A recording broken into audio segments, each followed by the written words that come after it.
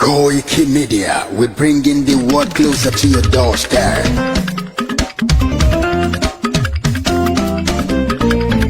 Koikimedia, Koikimedia, Koikimedia, we bringing the world closer to your doorstep.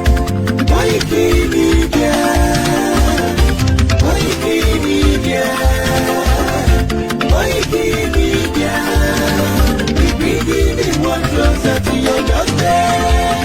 Àwọn sọ́lára àgbà yìí dá, àwa ló láṣà àti èdè. Gbígbédè lárugẹ nílẹ̀ Oòduà o, àwa gangan ni bàbá. Koikimedia, Koikimedia, Koikimedia, we bringing the world closer to your doorstep. They never sabi wetin we carry for her. But e dey move closer before dem go sabi. I said they never know wetin we carry for body. But e dey move closer before dem go sabi. Ọ̀kín lọ lọ́jà ẹyẹ, ìníhùn ló ló lajú. Ẹyẹ tó lórí kòtò bí àdánwò ọ̀pẹ̀jẹ̀ lẹ́nu. Ká ṣiṣẹ́ fún ilẹ̀ bàbá wa, ká ṣiṣẹ́ fún ìlú bàbá wa, ká jùmọ̀ sowọ́pọ̀ ká lè tó dúdú àga. Òdúdú àkọ́bá lè gbé wá. Ọmọ Odùduwà ṣègìrì, ẹ dìde fún ẹ̀tọ́ adúláwọ̀, ká lè jọ jùmọ̀ gbé délẹ̀ ìlérí, ká wálé gba ògo ilẹ̀ wa, ká ṣiṣẹ́ ká lè jọ gbàdé, ká lè gbàdé adé adúláwọ̀, àwa ni mọ̀lẹ̀ tí yóò tàn káàkiri. Ọmọ Odùduwà ni wá. Koikimedia, àwa là ń gbé tó lárugẹ. Ètò tó pọ̀jù owó tí wàá máa ní. Kásá ẹgbẹ́ polówó ọjà wà kájé gbùgbà yín jẹ. Ètò tó pọ̀jù owó tí wàá máa ní. À ń gbé tó lárugẹ, à ń gbàsà lárugẹ. Ètò tó pọ̀jù owó tí wàá máa ní. News and sports ẹ máa rí gbọ́. Ètò tó pọ̀jù owó tí wàá máa ní. Ọmọ Ìjẹ̀bú alárẹ̀ mi ló ní kí n máa ké tantan. Koikimedia ọ̀rọ̀ lágbájúmọ̀ mi o, máa bá ṣẹ̀rẹ̀ lọ o. Ọmọ Yorùbá nìyẹn, ọmọ Yorùbá tata o. À ń gbádùn rẹ, ọmọ Ìjẹ̀bú alárẹ̀ mi, ṣẹ́yìn ló máa fi dìbò tẹ̀ mọ́lẹ̀ o. Ẹ̀yin lọ́mọ onígbò máa ń dé máa dé, ẹ̀yin lọ́mọ onígbò máa wọ̀ o. Igbó máa wọ̀ gbàjòjì ò gbọ́dọ̀ wọ, àjòjì tó bá wọ bẹ̀ á tẹ̀lé ní ẹbọra. Ẹ̀yin lọ máa náwó kóyìnbó tó dé, ìgbà tó yìnbó dé o, owó náà dẹ́ tún pọ̀ sí o. Koikimedia ṣàwa ní bàbá. Koikimedia àwọn ní bàbá. Koikimedia àwọn ní bàbá. Àdáńtọ́ àtúnpèrègèdè. Koikimedia àwọn ní bàbá. Àwa là ń gbé tò lárugẹ, jẹ́ ká jọ gbọ́ o. Koikimedia àwọn ní bàbá. Àtúnjà fẹ́tọ̀ ilẹ̀ wa, fẹ́tọ̀ ilẹ̀ Yorùbá. Koikimedia àwọn ní bàbá. Ọmọ Oòduà ni wá o, tọkàntọkàn. Koikimedia àwọn ní bàbá. Ikú tó ṣe bí lébi òsì, àdìmú bàbá iyọ̀. Koikimedia àwọn ní bàbá.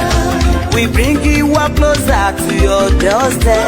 Koikimedia àwọn ní bàbá.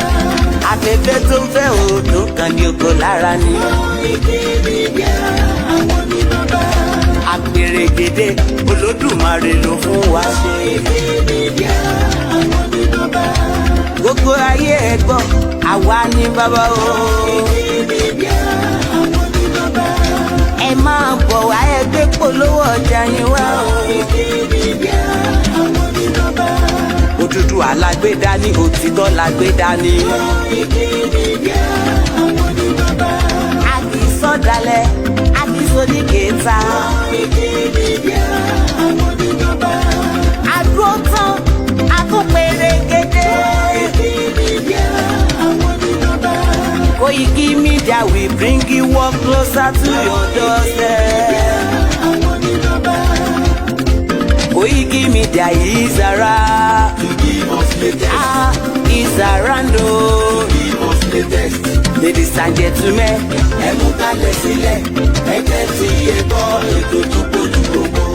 ladies and gentlemen,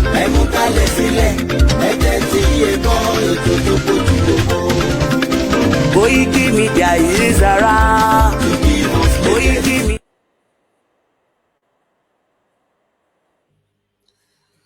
And a very good morning and welcome to the 17th day of the month of June 2025 as day 6 of the Yoruba Nation Mega Rally as we continue our campaign and the request and the reason why Yoruba people must now think about their exit plan out of Nigeria.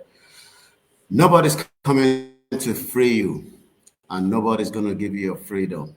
You cannot beg for freedom. We must all come out and defend our freedom.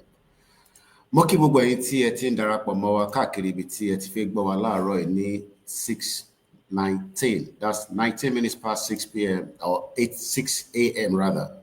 19 minutes past 6 a.m. It is the 17th of June 2025. Láti iléeṣẹ́ Koikimedia, where 80% of the broadcast will be in English. Please do not tell me to speak in Yoruba. I am not speaking to you alone. So good morning and welcome. As you're joining the broadcast, please share it and invite others to do so.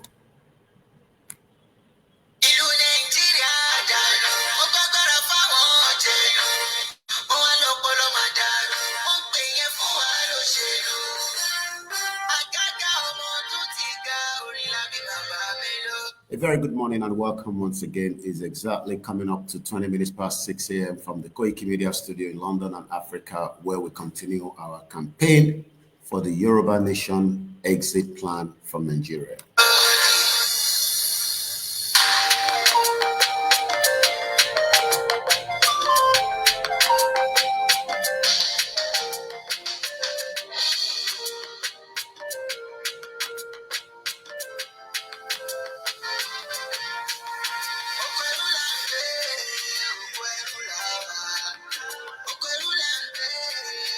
Please share the program and invite others to do so.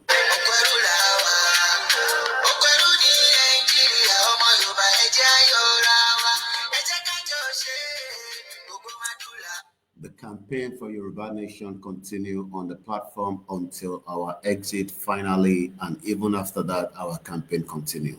Freedom, you don't beg for it, you go for it.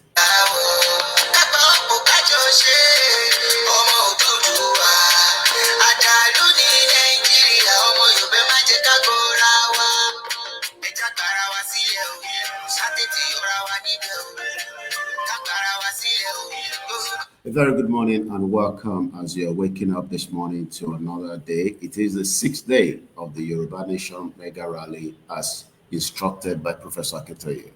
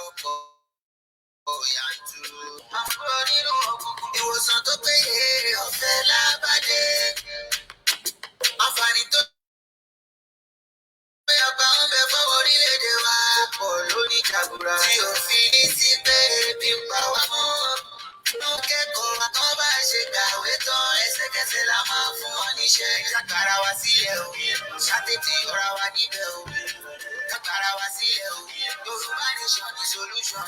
Kakúrò lóko kó lè jà kábọ̀ sínú mọ́lẹ̀ ilẹ̀ Yorùbá wa. Kakúrò lóko mọ́ kábọ̀ sínú mọ́lẹ̀ ká lè bòmìnira. Oko ẹrú là ń gbé, oko ẹrú là wà. Oko ẹrú là ń gbé, oko ẹrú là wà. Oko ẹrú ní Nàìjíríà, ọmọ Yorùbá ẹ jẹ́ a yọra wa. Ẹ jẹ́ ká jọ ṣe gbogbo máa dùn láwọ̀. Ẹgbẹ́ ọ̀pọ̀ ká jọ ṣe ọmọ Odùduwà. Àjàlú ní Nàìjíríà, ọmọ Yorùbá má jẹ́ ká gọra wa. Wọ́n ní ẹ máa jẹ́ ká gọra wa. Ká máa tanra wa. Pé tá a bá fi gbàdúrà lọ́wọ́ wa, a ò torí ẹ̀sìn dálẹ̀ Yorùbá sílẹ̀. Jẹ̀bi torí pé ká lè kúrò lóko ẹrú. Tá a bá fẹ́ kúrò lóko ẹrú, a ò ní fi tẹ̀sí ara wa lò tá a fẹ́ fi gbòmìnira. Ó yẹ jẹ́ kájọ wí, kájọ gbóhùn sókè. Yorùbá nation là á fẹ́. A fẹ́ máa lọ sílùú tí wàrà tó yí wá o. Yorùbá nation là á fẹ́. Òun nìkan la fẹ́ o. Ìlú tó máa fún wa láàbò tó péye. Yorùbá nation là á fẹ́. Ìlú tó ti ṣètò ẹ̀kọ́ ọ̀fẹ́ sílẹ̀ fún wa. Yorùbá nation là á fẹ́. Òun la fẹ́ o. Àdéhùn wa kò ní lè yẹ lórí ètò tá a ṣe fórílẹ̀-èdè Yorùbá. Látòrí ààbò tó péye, ètò ẹ̀kọ́ ọ̀fẹ́ a máa ṣe, ètò ìlera ọ̀fẹ́ a máa ṣe, omi ẹ̀rọ tó kárí títì tó lọ gẹ́gẹ́, ọ̀wọ̀ tó péye, ètò ọ̀fẹ́ tó dára, iṣẹ́ fún àwọn ọ̀dọ́ wa, ìtọ́jú fáwọn àdúgbò wa, àti ìfọ̀kànbalẹ̀ àìnípẹ̀kun ló bẹ lórílẹ̀-èdè wa. Ẹ jẹ́ kára wa sílẹ̀ o, sátẹ̀tì ọ̀ra wa níbẹ̀ o. Kápára wa sílẹ̀ o, Yorùbá nation ní solution. Kakúrò lóko kó lè jà kábọ̀ sínú mọ́lẹ̀ ilẹ̀ Yorùbá wa. Kakúrò lóko mọ́ kábọ̀ sínú mọ́lẹ̀ ká lè bòmìnira. Oko ẹrú là ń gbé, oko ẹrú là wà. Oko ẹrú là ń gbé, oko ẹrú là wà. Oko ẹrú ní Nàìjíríà, ọmọ Yorùbá ẹ jẹ́ a yọra wa. Ẹ jẹ́ ká jọ ṣe gbogbo máa dùn láwọ̀. Ẹgbẹ́ ọ̀pọ̀ ká jọ ṣe ọmọ Odùduwà. Àjàlú ní Nàìjíríà, ọmọ Yorùbá má jẹ́ ká gọra wa.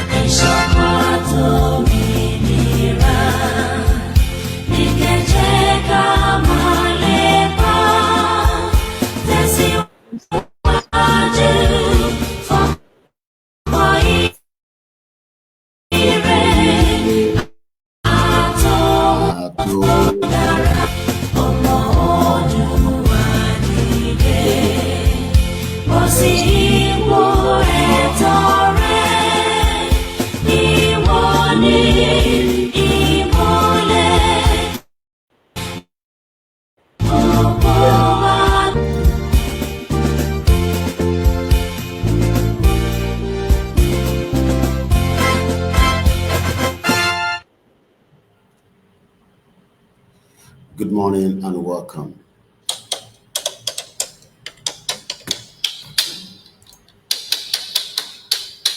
Ekaro, and please share the program.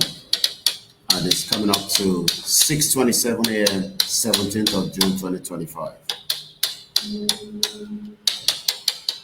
Okay, the Tindara Pomowa, and I say good morning once again.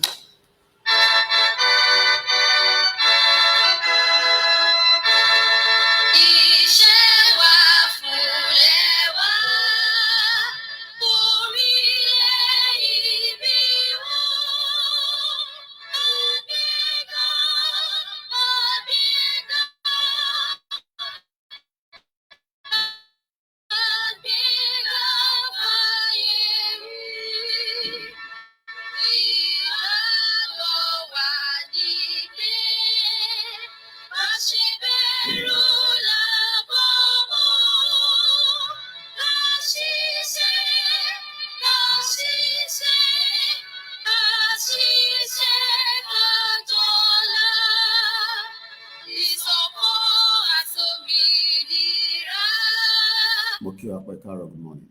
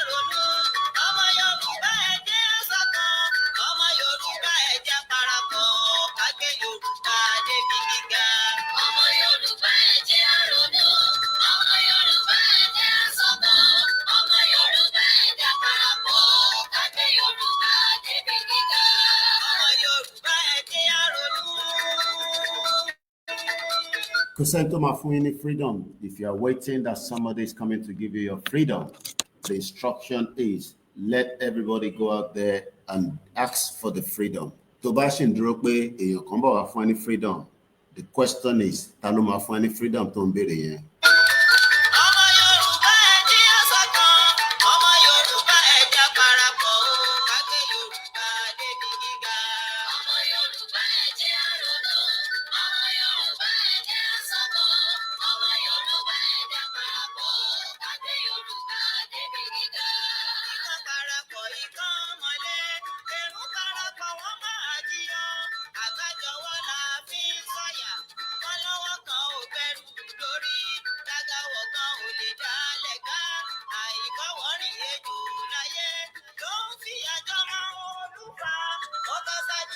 Mo kí gbogbo ọmọ Yorùbá káàkiri gbogbo ibi tí ẹ ti ń darapọ̀ mọ́ wa láti iléeṣẹ́ wa ní Koikimedia, all from the United Kingdom and also from Africa. It is coming up to 6:31. Freedom, freedom, our exit now or never.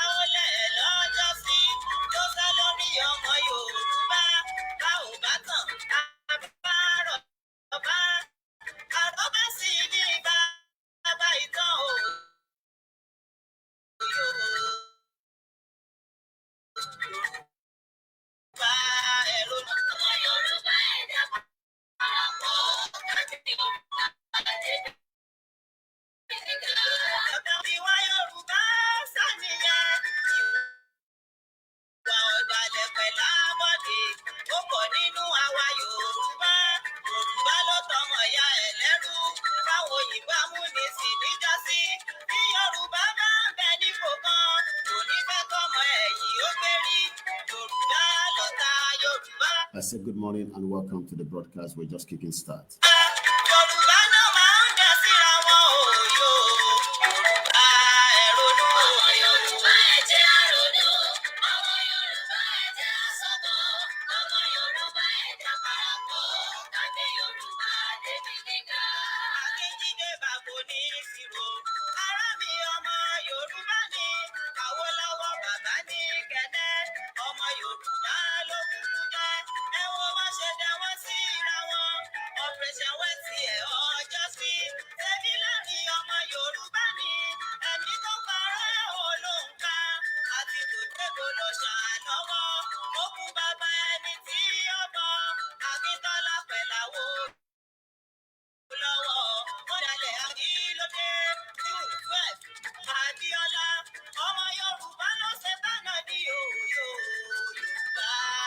mo kí gbogbo ẹ̀yin tí ẹ ti ń darapọ̀ mọ́ wa káàkiri gbogbo àgbáyé ẹ máa rántí pé kò sẹ́nì kankan tó máa fún yín ní freedom. If you wait for that, we are gonna wait forever. The instruction tí bàbá sọ ni pé ká jáde ká lọ máa béèrè fún freedom wa títí tí gbogbo ẹ̀ máa fi rúgbó, àmọ́ àwọn kan náà wọ́n fẹ́ bẹ́ẹ̀.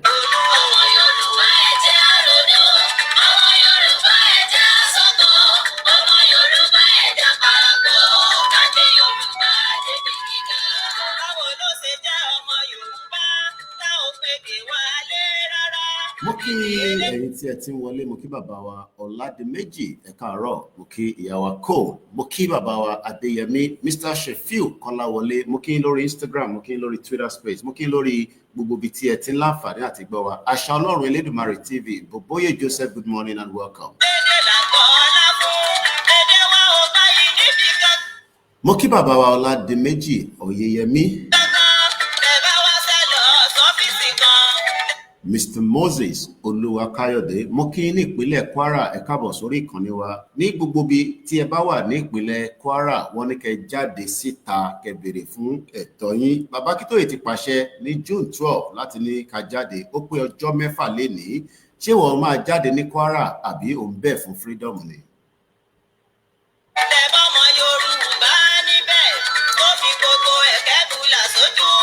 Ẹ̀yin ará Kogi, gbogbo yín náà là ń sọ fún pé wọ́n ti ní kẹ́ jáde kẹ́ béèrè fún ẹ̀tọ́ yín, àmọ́ àwọn kan ní bó ṣe ní kó jáde yẹn àwọn tẹ̀ tí fẹ́ bẹ́ẹ̀. Talẹ̀ wá ń dúró dè tó máa fún yín ní freedom. Ṣé gọ́vnọ̀ tó máa fún yín ní freedom àbí bàbá Akíntóyè tó ti ní kẹ́ jáde?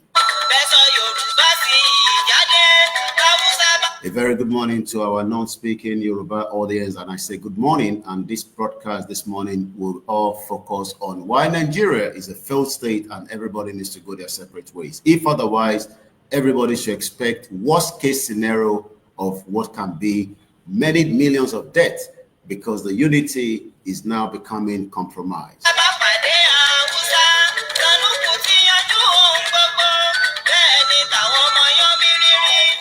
Good morning to the national leader of the Yoruba Nation Self-Determination, Professor Adebanji Akintoye.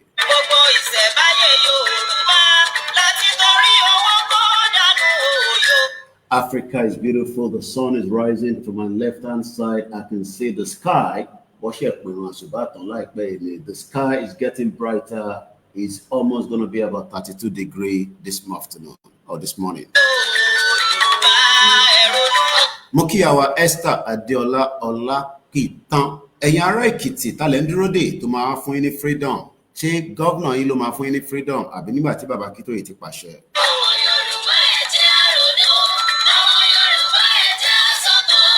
Mo kí ẹ̀yin ará Ondo State. Ẹ rántí pé ọwọ́ Francis in that St. Francis killed many innocent Yoruba people. Wọ́n ní ká jáde, ìjọ ti jáde níwájú mọ́ṣáláṣí àti iwájú church, níwájú ọjà, ní gbogbo bíkíbi ló ti ní kẹ́ jáde. Wherever is convenient for you, go out there and demand for your freedom. That is the kickstart. Ẹni tó fẹ́ kickstart, that means many of you will have to wait and nobody's coming to give you that freedom.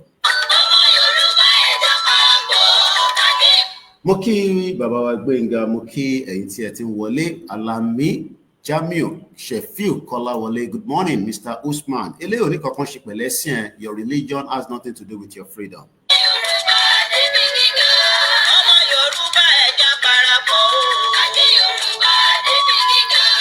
Àwọn kan ní broadcast yẹn ti ń pọ̀ jù pé kí àwọn máa burn data. It is not for you alone, it is for international audience. Tó bá ní data, there's nothing we can do to that. That will not stop Yoruba Nation campaigners to continue to tell and propagate the message. Message tí wọ́n ti ní nísìn ni pé jáde, ò ní di data láti fi jáde sójú títì. Only social media, but the social media is where we will deliver the message to many audience around the world so that they can have what is currently happening in Nigeria. 300 innocent lives were massacred, according to the Pope that spoke on Sunday. I'll be telling you more about that. But right now, Tinubu says, Emiano visited. But the question is, have you watched the video and see how many people were burnt inside their homes in the middle of the night by the Fulani terrorists?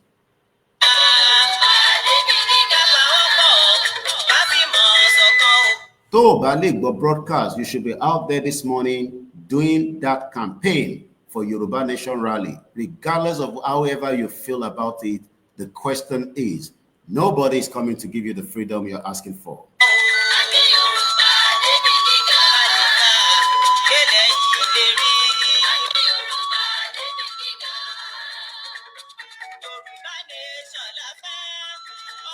Ẹ sure pé Yorùbá Nation lẹ́fẹ́ wọn ní kẹ́ jáde, ẹ ṣe ń dúró pé èmi nìkan lè dá jáde, ta ló máa wá tì ẹ́ lẹ́yìn, ìwọ náà ló máa tì rẹ̀ lẹ́yìn. Somebody will kickstart it, somebody must lead. Ẹ̀yin tẹ́ ń béèrè pé ẹ̀wọ̀n ẹni tó máa lead yín, kí Ìgbòho wá lead yín. Ìgbòho has told us to go out there and demand for our right. You should be doing the same thing, and that should be the message across Yoruba land. Láti Ọ̀ṣun State, àwọn olè ń dúró dè, we ṣe àwọn tó wà lọ́ṣun adúpẹ́ because they've come out and let us more come out in our local government.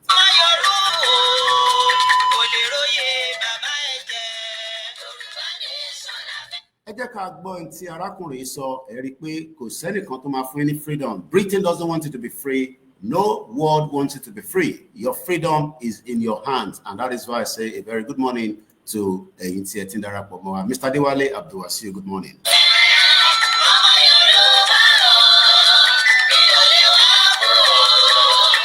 Mokiba Bawa Gani Oloyede, good morning and welcome. So back to the 7 o'clock to the dot, we go straight into the broadcast. And like I said, most of the broadcast this morning is not directed to you alone. It will be more in English, but Yoruba no mawala. Do not ask me to speak Yoruba. I am more on just not Yoruba audience. We have many international audience that are engaged and following this broadcast. You want money pay? I want to money pay. Nita, I want ambassador.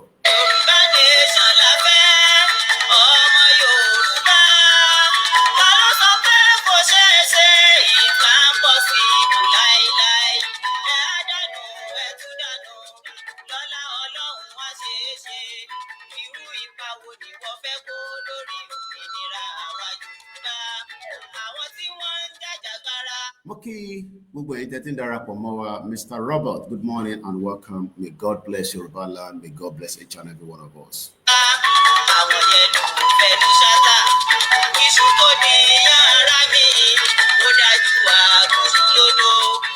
Moki ni gbogbo Middle East, ogun lọ lọ́wọ́lọ́wọ́. If you're not aware, there's a fight between Iran and Israel, and it is not yet over because Ayomi damage you all the way from the state. One of our freelance journalists that we don't pay, Donald Trump has given the warning, America pata evacuate from Iran. We are likely now to see a World War III.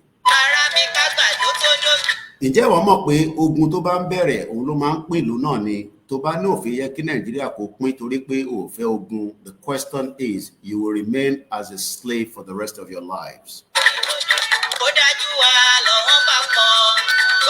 From Asia to Europe to Africa, our freedom is in our hands and we just need to move ahead. Show your concern. Nítorí pé kò sẹ́ni kankan tó máa fún ẹ ní freedom. If you're waiting for Tinubu, the criminal politician, the bomb bastard, Tinubu has no audacity to give you your freedom. Ẹ máa gbà kúrò lọ́wọ́ ẹ̀ ni.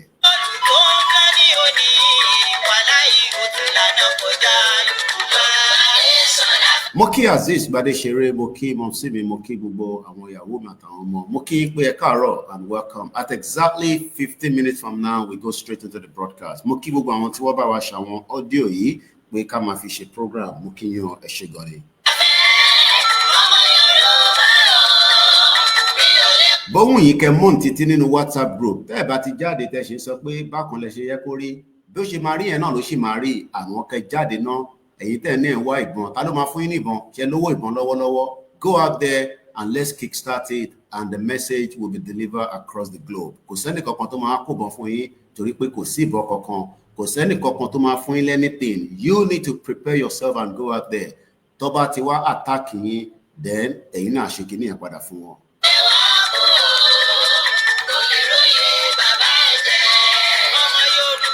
The message is clear from the national leader of the Yoruba nation. Go out there and start asking for your freedom.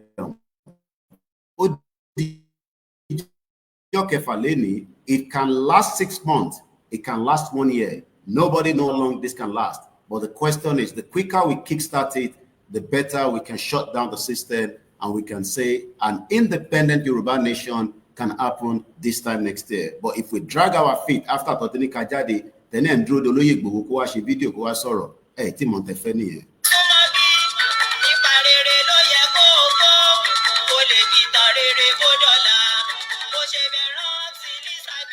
Ẹ̀yin tẹ́ máa ń bèrè pé ta ló máa lead, kí ló dé tí wọn náà lè lead ládùúgbò ẹ̀, kí ló dé tó lè jáde ládùúgbò ẹ̀, ò ń bẹ̀rù kú, kò sí kú kankan tó máa pẹ́ ní kankan. We all have to make our mind up now so that we can exit this contraction together.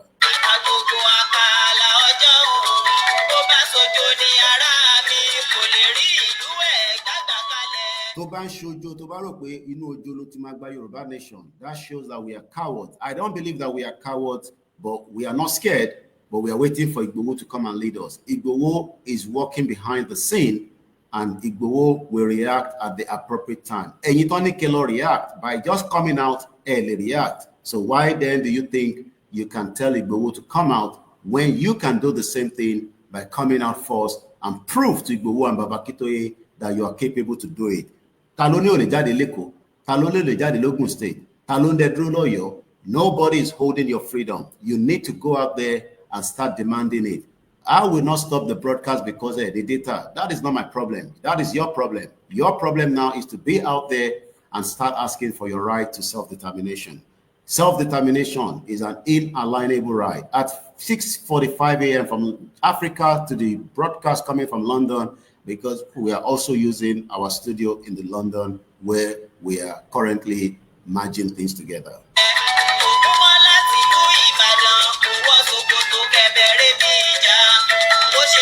Moki our Taiwo Kike Fasomi, to ba ti 7 o'clock, I will just start going into the broadcast and I will reduce the calling of the names. But for now, Moki Beshindara Pomowa. Why Lagos is not doing anything? The question is, Lagos State.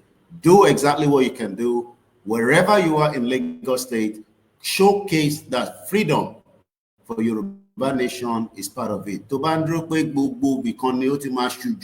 The question is, have you started small before it becomes big? Mokini Badagri, Mokile, Mokini, 119 local government across Yoruba land. At exactly 7 o'clock, I will stop mentioning names and we go straight into the broadcast. Mokiba Rufus, Abdul Ibiji, Ola, Mokiba Bawa, Tietin Darapomowa, Moke Yawa, Moki Faleye, Mokini Gubo, Ibitewa, Ni Gubo, Ibarapa, Ni Okiogo, Ni Iluoyo. If you're waiting for all these, your bomb bastard governors, they will go ahead and do exactly what Europeans want them to do, subjugate and keep you under the puppet of Nigeria. Nigeria is not a country. We have told you many times. When something is called a crime scene, I told you it's a crime scene. 300 innocent lives. Lowo video, very dark man. Baba Abiamosukun.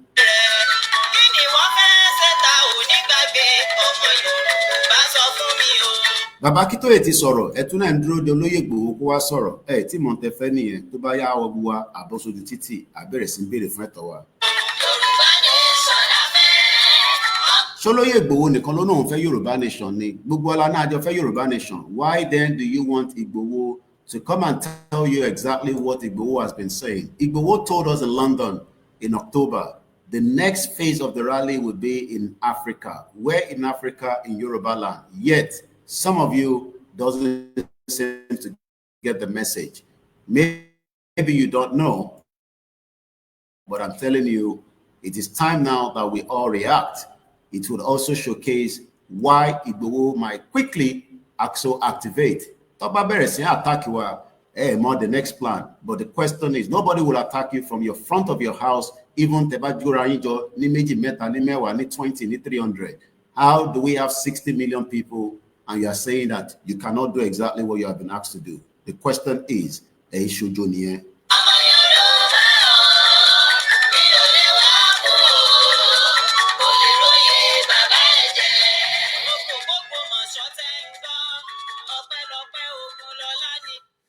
Okay, Babawa Tajuddin Ibrahim, good morning and welcome to the broadcast. A sovereign nation is all we need. No restructure can fix Nigeria. Gbogbo ẹ̀kọ́ gbàdúrà pẹ̀lú gbogbo àwọn pásítọ̀ yín, Nigeria ò lè dá, ó ti lulẹ̀.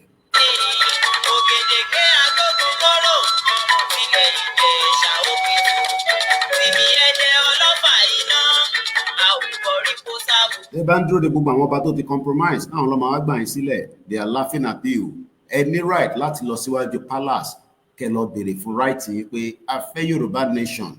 That is something you can do. Kò sẹ́nìkan tó máa lé yín níwájú palace pé ọmọ Yorùbá wá síwájú palace ó wá ń béèrè fún freedom ẹ̀.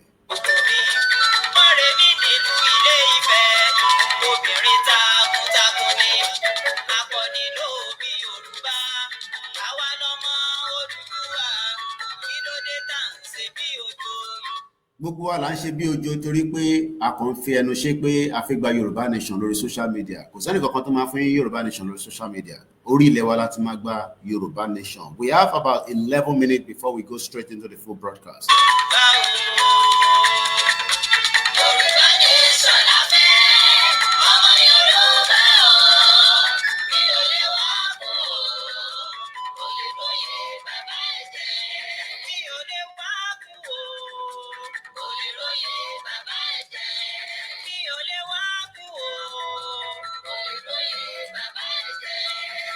From the Koikimedia studio, I say good morning and welcome once again.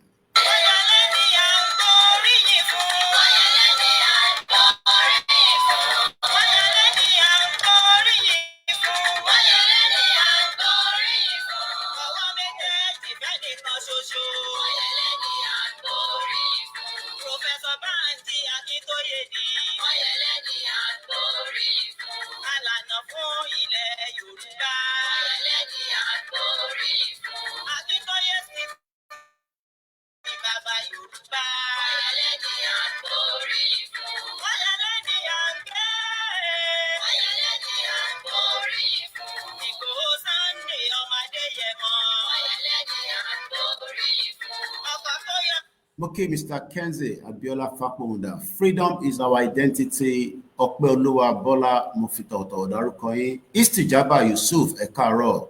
Ẹ̀sìn kọ́ là ń jà fún, àmọ́ tá bá gba Yorùbá nation. A fún gbogbo ẹlẹ́sìn kankan ní right fún identity yín.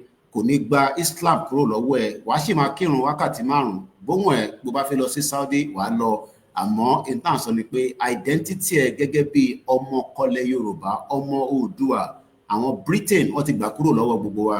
Ìtàn ṣe ní ká jáde ká lọ máa béèrè fún ẹ̀tọ́ wa ní díẹ̀díẹ̀ kó tó di pé gbogbo ẹ̀ máa rúgbó. Tó bá ní pé kò ní rúgbó máa rúgbó. Election ṣì di 2 years from now. We have the windows to stop it before 2 years from now. But if you are waiting and waiting and waiting, we will wait forever. But that means it will take longer. Diplomacy ò ní fún yín ní country. Ogun ló ń jà lọ́wọ́ ní Iran àti Israel. Israel ò rely lórí àdúrà, wọ́n rely lórí Iron Dome kó lè stop missile tó ń bọ̀. Fúlàní ń bọ̀, wọ́n ní ká jáde. That can stop it now, and then we can move to the next phase of the movement.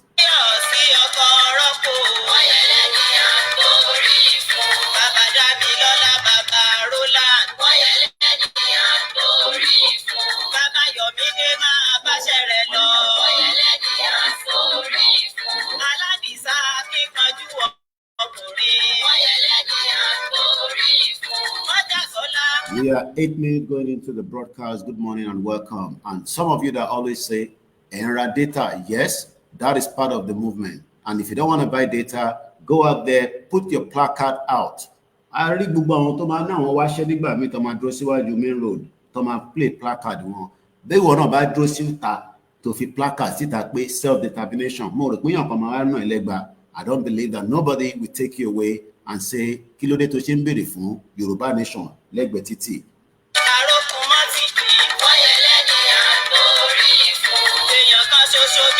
If we have something to do, láàárọ̀ ó yẹ ká máa rí àwọn èèyàn ní ojú ẹlẹ́gba kó gbé bánà, ẹ̀yin méjì, ẹ̀yin mẹ́ta, ẹ̀yin 5, káwọn èèyàn máa rí pé lóòótọ́ lẹ fẹ́ Yorùbá nation. But you don't want to do that. Ẹni ká kóra wa jọ sọ́jọ́ta, ká kóra wa jọ sí Ìjẹ̀bú-Òde, ní Ṣàgámù, l'Óndó, The question is, it will start slowly and slowly. Mr. Tunde Samuel, good morning. Mr. Gbadamosi Smiler, good morning. And Mr. Bishop Additional, good morning.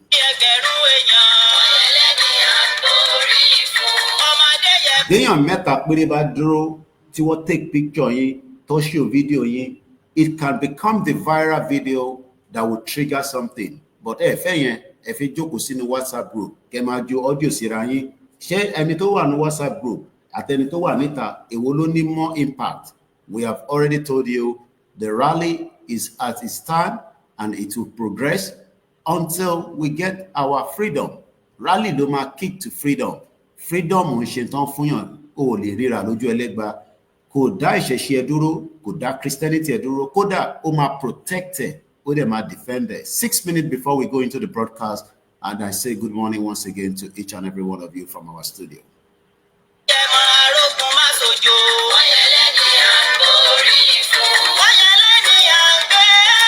Lè compare Yoruba Nation Rally pẹ̀lú EndSARS is two different things. Bákan náà ṣe bẹ̀rẹ̀ EndSARS, bákan làwa ṣe bẹ̀rẹ̀ tiwa. In EndSARS results kọ́ làwa fẹ́ results. EndSARS want a good governance that they can never get.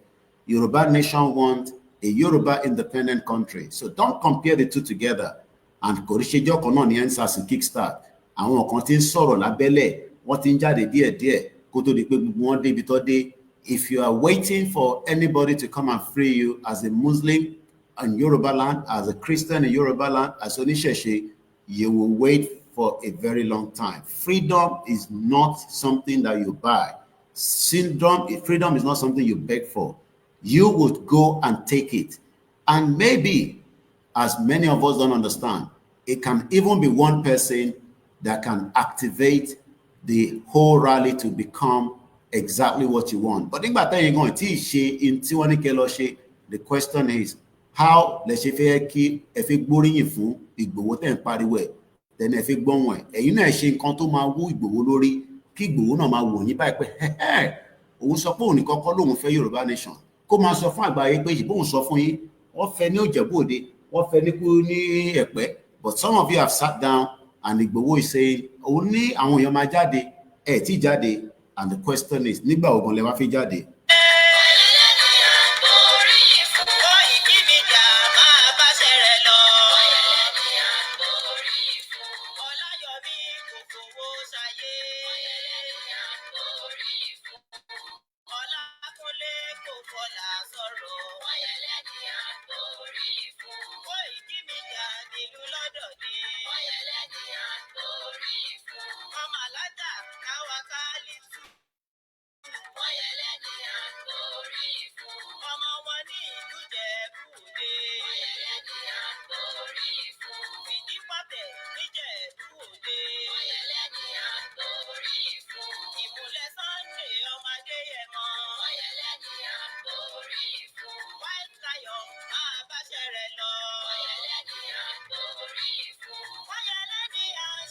Mo rò pé tó bá jáde sí Agége tó ní ó fẹ́ Yorùbá nation, èèyàn kankan máa dẹ dúró. I don't think so. But the question is, many of you are waiting for somebody to tell you what more to do.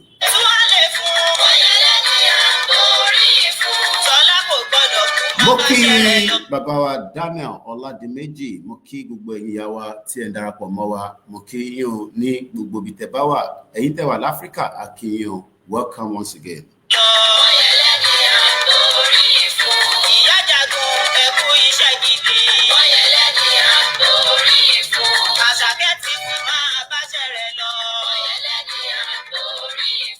Three minutes before we go straight into the broadcast, after 7 o'clock, I will just go straight into the broadcast. Mass of in the comment section, we speak in Yoruba. I have the right to speak in Yoruba. Also, I have the right to communicate my message in English. International platform, we have 194 countries around the world, and I have to deliver a message to them as well, so that Kolema prepare one, because right now, Trump is often going to be in Iran. Come and prepare for evacuation. Ìjọ kan máa wà bẹ́ẹ̀ náà tó máa sọ fún àwọn ọmọ Amẹ́ríkà tó wà nínú Nàìjíríà pé ẹ lọ wá bẹ ṣe máa kúrò nínú Nàìjíríà nítorí pé ogun ti wà nínú ẹ̀ kó má bàa kàn yín mọ́nú lé. Mo kí bàbá wa Adéwálé Venture TV, mo kí gbogbo wa pé ẹ káàárọ̀. Great Yoruba Nation and all those of you on Instagram. Oh, dá mi mọ̀, oh mọ̀ mí, mo sọ fún ẹ pé no retreat, no surrender. Tó bá ti sùn mí ni máa jí ẹ. Go out now and showcase what you can do. Má béèrè pé kí lèmi máa ṣe, ètè mi mọ̀ ṣe lèmi ti ń ṣe yìí. I am in Africa. We will come down at the appropriate time, but for now, ìwọ náà jáde. Bẹ́ẹ̀mi náà ṣe ń jáde bá ìwọ náà lọ jáde. Show placard fún yàn kan ní phone ẹ kó bẹ ya video just 2 minutes. Ẹlòmíì ò lè ṣe video 1 minute, but ẹ lè wá sórí comment section kẹ́ máa béèrè pé gbà òdì Ìgbòho máa wá sọ̀rọ̀. Ìgbòho ń bọ̀ wá bá yín sọ̀rọ̀, ẹ túbọ̀ jókòó síbẹ̀. Mo kí bàbá wa Johnson, and I say as we kickstart, mo kí ìyàwó yẹn. Let's start with this. I want to, mo kí ẹni tó send ilé sí mi. I want you to quietly listen to this. Other platform, you can't see what I'm doing because we are streaming from StreamYard. Shop in StreamYard is costing me $45 a month. When we say please support us, we mean it. Support us. StreamYard is free. I want to load free version. Oh, you have to see it because StreamYard. Anytime they want to run StreamYard, okay, or fellow. I cannot use that because when you're communicating to international global, you need to present yourself very well. I know when to deliver a message to the world, and I know when to deliver a message to your bombastic politician. Everybody has category. So a media knows when to communicate. If I want to communicate to the global world, I will have to do it in English. So master fún mi pé gbọ́yìnbó tó bá gbọ́yìnbó ó ṣáà ti mọ̀ tí mo jókòó sí níbí báyìí. Let's start with this and make sure you listen carefully. Good morning and welcome. In Asia and in Muslim lands. So our topic is about the Muslim lands. During World War I, England was desperate. They needed to win. So England was making promises left and right. The first secret one is the Sykes-Picot Agreement that was between especially England and France. How do we divide the spoils of Arab lands? The Arabs as if they don't exist. Who's going to get what?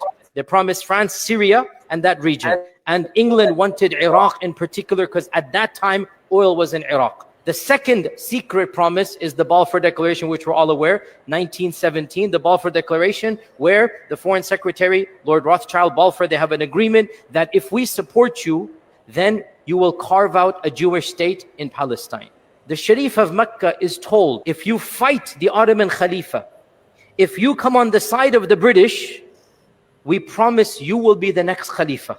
The Sharif clan now wants power, like, hey, we can become the Khalifa. Who cares about these Khulafa? Let's become the Khalifa. So this is the McMahon-Hussein agreement. Now, World War I ends. The Arabs did revolt. They sided with the British. The Arabs fought on the British side against the Ottoman side, right? They fought against the Ottoman side. And when the World War I ends, 1918, World War I ends, 1919, the peace treaties began. So a series of delegations came.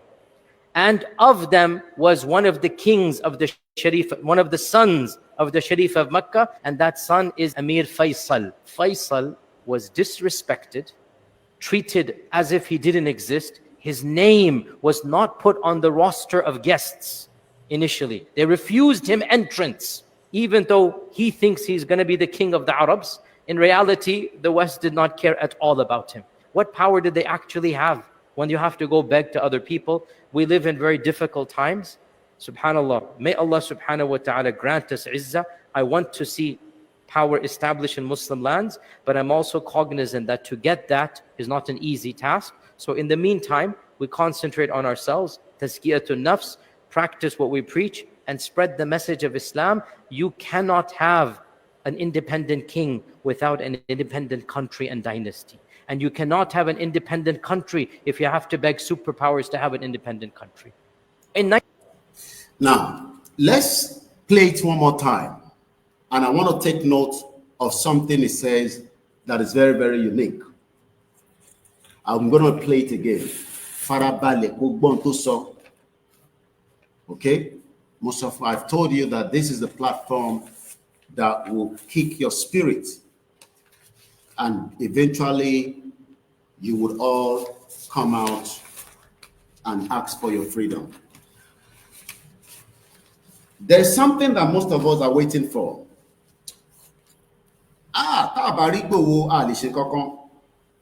When Igboho has given us the energy that we need.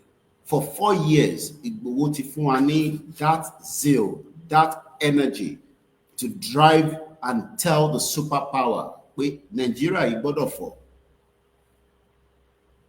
But sometimes I believe we don't even have respect for Igboho Akonparoni.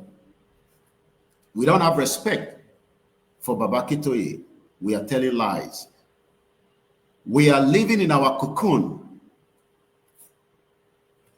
by believing that Igboho gbọ́dọ̀ wà lójú títì ká tó wà lójú títì. Kí ló dé tí a lè wà lójú títì? Okay.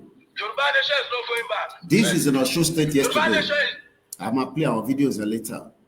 There's another video I want to bring since I have a good system that we are using right now.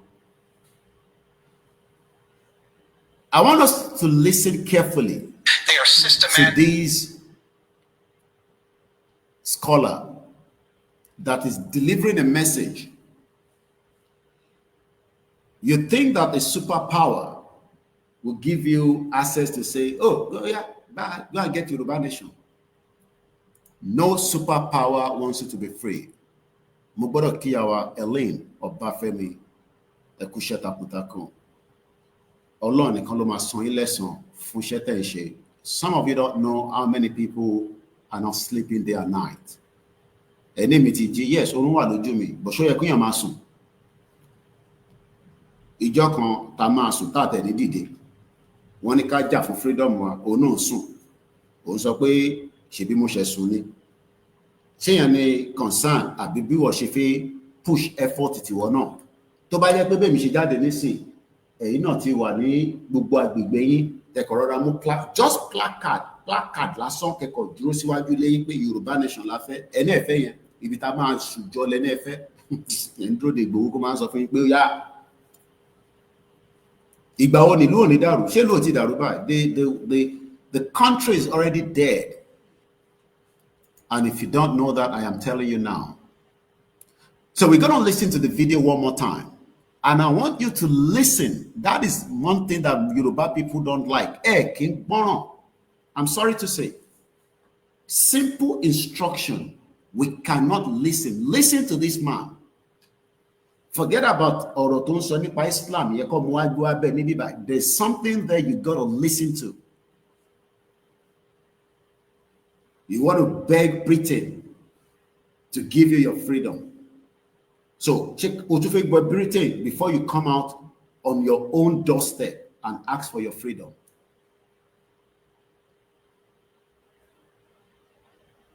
You want to beg Tinubu for your freedom.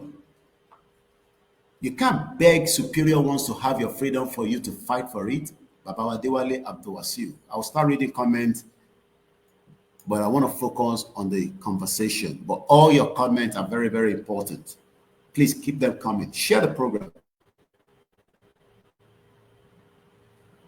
You want to beg superior for your freedom. Waris Jinadu, Yoruba Nation mega rally start outside our houses in the to ban lo soja, to fi lo soja lo ranko, be Yoruba Nation placard. Elo leron ko de gbe dani ba àwọn yẹn ló máa béèrè pé kí lẹ gbé dání ẹ̀yin ò gbọ́ pé Yorùbá ti fẹ́ lọ. Ó sì ń béèrè pé bákan la máa ṣe. Ó lọ sí barber shop láàárọ̀, ó fẹ́ lọ dirun, placard yẹn gbé sẹ́gbẹ̀ẹ́. Ẹ̀gbọ́n kí lélẹ̀ ẹ̀yin ṣọmọ Yorùbá ni ṣọmọ Ìgbò ni yín ni a rò pé Yorùbá Nation kò tí tán aṣíwà lẹ́nu ẹ̀ ẹ̀yin náà ti gbọ́ báyìí nísìn ṣé fi placard sí bíbá kémi lọ ṣe ní àbẹ́yìn náà ṣe mí.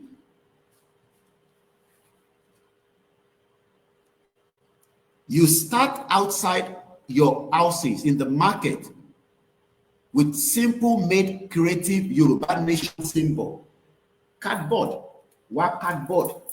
charcoal, anything, paper, raṣọ, kò kọ Yoruba Nation sí lára, aṣọ tó nílé, converted, designer, irọ́ àfẹ́ yẹn gbogbo agbọ́dọ̀ wà lójú kan káwá yìnbọn fún wọn, kán yìnbọn fún wa padà. Ìgbà ó ní Nàìjíríà ò ní dé stage yẹn. Ṣé o rò pé Yorùbá nation ló máa gbé? Nigeria is already at that stage. Many people has weapons in Nigeria. Everybody thinks that people don't have weapons. Ìbọn pọ̀ nínú Nàìjíríà tó ń ṣe kékeré, olúkálukú tọ́jú tiẹ̀ pamọ́ ni. Bẹ́ẹ̀ ló gbọ́ lẹ́nu mi. The amount of weapons in Nigeria today is uncountable. Everybody is just waiting for it to trigger. Abiodun George, good morning. So I want you to listen again. Listen to this message. Because only contact in the message, every message has something. Emma wo àwọn timeline tó sọ 1919, that is about 4-5 years after the fake amalgamation. When somebody is talking, tó bá ti ń lo àwọn friend kan pé 1919, ó yẹ kí mind dem sọ fún pé okay, wọ́n náà dá Nigeria lẹ ní 1914. So that means during that era, àwọn tó ń pera wọn ní superpower lẹ́nìí, they were doing everything as if they own us. We need to stop them now and say, no, hey, you don't own us. We own you. And you call it own what? Tinubu tó yẹ pé gbogbo lifespan tó kù lára ẹ̀ nísìnyí kò tó bó ṣe wà yẹn tó bá sì lè rí 30 years sí ohun Ọlọ́run ni à ń bọ̀sibọ̀sì. Ṣe fi pé Tinubu lè lò 30 years. Òwa náà ń bẹ̀rù Tinubu, ìgbà ni Tinubu bọ̀ ní kú fún rẹ̀. He will die at some point. Because death is not something that everybody will die. So if Obeta will die for this movement. Tí bá jáde tó bá yìnbọn fún mi, yes, you might be alive and you might die. Tó bá yìnbọn fún ẹ̀gbọ́n tó bá jáde tí to drive lé lórí, tí mọ́tò bá l'accident, you can die. Ikú tó bá dẹ̀ máa pààyàn náà ni. Òfin pé àwọn tó wá join Nigeria together, òfin pé mi ò lọ nígbà tó join Nigeria together, ẹ̀mí lọ. Many people died. But go out there first and defend it from your house. You cannot even defend it from your house. Iwájú ilé ẹ̀ lọ ní kò dúró sí níwájú ilé ẹ̀ kò ṣe pé o fẹ́ Yorùbá nation. Ó lè ṣe yẹn. Ó wá náà bọ̀ lójú títì tí ó ti jẹ ògùn. Ó ti tira. Iwájú ilé yín ẹ̀ lè tí jáde. Ta ló fẹ́ nù ẹ̀ níwájú ilé ẹ̀? Ta ló máa nù ẹ́ tó bá lọ sọ́jà kò fẹ́ Yorùbá nation?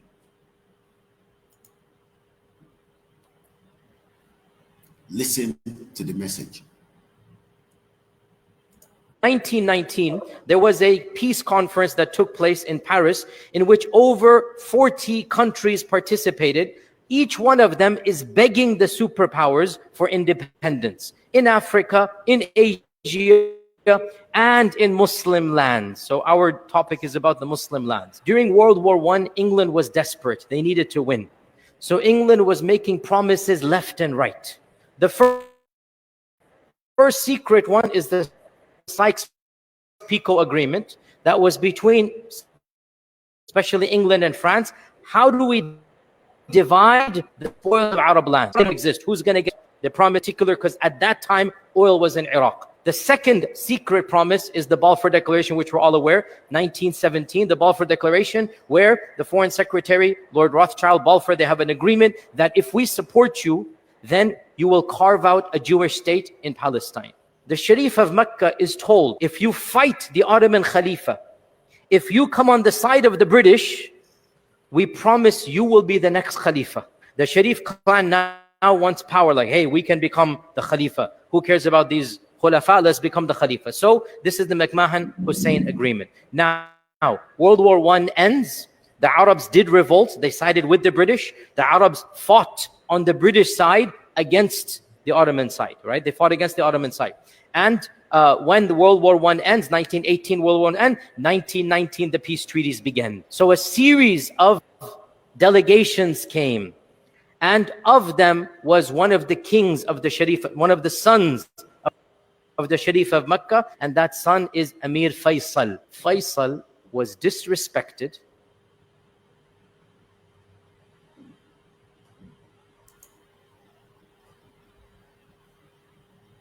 Bear with me.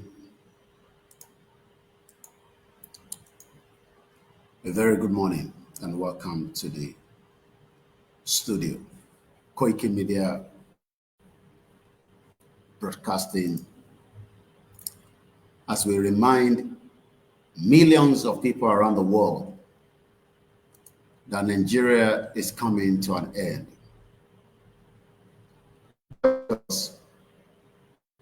As this message that we're delivering this morning, as many that don't as well. And we pray that very soon we can declare and have a Yoruba country. It's easy to say, but the work started 5 years ago, precisely.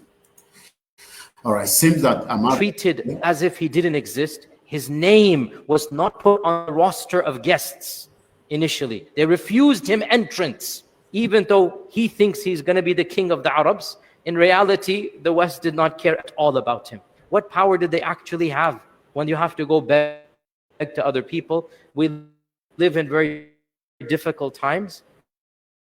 Allah, may Allah subhanahu wa ta'ala grant us. I want to see power established in Muslim lands, but I'm also cognizant that to get that, to see power, but láti gba power yẹn kò ń ṣe tó máa easy. Arákùnrin ní òun fẹ́ rí power, but to get that power, Benny, to get that power is not going to come easy. And if you think that anybody is going to give you power, Tinubu, fún Yoruba nation, ká máa lọ. Yoruba nation náà ní ẹgbàá máa lọ. You think Tinubu cares about any one of us? Rather than us come together and do it now, we have refused to do it because we do not want to accept the truth that this freedom is not going to come easy. Good morning once again and welcome as I prepare us into the broadcast this morning. Let's go back to the final part of the video. Concentrate on ourselves, tazkiyatun nafs, practice what we preach. Practice what we preach. What are we preaching? Practice what we preach. Mo kẹ́ Ifá ni mọ́lẹ̀ ayé. Mo kí gbogbo èèyàn oníṣẹ̀ṣe, ìṣẹ̀ṣe làgbà.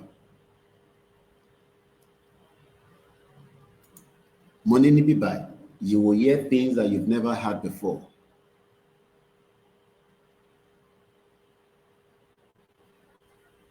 The Sky Picot Secret Treaty is not different from the 419 1914 Secret Treaty amalgamation.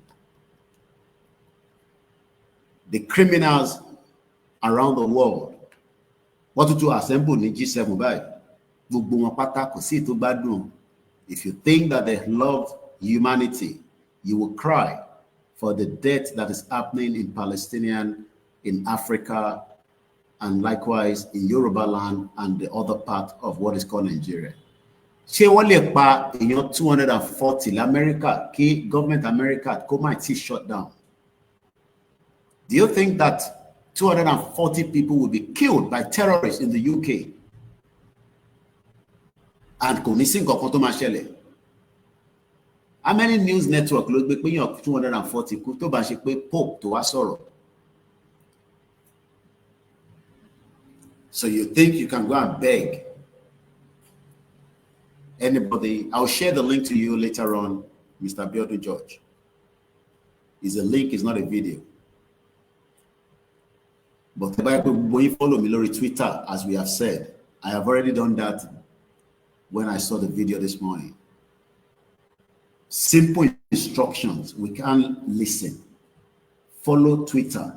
So that when we update our post on Facebook, Koikimedia Oduduwa has been shut down until July 13. Here in Madrokoti, a follow on Google platforms. We are live on Rumble. Who are you waiting for? Baba Kitoye have spoken, has given us the go ahead. Amagboti Baba saw again. 7 till láàárọ̀. As I see from there, ẹ rí pé òòrùn ti jáde níbẹ̀ yẹn. Òòrùn tó jáde níbí báyìí ló jáde ní gbogbo àgbáyé níbi tó òòrùn ti dé. Kò tí dé Amẹ́ríkà because Amẹ́ríkà wà lóru. Òòrùn tí mò ń rí nínú Áfíríkà tí mò ń rí ní distance yẹn tó bá sọ pé distance yẹn kò ń ṣe distance 1,000 miles o. Ibi tó wà yẹn nísìn kò ń ṣe ibi kékeré. Òòrùn náà dẹ̀ sì máa dé gbogbo ibi tó yẹ kó dé. Ó ti dé UK báyìí. This is in another 5 minutes. Àwọn ọmọ mi gbọ́dọ̀ kúrò nílé. Tó bá fẹ́ make sure pé máa bá breakfast ní school. Tí bá pè wọ́n nísìn, I can call them. I'll give them another 10 minutes. Tí bá pè wọ́n, ìyá wọn gbọ́dọ̀ ti mú àbẹ́ ẹ̀gbọ́n wọn, ó gbọ́dọ̀ ti fi wọ́n sórí bus kọjá wà lórí bus kan lọ sí school. Mo rí fídíò kan tó send sí mi láàárọ̀ ẹ̀. Ìbànújẹ́ ni fídíò yẹn. Ọkọ àti ìyàwó wọ́n ti dàrú. If you know that you cannot live together and you give birth, who do you expect to look after the children? Àwọn ọmọ ẹ̀ wá ń rìn káàkiri, wọ́n ti ń rìn káàkiri for 1 year, wọ́n nílé. And you are telling me to respect all these bastard politicians that you have, crazy politicians. Nígbà tó ní humanity, ṣé yẹn gan jẹ́ kó gbọ́n lójú èèyàn, ó rò pé òun kùn mí ní orúnkún mi. Ọmọ 11 years old, lẹ́gbọ́n, bí àbúrò, bí 7 or whatever. Wọ́n wá ń rìn kiri bí ìgbóná. Nílẹ̀ Yorùbá ni o. Àwọn èèyàn wá rí wọn pé bọ́lá yín ti wá. Ẹ ń ṣọmọ Málànà, ẹ ń ṣe Haúsá, ẹ ń ṣe Gàmbàrí, ọ̀nà ọmọ Yorùbá làwọn. Bàbá lé wọn kúrò nílé torí pé ìyàwó tó gbé sílé ìyẹn ló wò lè accept àwọn ọmọ ẹ̀ wà nílé. Ìyàwó tó fẹ́ tẹ́lẹ̀ tó bí àwọn ọmọ yẹn ìdí náà ti lọ bímọ fẹ́ lòmí. Àwọn wèrè country.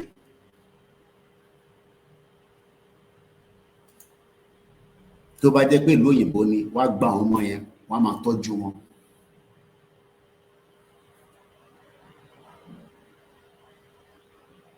Ṣé èèyàn lásán gbọ́n lójú èèyàn? These are the future we are asking for. You think that Nigeria will not explode? You think that Yoruba people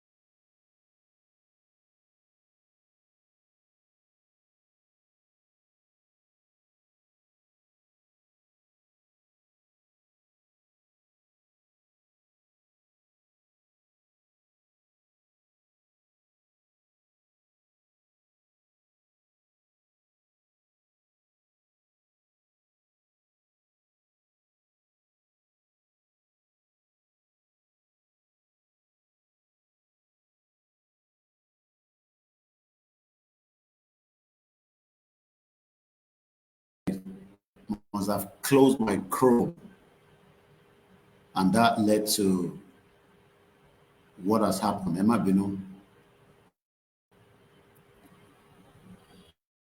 Ben Yawa Ellen, Nigeria. Clement, thank you so much. My Chrome was, I think my mouse, I must have closed it when I was trying to do something behind. I realized from my big screen there that I wasn't seeing myself as well, but I'm back now. It's just the network. No, sorry. I closed the Chrome. Basic laptop. The thing of life. Go out, mourn too much. We mourn too much. Everyone lórí group. Ṣé bá ṣe máa ṣe ní 2027 ò tí dé, a ṣe ní 2 years window. Ìyí tó ní kẹ́ bẹ̀rẹ̀, let's start it first. Ṣé àníjà ni, ṣé gbogbo ta wá jẹ sára tá àníjà ni, ìgbà wo ló níjà? Ìjà ti wà ní Nàìjíríà already. Ìwà máa gbáradì pé kí ìjà yẹn túbọ̀ súnmọ́ dáadáa. But ìyí tó ní ká ṣe, let's start it. We can't start it. Òǹdó káwọn tó wà lábroad kó wá buying machine rally. I was a protest. Day 6 láwà.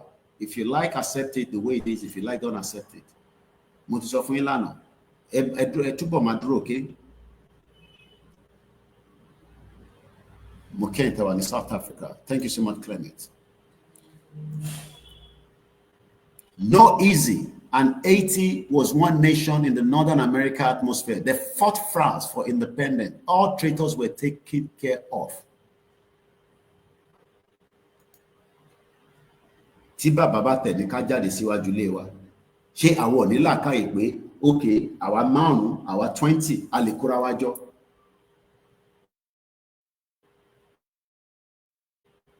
Yes, bàbá lè sọ pé ká jáde síwájú ilé wa, which is the normal way to start it. But àwa 10, àwa 200, tá bá kóra wa jọ, tá ń fi internet fẹ́yẹn tá fi hàn.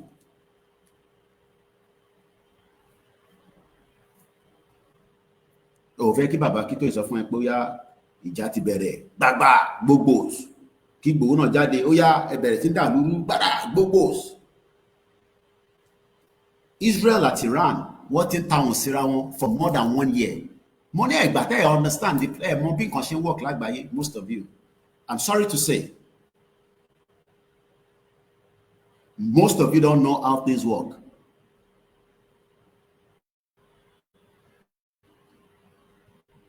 Iran and Israel, what in town síra wọn, ó ti tó more than 1 year. It's almost a year that they've been saying, a máa ṣe o, a ní ṣe, ẹ ṣe lè, Iran náà ò ní ṣe, Israel, títí tí Israel fi lọ attack wọn.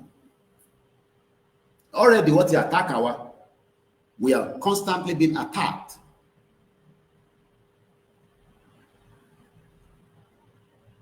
Gìtá láwọn ń lò lọ́wọ́ nísìn.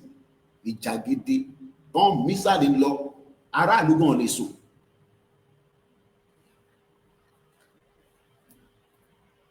Ló ń dúró pé ó rò pé kí ni kàn ẹ́ pẹ̀lú ọ̀rọ̀ Tinubu? Mo ti sọ gbogbo ẹ̀ fún yín, Tinubu cannot do jack shit. Bó ṣe wà yẹn, ẹ̀mí kan ló wà lára ẹ̀.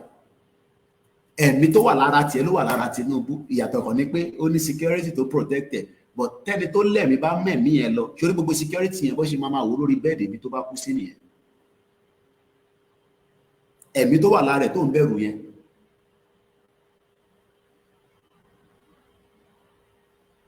Awólọ́wọ̀ dà lénìí. Ṣé mọ̀ pé tó bá yípa fẹ́ kí èèyàn kan tá àfi jẹ́ kó kú, Awólọ́wọ̀ ló yẹ kó jẹ́. Níbo ni bàbá wà lénìí nísìnyí? Ẹ wo lé MK Abiola bó ṣe dáwóró. Bí lé Tinubu ṣe máa dáwóró nìyẹn ní Bodyland tí gbogbo wọn ṣe jàgàbà àjogbogbò. Ó jẹ́ kan máa dáwóró. Ìjọ kan bọ̀ ilé Tinubu yẹn náà máa dáwóró bí Tabiola. Tinubu lówó Tabiola ni. Ṣé Tinubu lówó Tabiola? So why are you worried about Tinubu? Who the fuck is Tinubu? Who the fuck is he? I know some of you don't like those kind of words. Tani Tinubu tó ń bẹ̀rù.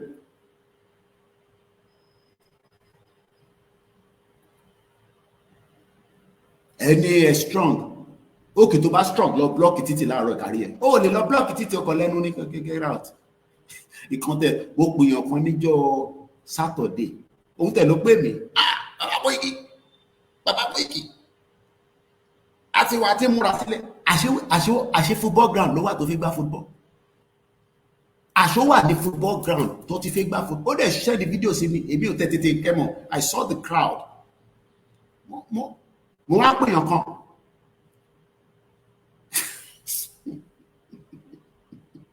Ẹni yẹn tuntun ti jánu láàárọ̀ lórí WhatsApp nínú group kan. Mo tuntun gbọ́ voice note. Èmi dúró kó pè mí nísìn padà ni.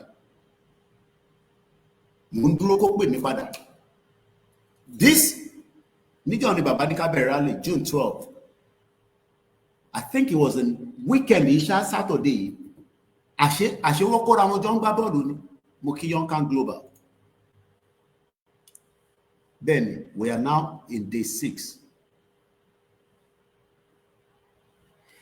When I saw the video, èmi ò tẹ̀ wẹ́sẹ̀ wọn pé boot ni gbogbo wọn wọ̀. Mo ṣáà rí pé aṣọ jẹ́sí lọ́wọ́, but I thought like bí wọ́n máa bọ́ṣọ, bí wọ́n fẹ́ múra, bí àwọn tó ẹni ẹ̀ náà bí warrior la máa ń pè. Ṣé mo rò pé bí àwọn tó fẹ́ dira náà máa fògbò sára kó tó bọ́ sí títí. Àwọn tí múra báyò, bàbá Koiki. So I called somebody else. I want to mo wá pè wá ní wọ́n ń gbá bọ́ọ̀lù ni. Mo ní kí lẹ ní ìbọn gbá bọ́ọ̀lù. Ó kì í tó bá tẹ̀ ń gbá bọ́ọ̀lù níbi tó ti ń gbá bọ́ọ̀lù ni. Ẹ display Yorùbá Nation. Ó display jack shit. Mo wá pè padà. Mo wá ní fídíò tó send sí mi. Football ground ló wá. Oníṣẹ́ mo mọ̀. À ń bá àwọn èèyàn sọ̀rọ̀ náà ni. Mo lọ ok ìyẹn náà dábẹ́. Bọ̀ má sọ fún mi pé ti fẹ́ jáde sí títì. Kò sọ nothing níbi tó ti ń gbá bọ́ọ̀lù yẹn o.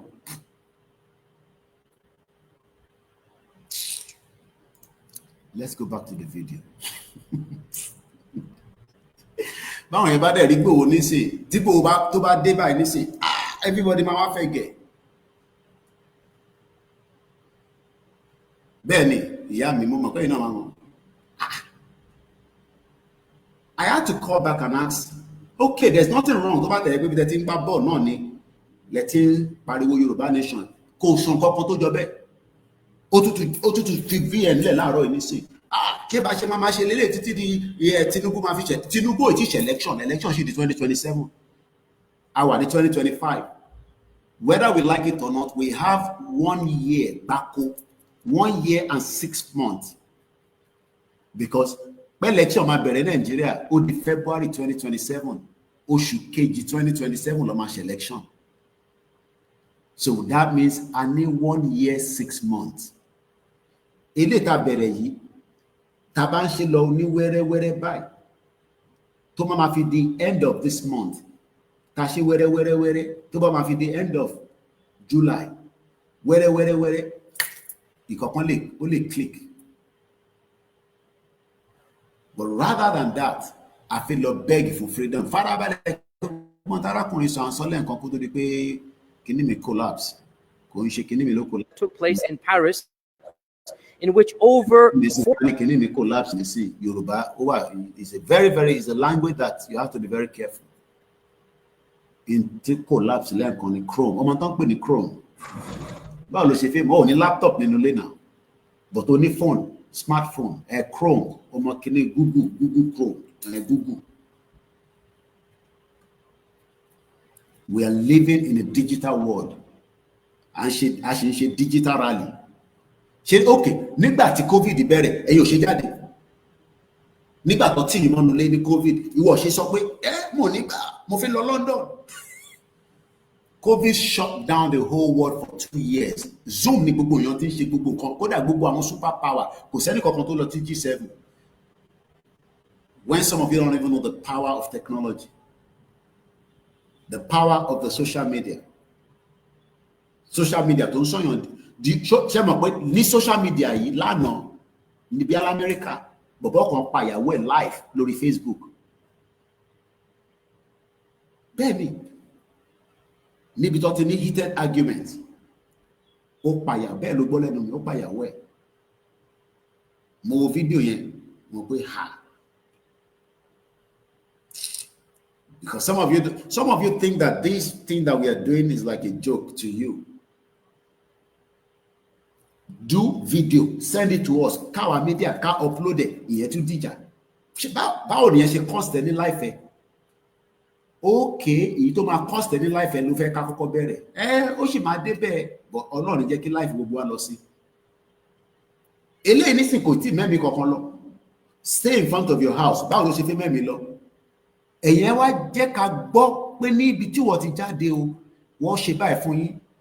Àwa béèrè lọ́wọ́ àwọn tó ṣe bẹ́ẹ̀ pé kí nìkan tó ṣe? Ṣó jalè ni? Wà wá mọ̀ bóyá Olóyè lè ṣe kan sí àbí kò lè ṣe kan sí. Wà wá mọ̀ bóyá Ìgbòho lè ṣe kan àbí Bàbá Akíntóyè.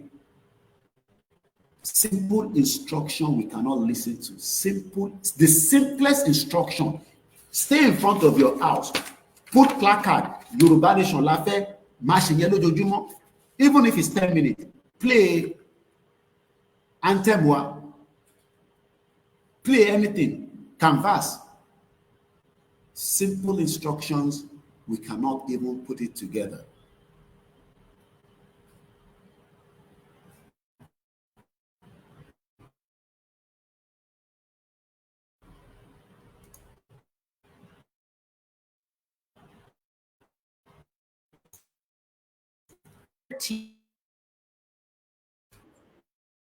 countries participated. One of them in the superpowers in Africa, in Asia. As well. You want to beg the superpower for our freedom, and you think that they're going to give you the freedom? Oh, yeah, take the freedom, bye. Take Yoruba nation, bye, and stop disturbing us. Are you for real? You think all these monster superpower give a toss?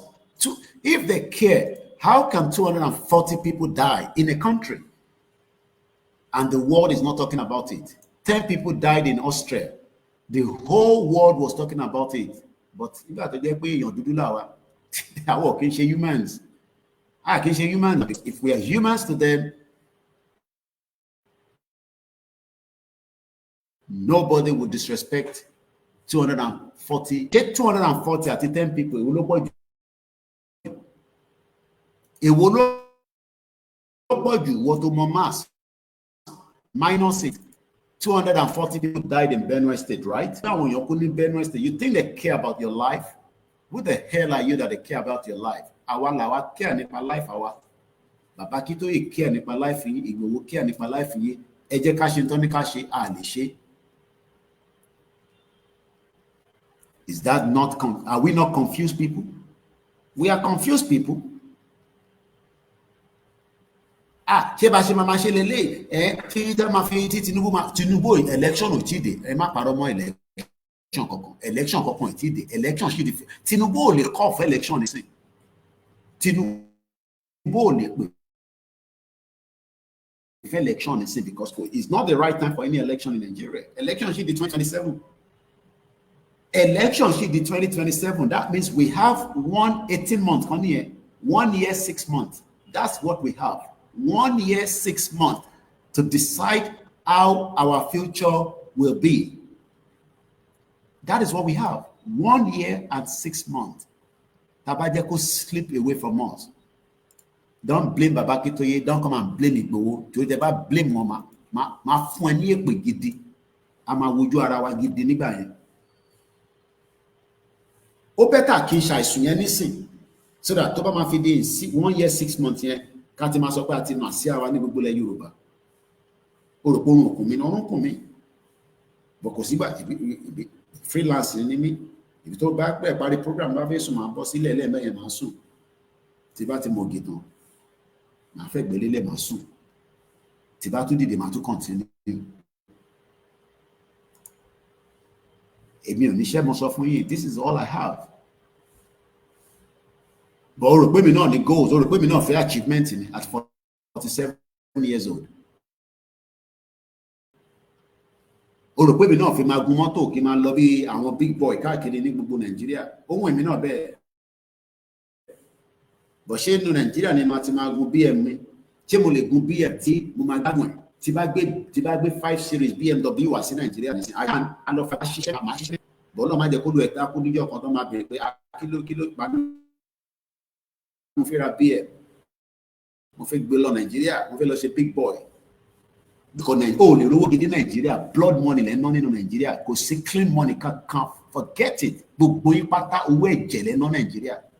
Ẹlòmíì ò mọ owó tó ń gbà lọ́wọ́ èèyàn, blood money ni gbogbo yín ná, kò sí clean money. So ìtẹ́ bá wá mú clean money mi wá bí bàbá Aborode tí mo wá ń gun mọ́tò. Àwọn tí ó máa fẹ́ gbẹ̀mí èèyàn kò ń ṣẹ̀yìn. Títì tí máa gun mọ́tò yẹn lé lórí òun ló máa gbẹ̀mí mi torí pé wọ́n táyẹ̀. Torí nígbà tí bá fẹ́ jáde lálẹ́ tí mo fi gbéra látẹ̀kọ̀ tí mo lọ sí ilé bàbá mi ní Fìdípọ̀tẹ̀ tí mo wá bẹ̀rẹ̀ sí wa mọ́tò yẹn bí ìgbà tó yẹ pé mo wà ní London. Ṣé o mọ̀ pé mo ní mọ̀ pé kòtò kan wà láàrin títì tí bá lárí mọ́ báyìí kí ló rò pé máa ṣẹlẹ̀ sí mi? Tí ó bá tẹ̀ wá ṣẹlẹ̀ sí mi ṣé hospital kan wà tó máa tọ́jú mi? Tom bastard ìlú òfò ìlú yẹn ni wọ́n ṣì wá sọ pé o fẹ́ save orí ẹ̀ ò pé orí ẹ̀ kò tí ì pé. You don't know what you're talking about. Wọ́n ní kó jáde ní day 6 fún rally, ó sì ń dúró de Ìgbòho. Mo ní máa dúró de ó ń bọ̀, okay? Ó wà nínú Áfíríkà, máa dúró de. Ìgbòho máa bá yín sọ̀rọ̀ láàárọ̀ ọ̀la, ó ń bọ̀. Ìgbòho ń bọ̀ wá bá gbogbo wa sọ̀rọ̀, okay? A need èèyàn tó máa lead wa aládùúgbò wa o. No, ìwọ ò ló kó nídìí. Tí tó bá fún ẹ lọ́bìnrin nísìnyí, ó kú ò nílé. Ẹ má bínú fọ́rọ̀ àlùfàǹṣà. Bomb bastard. ọkùnrin sọ pé òun dúró de ọkùnrin kan nígbà tí Ìgbòho ti kí gbogbo aláyà lọ́wọ́yà ní gbogbo wa ní Ìgbòho ṣáà irúmọlẹ̀ tó jẹ́ káyínkáyín ọmọ aládé irọ́ ni o inú group nìkan ló ti ń sọ yẹn a máa jánu àkọ́ máa wo gbogbo yín báyìí. Use that energy now. Ká sì kọ́kọ́ lọ lò bó ṣe ní ká lò. Energy tó wá kù a lọ channel ẹ̀. Ìjà máa ṣẹlẹ̀ kò sẹ́ni kankan tó ń sọ pé ìjà ò ní ṣẹlẹ̀ ìjà gidi bọ̀. But eléyìí tó ṣe ní ká bẹ̀rẹ̀, let's start it, let's kick start it. 6 days now. Only gbogbo percentage àwọn tó sì ṣe kò tí 10%.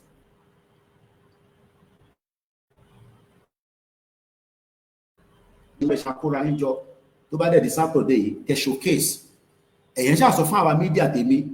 My media is on standby. Ibi tẹ́ bá ti ní ẹ fẹ́ wa, a máa gbéra dé bẹ́ẹ̀ kó jẹ́ Kwara State àtẹ̀lé yín débẹ̀. Ẹ̀yẹn sọ pé mi pé Koiki ládùúgbò ti wá àwa bí 200 fẹ́ jáde o. Kò ṣe bẹ́ẹ̀ yìí 5 ni máa tẹ̀lé yín lẹ́yìn o. Wàá ṣe fídíò ni o. Èyí kò má rò pé ó máa pè mí fún yàn 5 máa ní kó máa bọ̀ ní kúnkún.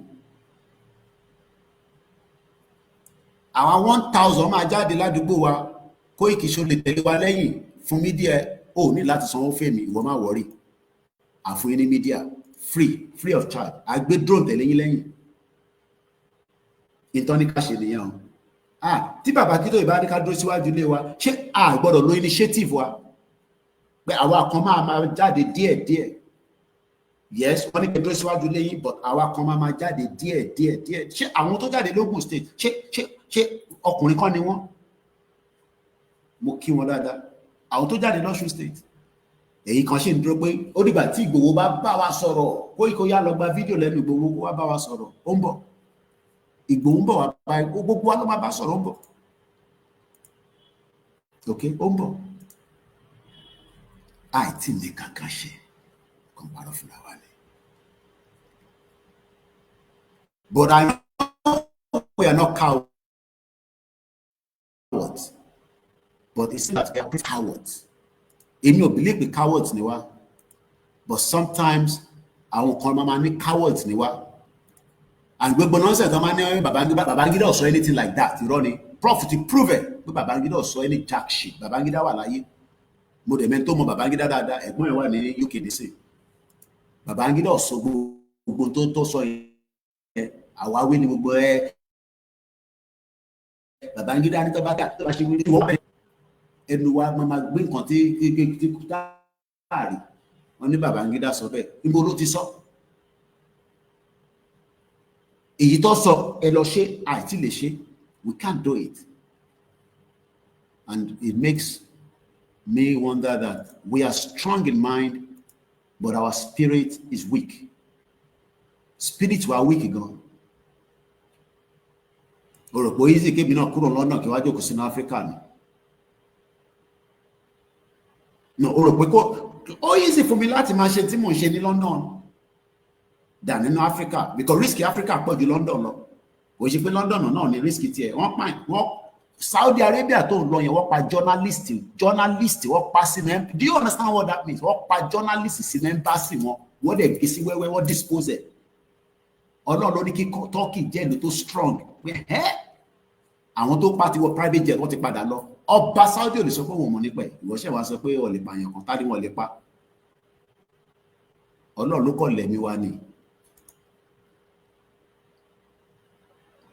You think anybody will beg and give you your freedom? But beg gan wọ́n ní fún ẹ. UK Joe, come and give us our freedom. How can we say that in a state, tí they on 1,000 telekura yín jáde? What do you mean by that? No, what do you mean by that? Pé ní state ni o, torí bàbá ní ká jáde síwájú ilé wa. Yes, wọ́n ní kẹ́ jáde but wọ́n ní kẹ́ má jáde síta náà. Tẹ́yìn 1,000 bá lè jáde náà. Ẹ wá jókòó. Oh my God. Báwo ló ṣe lọ báyìí? YSDM yóò dá o. No, ṣé YSDM ló sọ ẹpọn yín mú? Ṣé YSDM ló di ẹpọn yín mú? Tẹ́lẹ̀ lálẹ́ ẹ̀pá fúnra yín. Àwọn olóń control bàbá. Bí bàbá ṣe láti sọ. Bàbá tó ti sọ fún wa nínú many broadcast pé crisis la máa fi gbà. Ẹ lọ gbọ́ broadcast tí bàbá ti ṣe sẹ́yìn dáadáa. Kí lọ bẹ́ẹ̀ wa mò ń bọ̀. Ìyẹn náà mo gbé dání. Ìkan la gbé síbẹ̀ báyìí ní sàn tí Plato a ṣe analysis. Mo kí a comfort ẹ káàbọ̀ grandma Anoluwapo.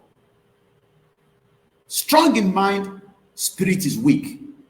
A strong in mind. But kò ní dá fún Nigerian government. A máa fọ́gbó ní irọ́ ni o. Spirit yẹn weak gan. Ìyẹn mo ṣe máa sọ táwọn kan bá ní ọ̀tọ̀ lógún, ọ̀tọ̀ ní kíyàn ní ìgboyà. Ọ̀tọ̀ èèyàn lè lóògùn tó ò bá ní ìgboyà tó bá yìnbọn gan sẹ ìwọ tó ti ní ìbọn ògùn lára wà tó sá lọ because o believe ní kan tó gbé dání sára. Oh, believe in it. Weak spirit. Ìyẹn ni ká lọ work lé lórí o. Mo ń bọ̀ mo ní láti gbé kọ́ yìí. Family come first. Kí ló ṣẹlẹ̀?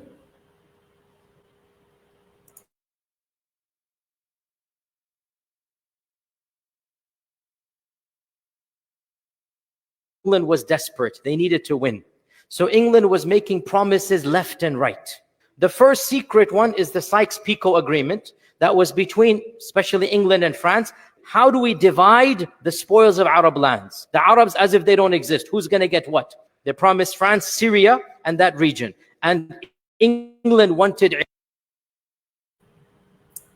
They were dividing Africa, Mukiawa Olayinka 1099 on Instagram. What divide Africa? Àwọn ìlú tẹ̀yìn wọ́n lè.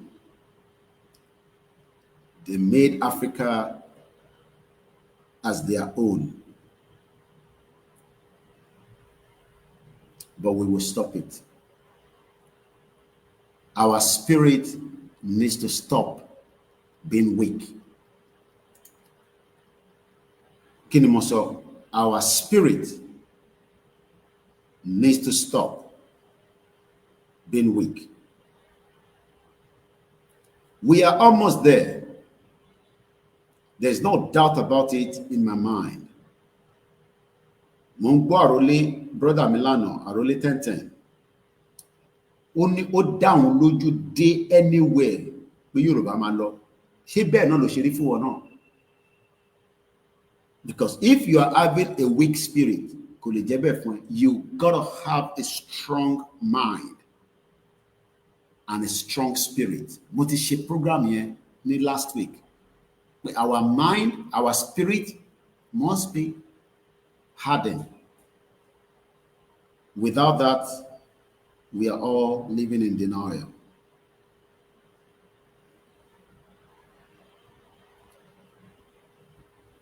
Mo kí gbogbo alẹ́ nǹkan sí.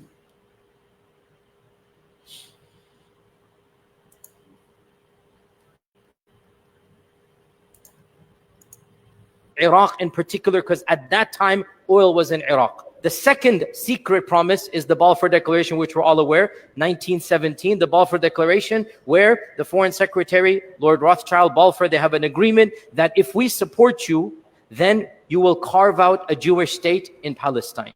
The Sharif of Mecca is told, if you fight the Ottoman Khalifa, if you come on the side of the British, we promise you will be the next Khalifa. The Sharif clan now wants power, like, hey, we can become the Khalifa. Who cares about these Khulafa? Let's become the Khalifa. So this is the McMahon-Hussein agreement. Now, World War I ends. The Arabs did revolt. They sided with the British. The Arabs fought on the British side against the Ottoman side, right? They fought against the Ottoman side. And when the World War I ends, 1918, World War I ends, 1919, the peace treaties began. So a series of... Remember all this timeline, 1919, 1918, 1914, amalgamation. Kò ń ṣe ni wọ́n ti dá gbogbo problems sílẹ̀ ní gbogbo Africa. Tó bá wá àwọn tó dá problem sílẹ̀ ní gbogbo wàhálà tá à ń rí láyé lé nísìn, Britain is number one. Britain is the number one country. Gbogbo wàhálà tí à ń experience lé ní o, they must be held accountable for it. But they're always trying to avoid being the one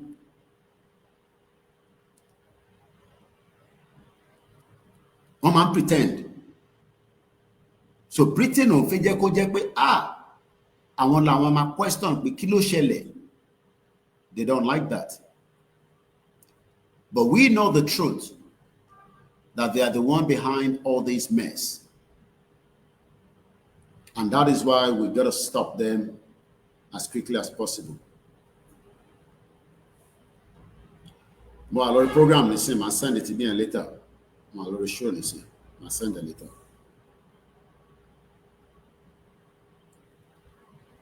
Good morning and welcome. Day 6, the Yoruba Nation rally continue as instructed. Delegations came, and of them was one of the kings of the Sharif, one of the sons of the Sharif of Mecca, and that son is Amir Faisal. Faisal was disrespected, treated as if he didn't exist. His name... Is that not the way we have been today?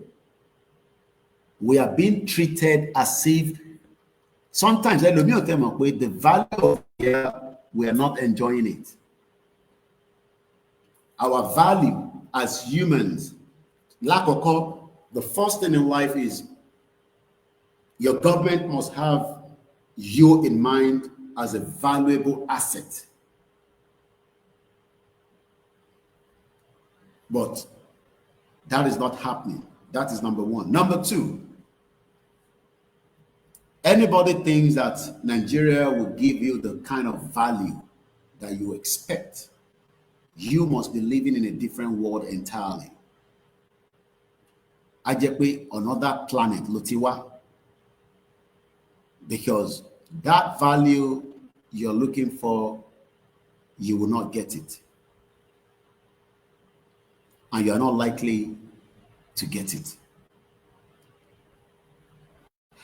I want us to keep an mind on this video.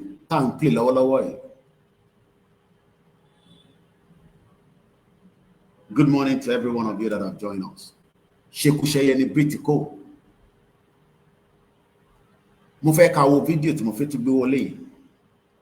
I'm enjoying the stream here because it has the kind of stability to operate from Africa. But I still prefer my own OBS. You are more advanced. But StreamYard, you know, free. I can use the free package, but only for many Google platforms me in one location, which is the reason why we're paying $44. And you say so from StreamYard, they say, for me love it. So free pé wọ́n care nípa tí mò ń ṣe ni. Wá platform mi tó ti máa ṣe ni. Tọ̀fẹ́ wà ńbẹ̀, but kò ní fún any access. See 4 destination. I think it's even more than 4. Kí ló mean by that? I can operate all my broadcasts in one go. Èyí tí mo ṣe ń lo phone kékékékéké rí pé yàtọ̀ ti wà ní sí lẹ́nu ọjọ́ mẹ́ta again. But when I return back to London, I will just stick to my OBS. But my ṣe máa sanwó fún StreamYard so that àwọn staff mi a máa lò nílé. Because the kan one thing lóní sí, which is good. Phone kan lóní, but ó operate gbogbo channels were simultaneously. In time sọ nìyẹn, ká gba Yorùbá country, kí kó má jẹ́ pé Lagos state ló ti fi lọ ṣoríire. Ṣé dandan ni kó lọ sí Lagos state? Kí ló dé tó dúró sí Ọ̀ṣun state nínú state ẹ̀? Kí ló ń sá lọ sí Lagos state fún? Why do you leave your state to fi lọ jókòó sí Lagos state? 20 million people in Lagos state. Cyprus is 1.3 million in population. Cyprus then signed pact with India because India is a superpower. About the country was straight away. Baba declare. All we need to just quickly have countries that can give us the kind of military support. Elaba Congo, Elaba Russia, Elaba Tahari, Elaba this. On ba wa fún yín ní freedom. Nígbà tẹ́yin ò tí jáde fún freedom yìí. On ba wa support yín, okay? Àwọn ìlú yẹn ń bọ̀, wọ́n ti wà lọ́nà, wọ́n ti dé tán. Farabalẹ̀ kò gbọ́n tí arákùnrin yìí sọ. Òyìnbó ni.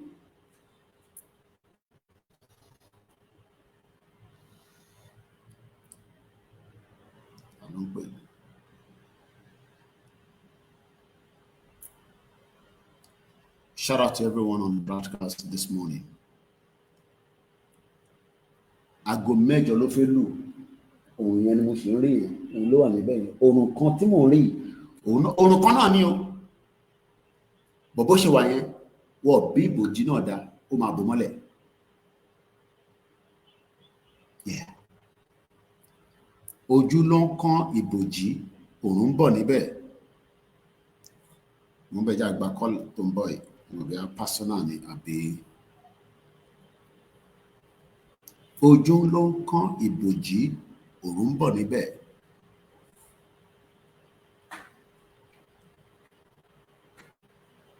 We have under 18 months láti ran bàbá Akíntóyè lọ́wọ́.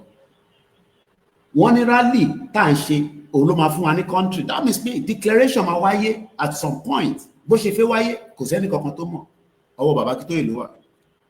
But ẹ jẹ́ ká ran bàbá yẹn lọ́wọ́ náà ká lè ní ìlọsíwájú. Ṣòfin pa máa ṣe rally títí di 2027 ni. Rally is just the stepping stone. The final stone is Afegba country, which is a Yoruba country. Kì í ṣe ọmọ Yorùbá o, ọmọ Odùduwà níwá o.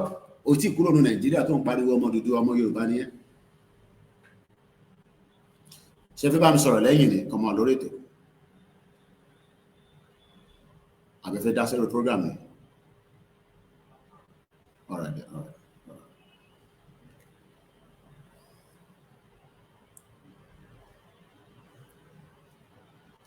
Yoruba nation, no going back. Irọ́ ni o.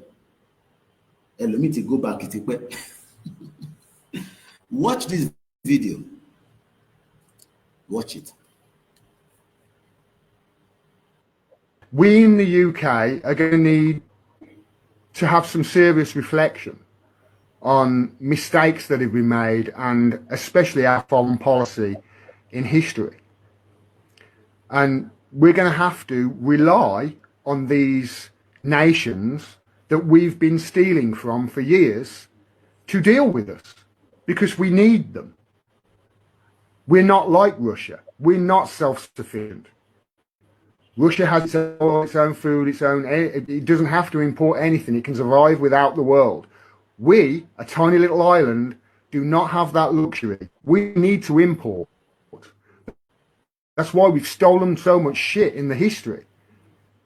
So what happens, do you think, in the next decade as African countries are rising and getting more powerful, and the Western countries that had them under their heel for so long, like the UK where I live, are on the way down and their economies are collapsing? What help do you think we're going to get from those countries that are becoming more powerful? How do you think that the Africans are going to look towards the English with regards to trade deals and buying their uranium off them if we need to? They're not going to look too kindly, are they? Especially if there's absolutely no apologies whatsoever. And as far as I can tell, this country doesn't apologise jack shit. And the reason it doesn't apologise is because if it apologised for the stuff that it's done, it'd have to start giving back all of the stuff that it's stolen. I've spent hours inside the British Museum. That place is an absolute, it's a treasure trove. It's incredible. And it's nearly all nicked. And we're going to have to, in the UK, in the West, really start looking at our place in the world and really start looking as to whether we really do value the things that we say we do. I saw somebody earlier saying, you know,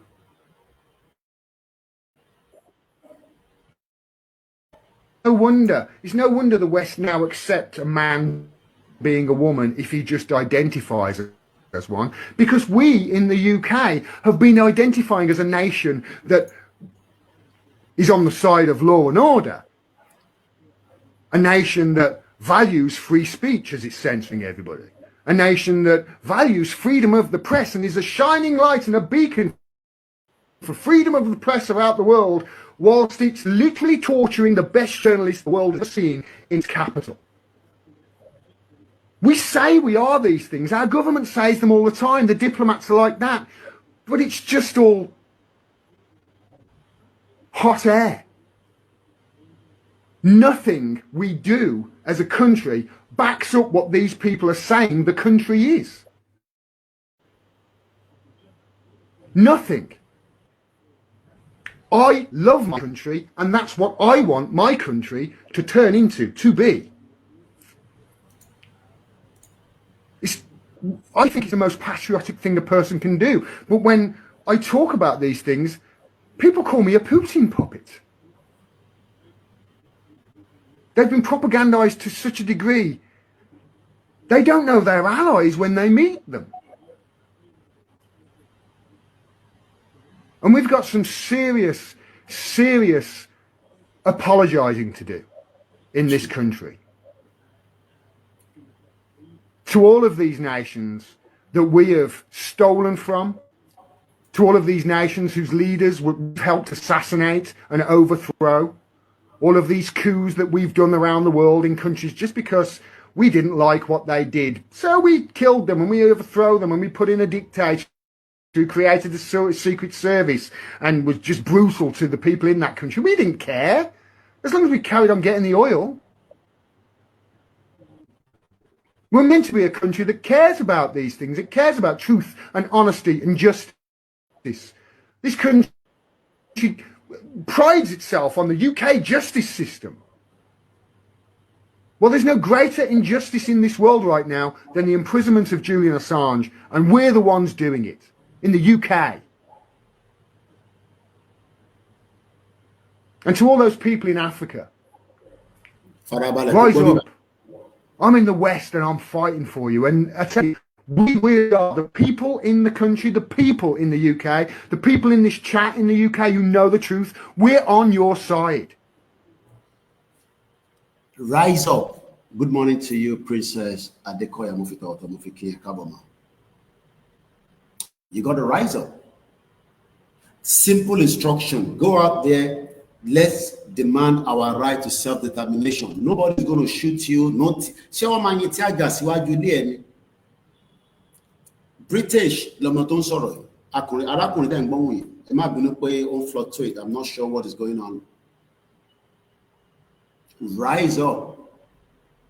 We in the UK, we are fighting for you. And they don't fight it for. Oh, she's a but Igbo shall the girl Baba Soro. I think Igbo. Unbelievable. Koiki, come back home. Koiki ti wan leni say. Ono lo mo weeks Timothy wan in Africa by.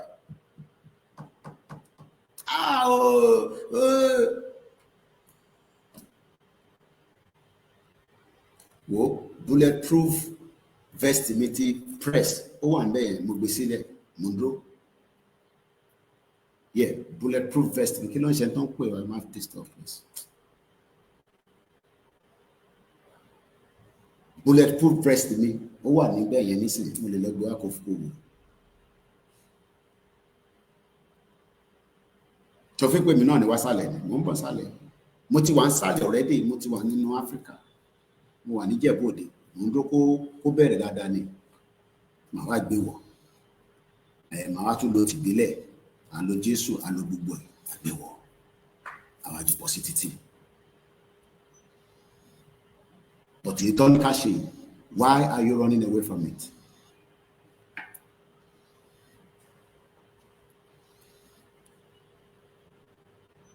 Why are you running away from it? It's a question I don't know.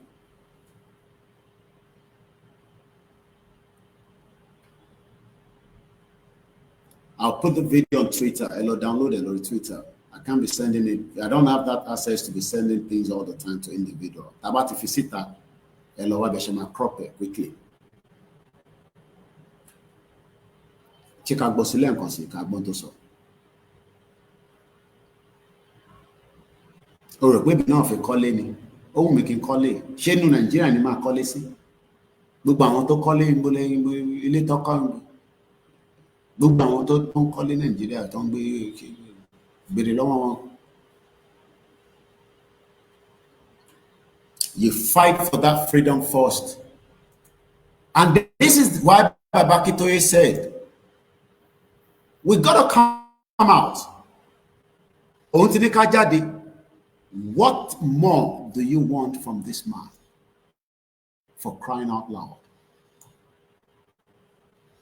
What more do you want from this man?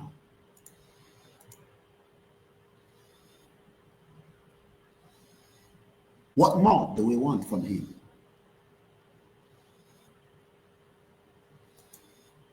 The man has given us the order, but we don't want to listen to that order because Afeshi Fenutawa. Why?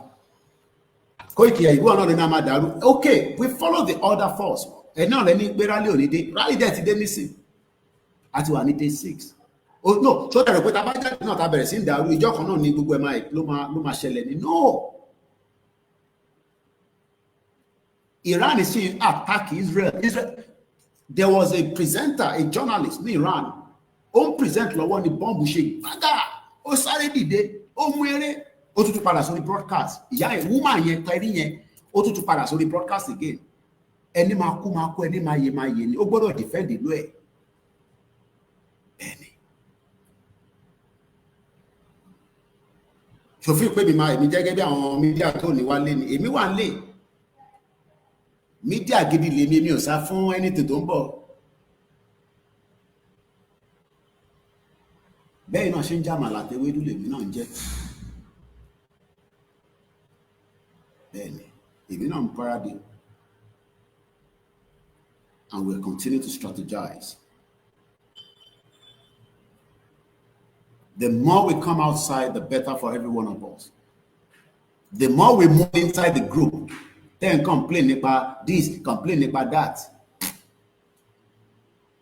the longer it will take. But all I can say is that really fẹ́ kí Baba Akintoye kó nà sí àyẹn gbogbo àpọn parọ́ ni. Ìgbòho ọmọ Ládìkún, Ìgbòho ṣá, Ìgbòho irúmọlẹ̀, Ìgbòho fake. Àtẹ wú Ìgbòho lórí in 24 hours. Tony Kajadi, Baba ní ká jáde in 24 hours. Wú Ìgbòho lórí. Ṣé la tó ń sọ pé Ìgbòho gan àgbóhùn ẹ̀?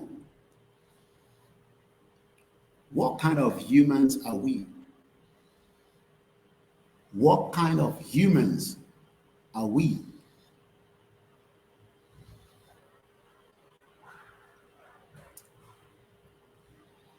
But all I can say is that our spirit is weak, but our mind is ready. Èmi wọ̀ sínú Nigeria mọ̀, but spirits were weak. Kò dé wo kí ni ò dẹ̀ ń ṣojú lásán. We know that.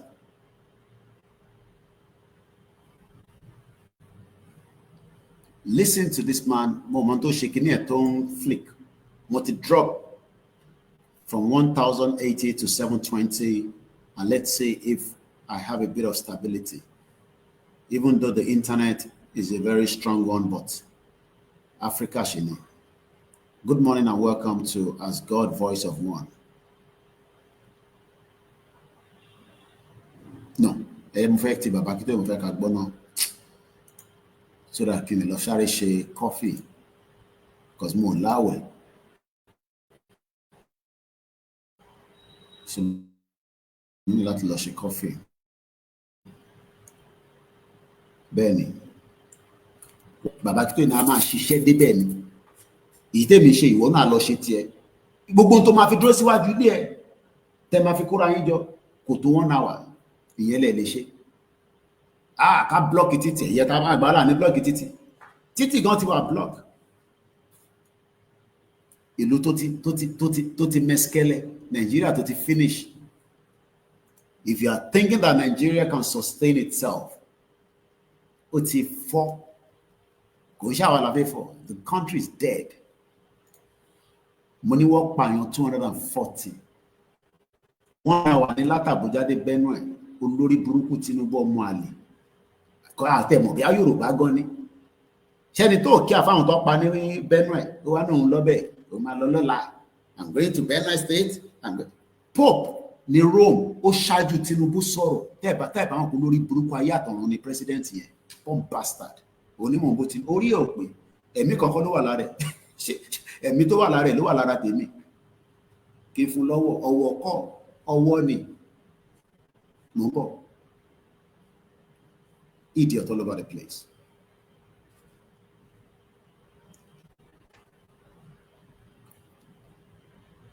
Let's listen to our father so that it gives me that bit of time. Kinoshe coffee. Moke Tony Ages. Prince Oyelola Moke. Elomi kò share program sórí platform ẹ̀. Lè share program.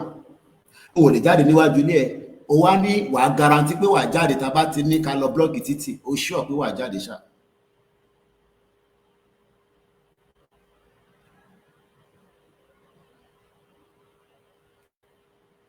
I don't want to doubt that, but I believe that our spirit needs to be more working. My spirit working be àwọn Dahomey, the Amazon women. Ọmọ tí mo ti ya picture nígbà tí mo lọ Kútọ̀nù tí mo wá ní the last time. Ọmọ èrè yẹn tí woman tó mú ọ̀bẹ síbí, tó mú kinní kan síbí, tó build ara ẹ̀ bí ọkùnrin. Wọ́n pè wọ́n ní àwọn Dahomey, the Amazon women.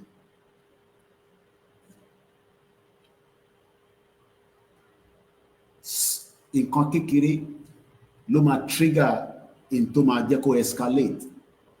A ti wà ní stage yẹn nísìn. Bàbá wa Waris Jinadu ní èèyàn kan tó pa ní France àti Portugal. Ó sọ gbogbo bẹ̀dá woro fún 1 month. Ìjọba ò rójútùú ẹ̀.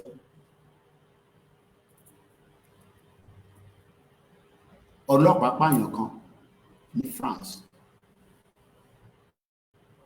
And it led to serious unrest to by days into months. Yorùbá jí máa sùn. Wọ́n ti bu kọ́fì ní sí ara rẹ̀ á lọ. Bó ṣe bá rí nìyẹn tí wọ́n bá ń lọ bí iṣẹ́ láàárọ̀ tó bá tètè sùn. Double shift. I remember when you work in the hotel, wàá máa wọlé nìkan bí 1, almost the same time tí máa ń parí broadcast. Bọ́wọ̀ bíbá bed aago máa dìde ní aago 5 láti lọ resume aago 6 fún the main job ẹ̀gọ́ because ìtò lọ ṣe yẹn ibi iṣẹ́ tàkọ́kọ́ ọ̀run ẹ̀ ń ṣẹ́ pé kó lọ ṣe àwa ń ṣe nítorí ká lè fowó ránṣẹ́ sílé ni. Òyìnbó ń ṣiṣẹ́ méjì.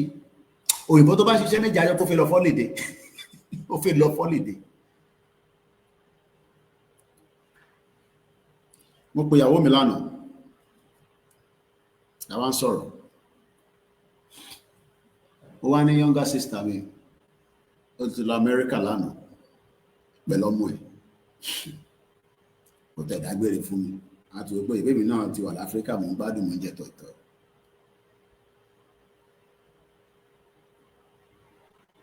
Ọmọ tó jẹ́ kó easy fún láti tètè lọ Amẹ́ríkà British passport tó wà lọ́wọ́ àwọn méjèèjì ni kò ní di visa.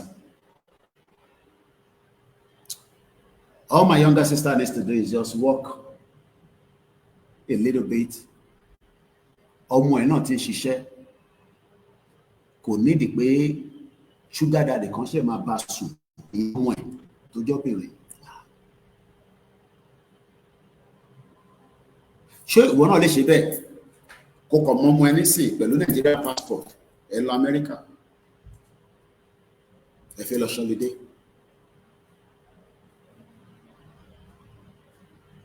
But we have a country. Ṣé mo pa ọmọ Cyprus passport ẹ ní value ju wèrè passport àgbédání tán pé Nigerian passport lọ. Gbogbo Cyprus population is 1.3 million.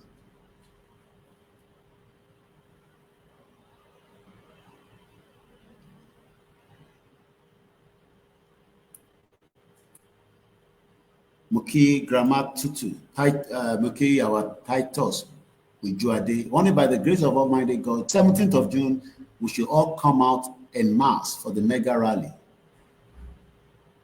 That is the message. Tí Baba Akintoye sọ. We come out en masse, and that will help us ẹgbẹ́ ká gbọ́ tí bàbá sọ̀rọ̀ mo kẹ́ǹtẹ̀ darapọ̀ mọ́ wa ẹ jẹ́ kí n lọ ṣe kọ́fì kí n fi jó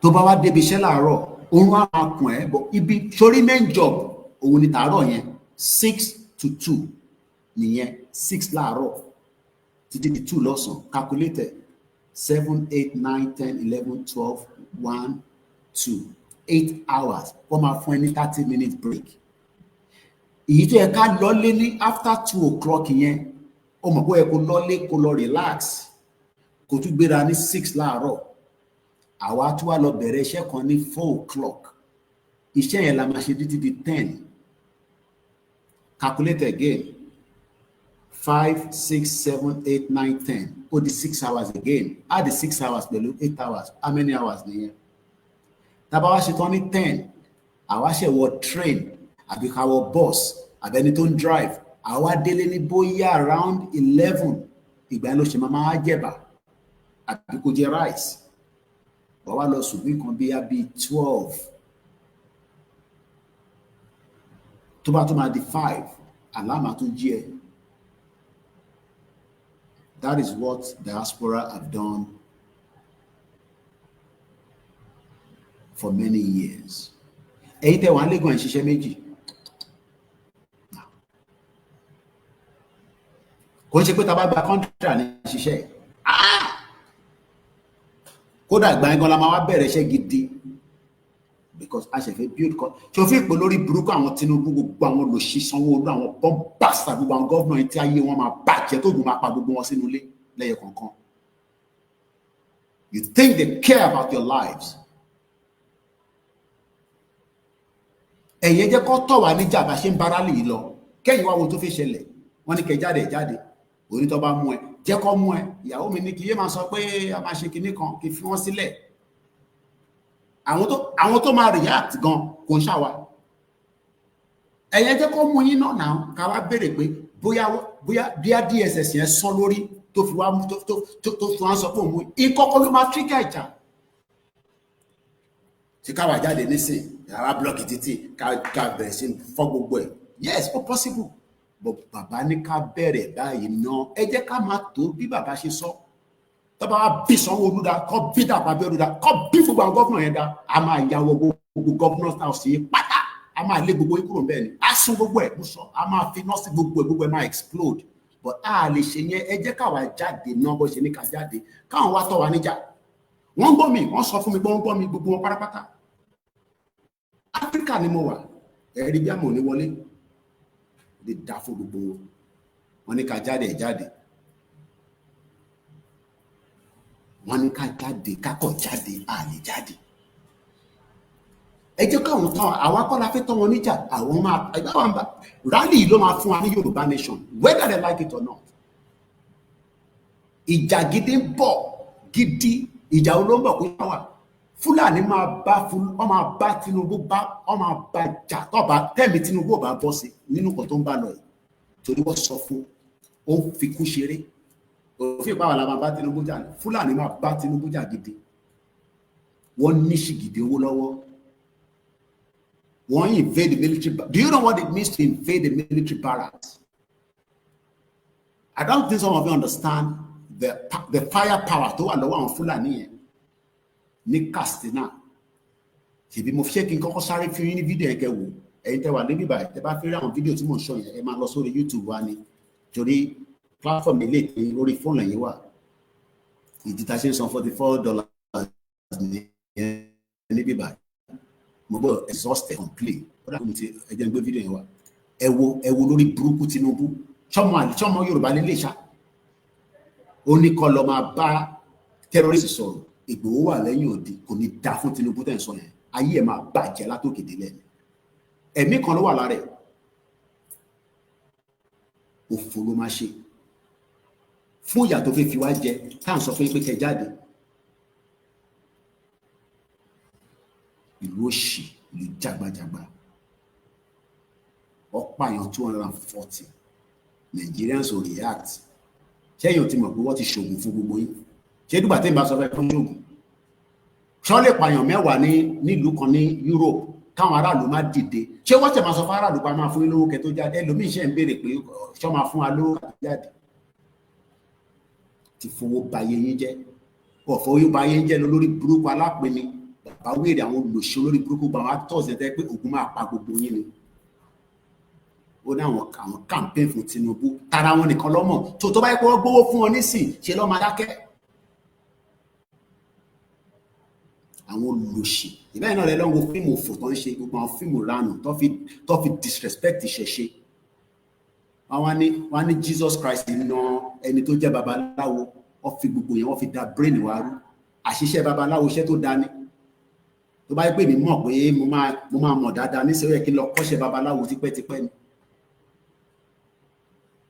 criminals all over the place ìbẹ̀rẹ̀ pastor yìí ó jáde bó tẹ̀ ṣe ìbọn ló mú dání ó disrespect èèyàn ó lọ sórí puppet ó ń sọ kábàkábà èèyàn lórí burúkú bomb pastor tó pé ẹ̀rí pastor yẹn àwọn olùlòṣì gbogbo wọn máa ṣe fọwọ́n náà wọ́n parọ́ fún gbogbo yín gbogbo wọn lọ ti gbówó fún tó ń bá government operate criminal politicians criminal church leaders criminal pastors criminal imams tàbá dákẹ́ àkọ́dákẹ́ ní ṣẹ́rẹ̀ pọ̀ mọ́ gbogbo wọn ni gbogbo wọn pátá lọ operate on behalf of the federal government gbogbo àwọn pásítọ̀ Yorùbá gan gbogbo wọn ló wà lábẹ́ Fúlàní tó ń bá ṣiṣẹ́ ìyẹn náà lọ ṣe lè sọ̀rọ̀ jáde pé wọ́n pa yín Pope ló ṣe wọn sọ̀rọ̀ ní Rome Pope ṣe mọ̀ pé Pope sọ̀rọ̀ kó tó ṣe prayer ní ká ṣàdúrà fáwọn tó pa tí ìlú òfò tó pa ní Benue State 240 people ẹ má gbàgbé kẹ́ support wa ẹ wo fídíò yẹn ní tó pè ti bàbá Akíntóyè.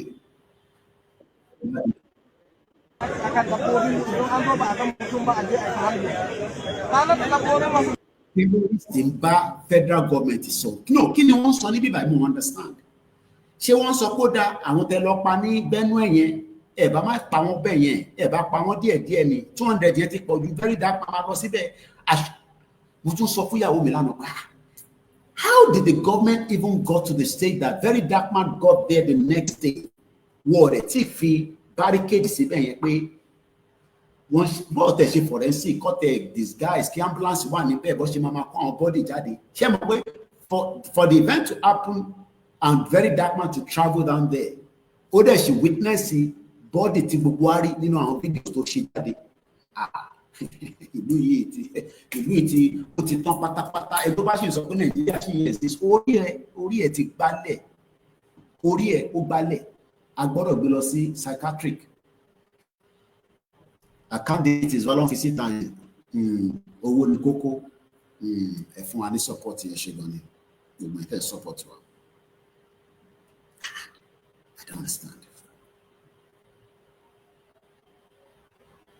Yàrá kan one of the rooms ọmọ 8 ni wọ́n pa ni wọ́n jó sínú ilé inú yàrá kan wọn náà jóyàn 40 sínú bẹ̀ bí abi táwọn yẹn ti ń hide pé ilé Fúlàní wọ́n operate for 3 hours that's about half of the trip tí bá wọ Virgin Airline ní alẹ́ ó gbọ́dọ̀ gbé mi dé London ní 6 hours wọ́n wá operate nínú ìlú kan ní 3 hours sọ́tọ̀ dédé ọlọ́pàá òde president dẹ̀ ń sùn kò lè ṣe ti sàlẹ̀ mọ́ because Tinubu àti Rẹ̀mí wọ́n ṣe jigijigi mọ́ tó bí a tó bá ti sùn rí bí a machine kan ló máa ń gbé sẹ́nu ẹ̀ kó fi sùn kó fi jí torí àmọ́ irú president tó ń sùn tí wọ́n ń pa àwọn ọmọ ìlú ẹ̀ lójú ayé ó dẹ̀ dákẹ́ síbẹ̀ ó dẹ̀ negotiate pẹ̀lú àwọn terrorist ní ẹgbẹ́ náà ní ọlọ́pàá ní sójà ní Katsina wọ́n bá terrorist ṣe meeting inú wọn wá ń dùn pé Ìgbòho wà níta ara ò lè tẹ́ ẹ̀ gbà tó ń ṣe dá díẹ̀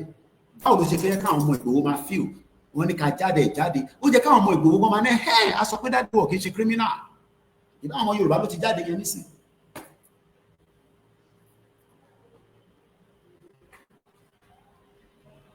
ó jẹ́ káwọn ọmọ Ìgbòho gan kí ni wọ́n máa dùn pé yes we told the world that our dad is not a criminal he's not a terrorist. Look at all the Yorubas come and read video lórí gbogbo social media. The government ìdílé. The government is now working with the terrorists. Mokibu staff, they're working around the clock on a daily basis. And when we say support Koikimedia, the platform the Koikimedia is what we're asking for. The Bafe support Yoruba Nation, LOC YSDM website. The Bawa in Europe, 30 Darapomo, YSDM. Ekuni, Kole, Adimo platform to connect the Europe, European countries.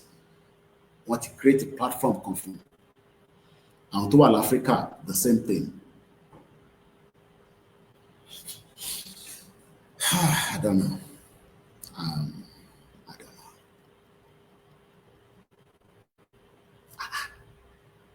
Very much she meeting me. What if people are very mọ́tò ọlọ́pàá gan lélẹ́yìn náà mọ́tò ọlọ́pàá ibi Nàìjíríà níbí báyìí mọ́tò ọlọ́pàá nìyẹn mọ́tò sójà nìyẹn àwọn èèyàn dẹ̀ gbé AK-47 wọ́n dẹ̀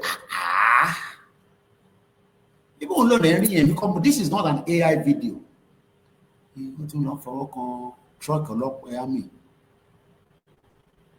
so nígbà tó wá ṣe mítì yẹn tán nísìn bóyá wọn mọ̀ báwọn ilé ń record because mo rò pọ́n mọ̀ pọ́n record. Because I'm still trying to assess this video. Kí ló ń ṣẹlẹ̀ gangan ní bíbá iná? Ta ló lè ṣàlàyé fún wa? Kí nìkan tó ń ṣẹlẹ̀ ní bíbá? What is actually happening here?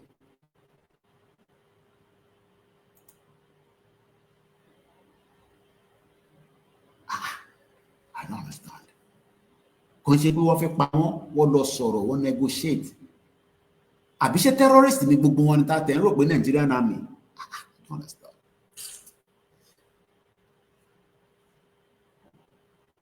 How much more do you think we can sustain with this situation? That is the question. And now takes me to Professor Akintoye Ejekagbonti Babaso. I'm coming back. Do not go anywhere.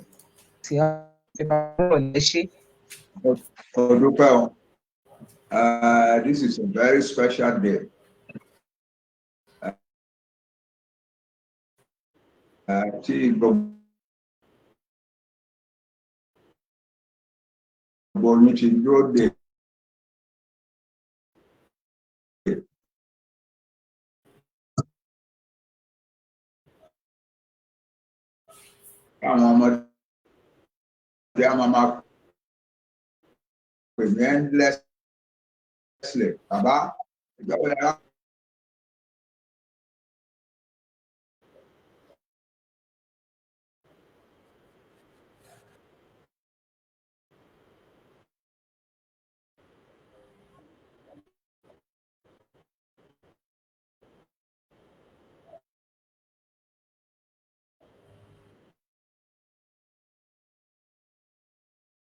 Something new or do a song.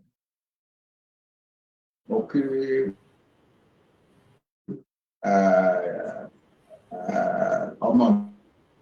My son see program. Okay, and you let me come back where Otito, okay, deputy Mini, George Akinola, okay, deputy Mini diaspora.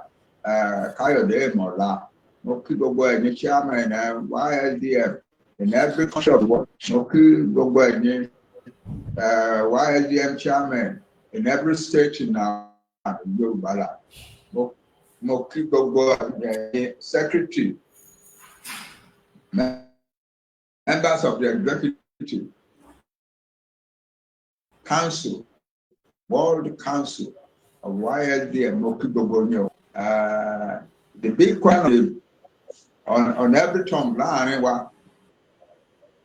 that you should be there saying in the job with a mother riding one name is Louis Red while you're alone. That was suffering by that day. Gbogbo lóhun wọkọ̀ lọ sílẹ̀ ìlú ẹlòmíràn lọ ṣe rálì ọjọ́ Èkó àti Ìbàdàn ní center of attraction nílẹ̀ wa but this time around the center of attraction will be your own village ibi tí ẹ bá ń gbé ìbẹ̀rẹ̀ tí máa ṣe rálì ìtẹ̀ bá ń gbé ìbẹ̀rẹ̀ máa ṣe rálì ìbàjẹ́ bẹ̀ náà dé ọ bá máa bẹ́ẹ̀ náà òun gbé ibẹ̀ bẹ́ẹ̀ náà ló tún máa ṣe reality ẹ̀. Tí mo fẹ́ bẹ ìbòrí tó bá di lọ́la lágbára Ọlọ́run, tomorrow the 12th day of June 2025 a máa bẹ̀rẹ̀ rally wa, and June 12 yẹn ó tún ní significance kan tá a fi choose yẹ.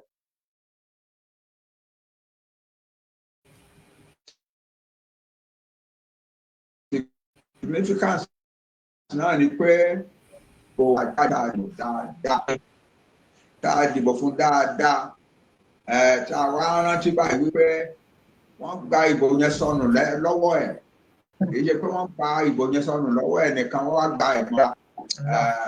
Tá a bá rántí lọ́la ká máa rántí pé ẹjọ́ yìí ó yàtọ̀ ní láìfà wa Yorùbá. Wọ́n rí election, wọ́n ṣe kíní kan, bàbá wa ló win election ṣùgbọ́n wọ́n rí ìdí kankan, bọ̀ ti eléyìí ti 1992 June 1993 June 2 yẹn. Nǹkan tí àwọn Yorùbá máa mọ ọmọ wa láìlẹ́yìn. And therefore, it is a good thing that we are starting our rally. Kì í ṣe pé ọ̀la nìkan ni rally yẹn o.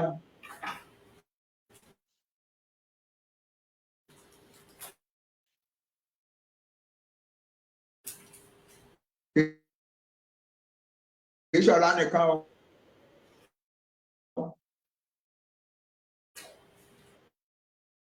We are just starting tomorrow.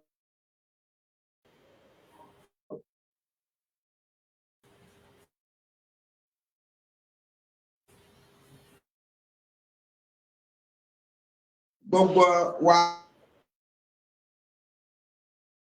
ká lọ fi ọkàn sílẹ̀ ilẹ̀ Yorùbá.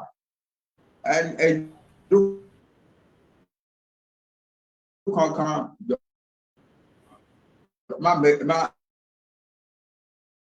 ẹ má ṣe pé jáde o, torí rẹ́kọ̀dù ńlá lè.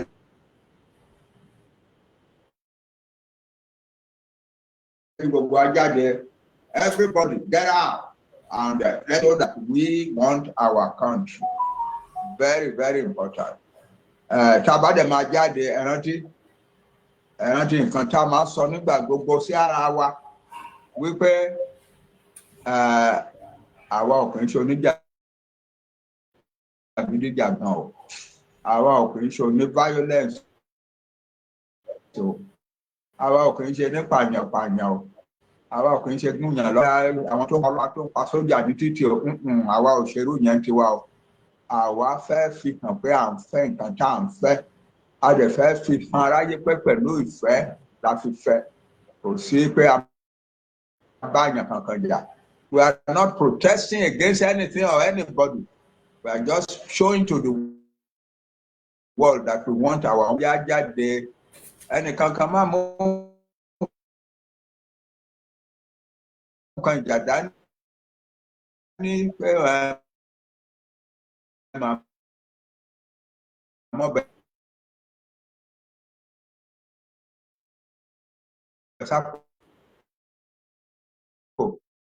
àmú àdá dání, màá wá ìdà kan, àmú dání, màá. Irú rally wo lélẹ́yìí tá a máa wá aṣọ funfun? It's not compulsory. If you don't want to wear aṣọ funfun, wọ aṣọ gun ẹ̀kọ́ jókòó síwájú ilé ẹ̀ náà. Bí ẹni tó gbé Bible tó wà níwájú ilé ẹ̀ tó ṣèkéde, ìwọ náà lè gbéṣẹ́ ìṣẹ̀ṣe ẹ̀ kó gbé síwájú ilé ẹ̀. Yorùbá ni wá, we have the right to have our tradition. Ṣọlọ́pàá máa stop ẹ pé ìṣẹ̀ṣe tó ń ṣe o, wá gbé síwájú ilé ẹ̀ o, nígbà tó lọ fi bàyàn jẹ́, tó fi àtàkì èèyàn. Ṣé rally lélẹ̀ tá máa wáṣọ funfun? Wáṣọ gun ẹ̀ náà kó dó síwájú ilé ẹ̀ and follow the instruction.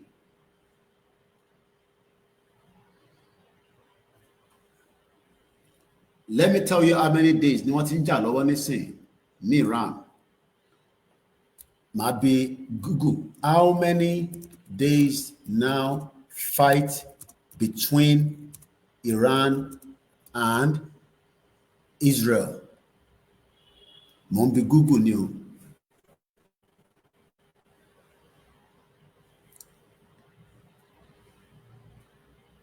Ẹ jẹ́ kí n lọ fún yín ní screen yẹn. A máa padà sọ́dọ̀ bàbá. Mo kí gbogbo èèyàn wa. Ẹ wo irú product yìí nísìnyí tí sister wa kan ṣe ní America.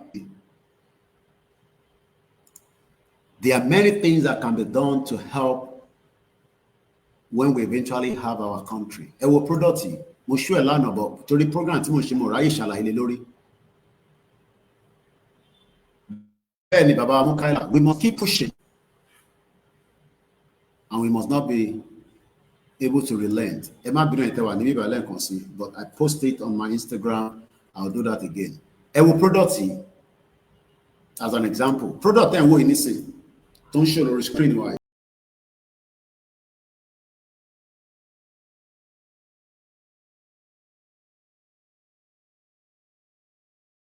They mute the sound it in the copyright. Ó náà kún ní àná tí a play. Hey, imagine tó bá ń produce product yìí ní gbogbo ilẹ̀ Yorùbá tí wọ́n náà ń ṣe product tiẹ̀ tí competition wà. Tá bẹ̀rẹ̀ sí export it. These are many things that many Yoruba people wants to initiate. But our Ashiwa níbi nínú. Ṣé ẹni tó ń ṣe product yìí nísìnyí ṣó lè operate in Nigeria? Yes, but at what scale? When even businesses are leaving Nigeria in their thousands.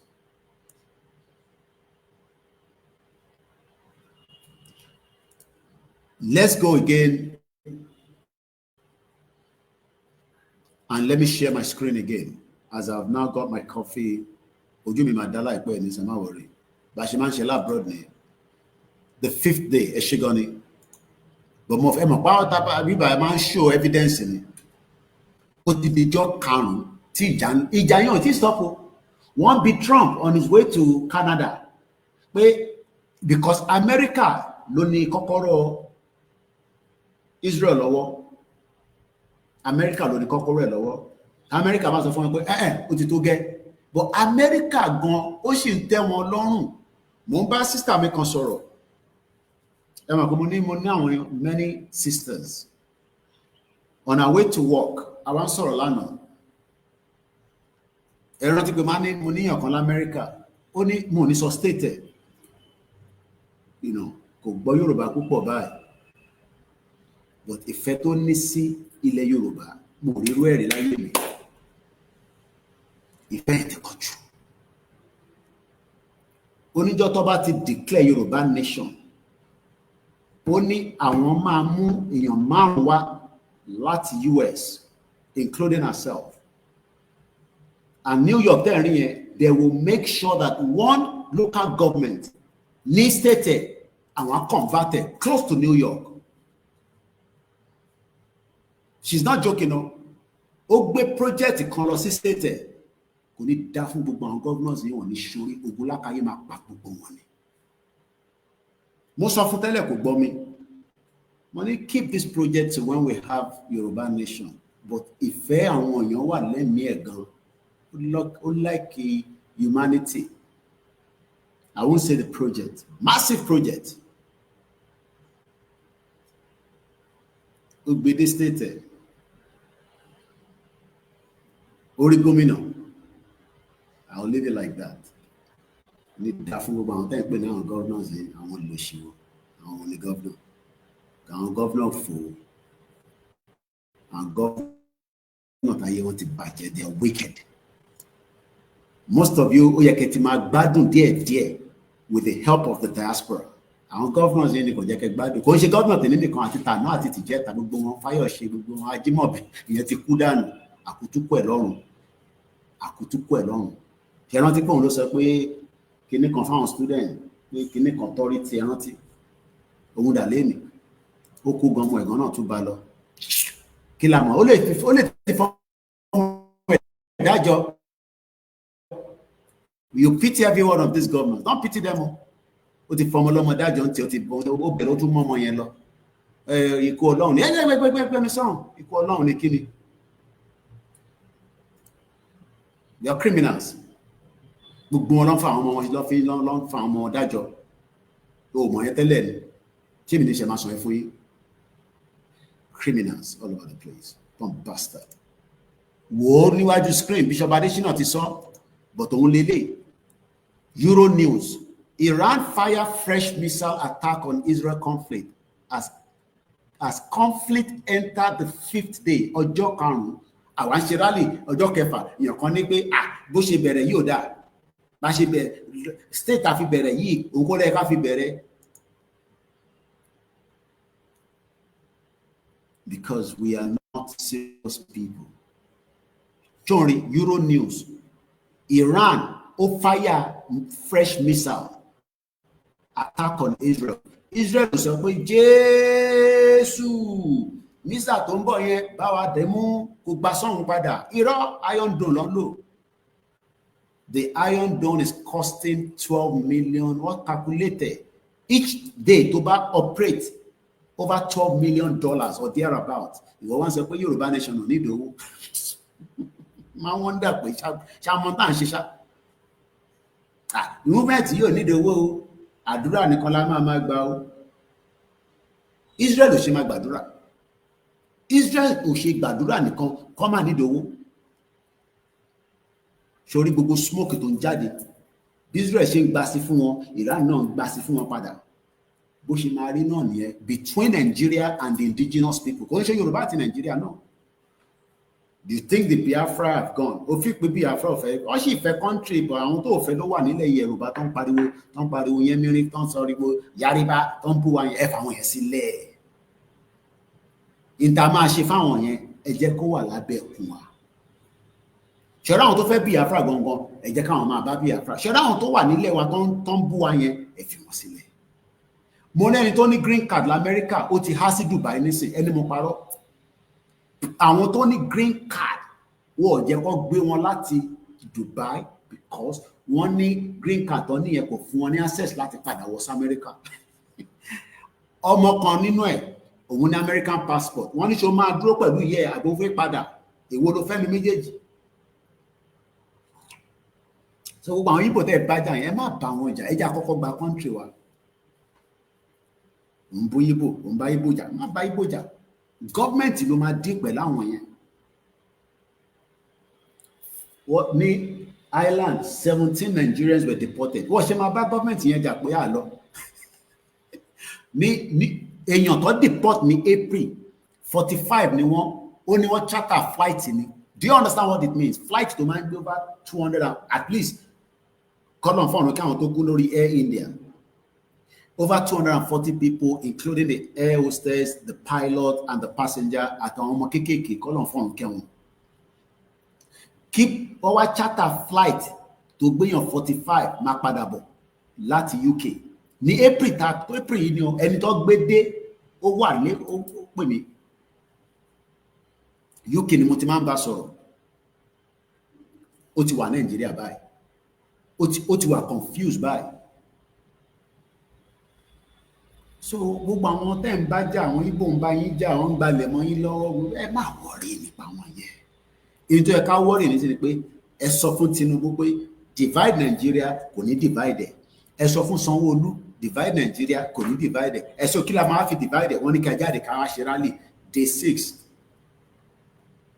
The 5th of the hostilities òyìnbó mo máa ń kọ́yàn lẹ́nu lẹ́ẹ̀kọ̀ọ̀kan má bínú. Hostilities ẹ jẹ́ kí lọ wo meaning hostilities lórí dictionary mo sọ fún ẹ pé bíbá lecture room ni the word tá bá sọ pé àbí hostile behaviour unfriendliness or opposition and people also ask what is the best meaning of hostilities. You can refer to as fighting between two countries or groups who are at war. Àwọn Fúlàní ń bá wa jà at war. Ó ní pé àìtí ready. Àti ready. Tá bá jáde síta. Tó ṣe ní ká jáde síta. Àwa náà ti ń defend the war yẹn nìyẹn. but tá bá jókòó sínú ilé wa tó jókòó sínú WhatsApp group ó ti defend ogun yẹn o. Because for every time we are out as Baba have instructed, we are defending the hostility of Nigeria against us. Àwọn wo dẹ̀ ni wọ́n ṣe hostility fún wa? No, ṣé Fúlàní ni gómìnà ní Lagos State tí ìyà fi ń jẹ? Ṣèbí Sanwó-Olú ni, ṣèbí ọmọ Yorùbá ni. Kí ló dé tí ìyà ṣe ń jẹ? Kí ló dé tó ṣe máa béèrè ẹ̀tọ́ ẹ̀ lọ́wọ́ Sanwó-Olú pé gómìnà ẹ wá ń bíbà? Kí ló ṣẹlẹ̀? Ǹjẹ́ ẹ̀kẹ́ fún wa lẹ́tọ̀ọ́ wa ẹ̀ fún wa? Ṣàṣẹ̀yìn ni. Ṣèbáwa tẹ̀ dìbò fún yín. Àtẹni tó dìbò àtẹni tó dìbò, everybody has the right. The same thing Ayédatiwa. Àṣebí wọ nígbà tí tó wọlé onú máa ṣe báyìí, kí ló dé tó ṣe? Lucky gbogbo wọn bẹ́ẹ̀, you ask question, but ẹ lè bí wọn. Tọ́tẹ̀ bá bí wọn, they believe that they are mini. I think some of the governors think that they are mini God. Ẹ̀mí tó wà lára yín tó yẹ pé Ọlọ́run ó lè já ọkàn ẹ̀mí yẹn kúrò lára yín anytime.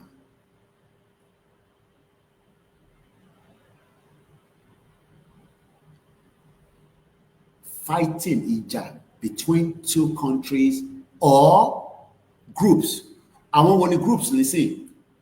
Àwa nísìn ọmọ Yorùbá àtàwọn enemies wa, àwọn enemies wa, Igbo, Hausa, Fulani, gbogbo àwọn governors, gbogbo àwọn ọba, enemies ni gbogbo wọn pátá.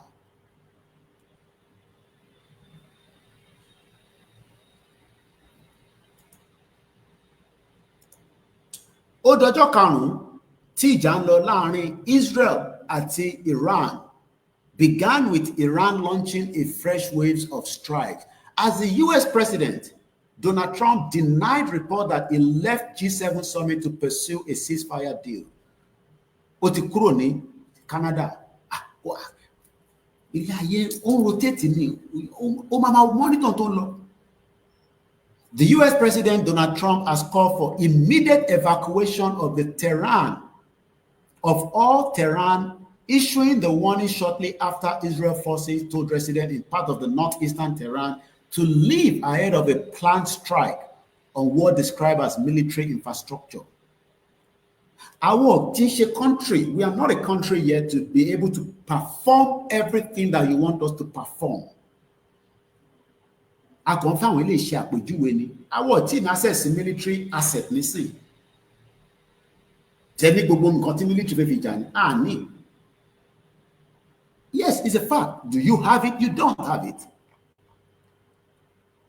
We don't have every military asset to fight, but what we can do is what we cannot tell them on the social media. Go out and start the rally. That is instruction. Why should that be difficult?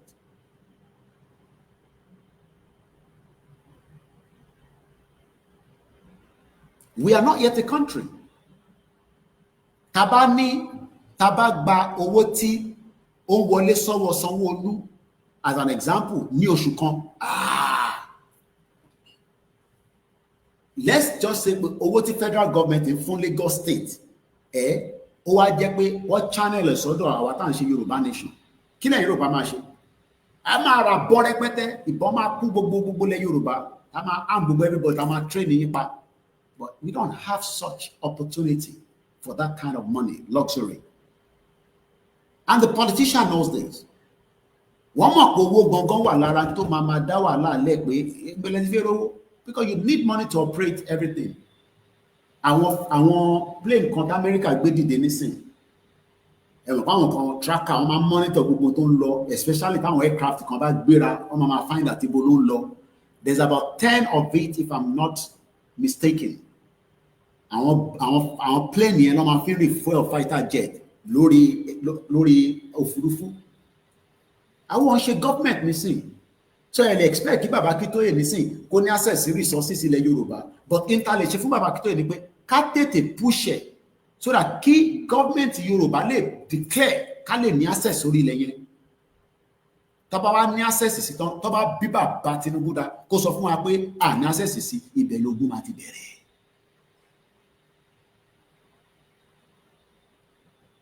The end of the rally is a Yoruba country, whether we like it or not. Bóun ẹ̀kọ́ jáde fún rally, bóun ẹ̀kọ́ jáde nígbà tó bá di appropriate time, ìyẹn náà máa wọlé bí olè lóru ni. Because rally kan ní Yoruba nation, Country ni pé ká sọ pé àtìgbà country kọ́ dẹ̀ sọ pé gbogbo àsíálẹ̀ Yorùbá kó lọ sókè, gbogbo ti Nàìjíríà ẹja wálẹ̀. Ìyẹn ló ń pè láti wà ní country officially. Then gbogbo borders wa sọ fáwọn tó wà níbẹ̀ pé ọ̀nà méjì ni, ṣe máa bọ́ uniform, kẹ́ respect uniform tiwa, tó bá dẹ̀ náà wọn respect ẹ̀, ó di gòbe. Gbogbo borders yẹn wá wá bẹ̀rẹ̀ sí lọ máa ń tẹ̀. Ìwọ tó ń sọ pé olóògùn ó ti ní kankan tó ní wa ní ó yá èèyàn 10 dúró sí Kútọ̀nù border ńbẹ̀ yẹn, ẹ close ẹ̀, kò sẹ́ni kankan tó ń wọlé, ẹ máa gbàṣẹ. Ìgbà ẹ̀ ní a máa ní walkie talkie tó jẹ́ long range, because owó á ti wọlé torí ìjọba Nàìjíríà ti kú, ìjọba Yorùbá ti bẹ̀rẹ̀. You don't have every resources to fight it, but we have the strategy to defeat them. But nígbà tí spirit yìí bá ti weak, and you cannot afford to let your spirit to be weak. So mo lè rí ìjà ń lọ burúkú, ẹ jẹ́ ká tún lọ wo fídíò. Ìjà tó ń ṣe kékeré ó ń lọ láàrin àwọn méjèèjì as I speak to you right now, and it's not going to end anytime soon.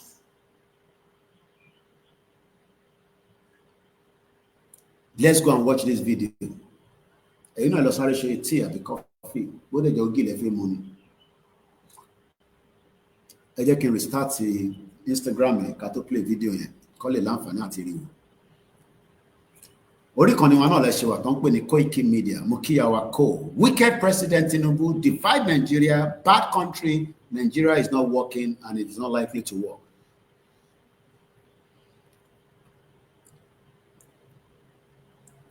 Yoruba Nation, Day 6. Whether you call it awareness, whether you call it rally, but kò kìí ṣe protest. Because àwọn ní kí Tinubu kó wá bá wa tún ibi kankan ṣe, ìyẹn kọ́ la ṣe ń jáde. Ìtàn sọ fún Tinubu ni pé a fẹ́ dá dúró gẹ́gẹ́ bí orílẹ̀-èdè. So let's watch this video together. I don't know. Israel and Iran have traded strikes for a fourth day. Israel says it attacked the headquarters of Iran's state television today, which was captured during a live broadcast. The Israeli military had earlier warned people in the capital of Tehran to evacuate. Now, that strike came after Iran fired another wave of missiles at Israel, killing at least 8 civilians, according to the Israeli military. CBS News senior foreign correspondent Holly Williams is in Erbil, Iraq, with the latest. Holly? Israel's Prime Minister Benjamin Netanyahu justified his country's attack on Iran by saying that the Iranian nuclear program is a, quote, clear and present danger. It is engaged in enriching uranium, and Israel's been striking sites where that's taking place. We can see the damage very clearly in satellite imagery, and Israel's also killed several of Iran's nuclear scientists. Yet some experts say that unless Israel can take out the Fordow nuclear site, a fortified location which is buried deep inside a mountain, then this war will have been in vain. And it's widely believed that Israel does not have the firepower to destroy Fordow, because it would probably require huge bunker buster bombs, which the US has, but which it is not supplied to Israel. So far in this conflict, the US has been aiding Israel by shooting down incoming Iranian missiles. But if the US decided to join in Israel's airstrikes, then retaliation from Iran would become more likely. And Iran has already threatened to target American military bases and ships. There are around 40,000 US troops here in the Middle East. But if Iran retaliates, the roughly 2,500 American troops thought to be here in Iraq would be an obvious target, simply because they are right next door. Holly Williams, CBS News, Erbil in northern Iraq. And CBS News Pentagon reporter Eleanor Watson joins us now. Eleanor, thank you for being with us. What is the Pentagon saying about Israel's latest round of strikes? Israel claimed today that it destroyed about a third of Iran's long-range ballistic missile launchers, potentially limiting Iran. The difference between what we are doing and this development between Iran and Israel is that these are two countries that are already operating as countries. It's not like they are not countries. We are not yet a country. So we have very, very limited resources to work with. Very, very limited resources. But notwithstanding, even with the little resources that we have, we are still more than ready to take back what belongs to us.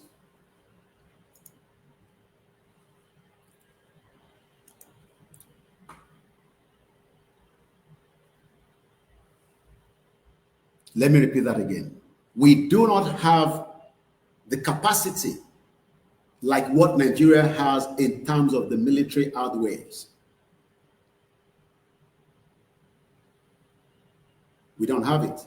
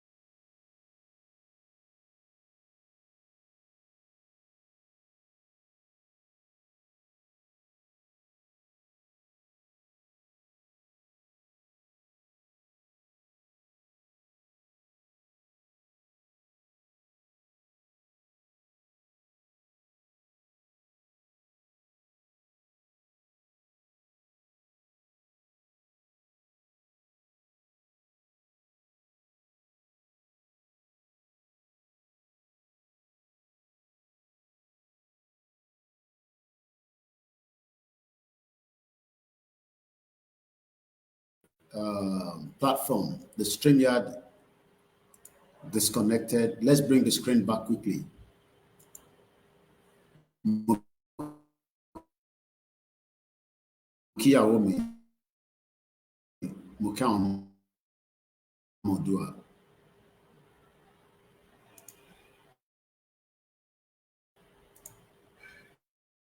Have everything that the federal government has.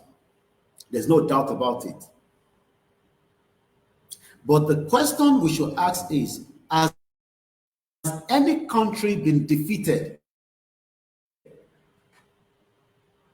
even without having the same thing as the government have it? Yes. Land. When they were fighting for their freedom, they did everything possibly best to defeat Britain, to get their power and their freedom, which they are enjoying. People fought for that. For you, mostly they travel láti London, they lọ bímọ sí Ireland, kẹ́ lè fi gbàwé. Àwa náà wá ní ẹ jẹ́ káwa náà jà ká gbára wa sílẹ̀. Èyí wá ń takò. Why? America fought for their freedom from Britain in 1774. Ẹni máa kú ló kú, ẹni tó kù ló wà láyé. Ìwọ wà l'America nísìn, o ti ní American passport. But ṣé o mọ̀ pé àwọn kan ló jà fún? Kí ló dé tá a ṣe fẹ́ jà fún tiwa náà nísìn? Kí àwa lè jẹ́nu ẹ̀, káwọn tó ń bọ̀ ní the next time lè jẹ́nu ẹ̀.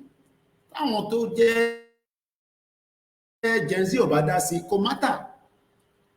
IQ wọn lè má lè gbé tá à ń ṣe yìí. Their IQ might not be able to take what we are doing. Àwa tí IQ wa débi tó dé, àwa ní ká help wọn, ká ràn wọ́n lọ́wọ́. If not, àwọn ọmọ tí a fi sílẹ̀ yẹn.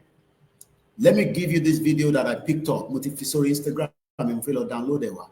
These are the children. Tó bá yẹ ká ṣe gbogbo kìíní tá a fi sílẹ̀, tó fi máa relax, àwọn ọmọ báyìí ló máa wá ṣe jàǹbá fún yín. Àwọn ọmọ tí a abandon nínú society.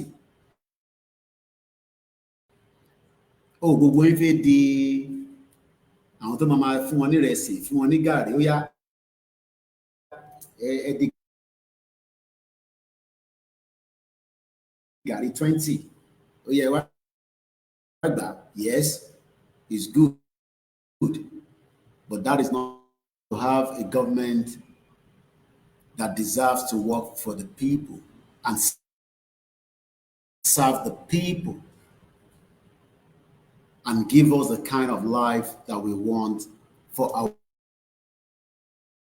people. Àwọn wo ni àwọn ọmọ Yorùbá? Yorùbá first before Igbo. Yorùbá first before Hausa. Yorùbá first before anybody.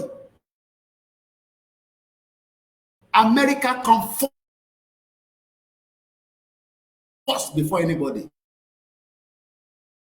America ò kí n fi ọmọ wọn ṣeré. You go to any nation pẹ̀lú wọn. America sọ fún Russia pé ọmọ wa kí ló fẹ́. Russia ní àwọn á fún yín ní spy. Ṣé wọ́n ní ìwọlé kí ló ti wà lẹ́yìn ẹ̀? Kí lè rò pé Britain ò ṣe dá sọ̀rọ̀ ní America nù? Wọ́n mọ̀ pé passport táwọn fún yẹn ó useless mọ́ lọ́wọ́.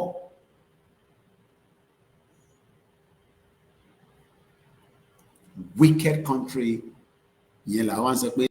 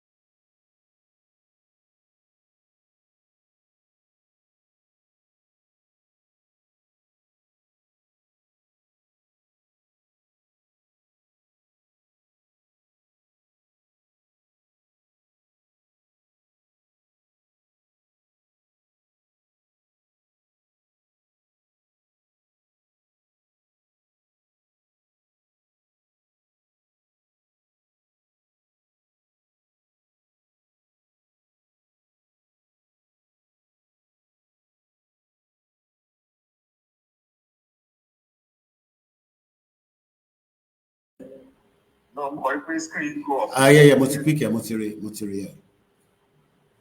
All right. Fake Yoruba people. Agbe gbogbo ẹ̀ sọ́wọ́ Jésù wá stupid. Ẹ má ẹ ká lọ develop in ta máa fi defend ayé wa. Kẹ́ tó máa wá Jésù àtànábì. Israel ti gbọ́n tiwọn. Àwọn tí mọ bó ṣe ń lọ. Saudi Arabia gbogbo tán invest láyé wọn nígbà àjìtọ́ ṣe tán wọ́n gbé odindi kìíní missile kìíní kan síbì kan ní Saudi Arabia. Àwọn ṣe gbé síbẹ̀ wọ́n ṣe sọ pé Allah Akbar inshallah béèyàn kan bá fẹ́ yin bọ́ǹbù wá síbi tí ẹ ti fi ṣe ájì kí alukurani kó dá padà. Fake people, pretenders.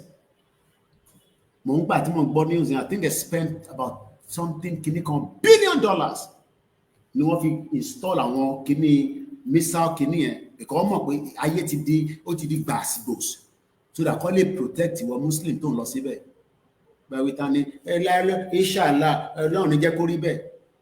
We are living in denial. Ẹ jẹ́ ká gba Yorùbá nation ká lè defend it pẹ̀lú blood wa. pẹ̀lú blood wa tí mo mí pé brain ọmọ Yorùbá ká protect research kan máa ṣe tó yẹ pé àwọn weapon kan wà tó yẹ pé ẹ tó bá fẹ́ wá pa wá ká evaporate kó domi ká dà sínú àwọn farmland wa kó di manure síbẹ̀. Mélòó láwọn tó ń wọnú igbó yín tẹ́yìn wá ní ẹ fẹ́ wọnú igbó lọ pa wọ́n wọnú igbó kó lọ pa wọ́n ṣẹ́ ní gbogbo materials mo kí ẹ máa gbé wọnú igbó kó lọ pa Fúlàní ìwọ tó fẹ́ lọ pa Fúlàní ìmọ̀ tó ń ṣe OBS streaming at the end keeps cutting out fídíò tí mo fẹ́ lò gan àwọn ará Benue eléyìí nísìn eléyìí ní ó ní at least 20 family members ló kú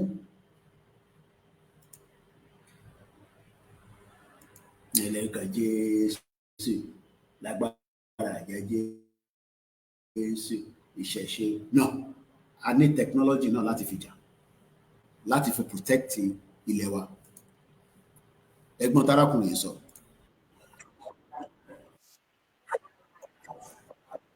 There were 20. That is my own family members. I'm not talking about any other thing. That's my own family members. This is my store. Those shops are my stores.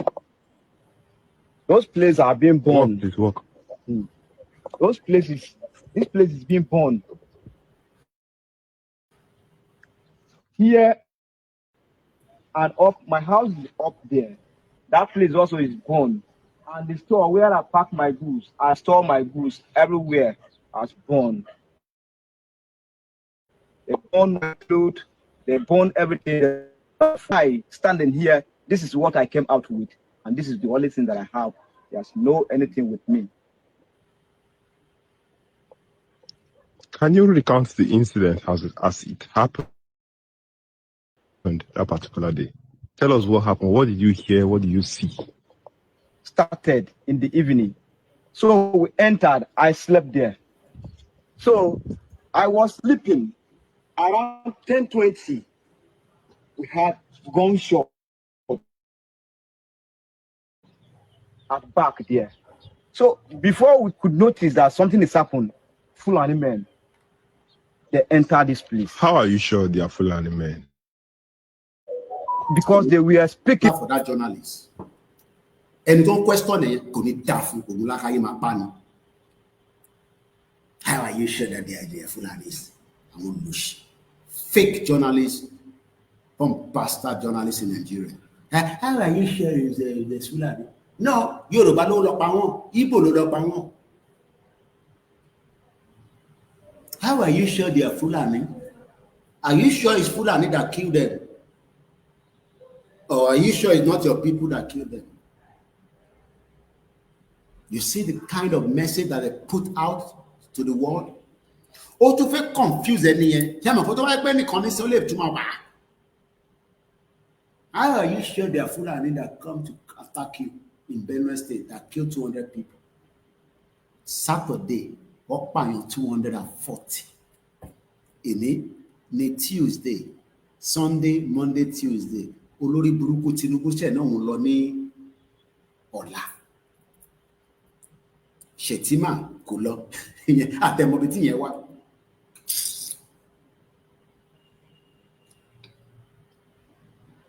How are you sure they are Fulani? Are you sure it's not Koikimedia that sent people to Benue State and fight all the Christians? Are you sure it's not Igboho? She terrorist in Igboho. Moke, you innovate. Moke on staff me.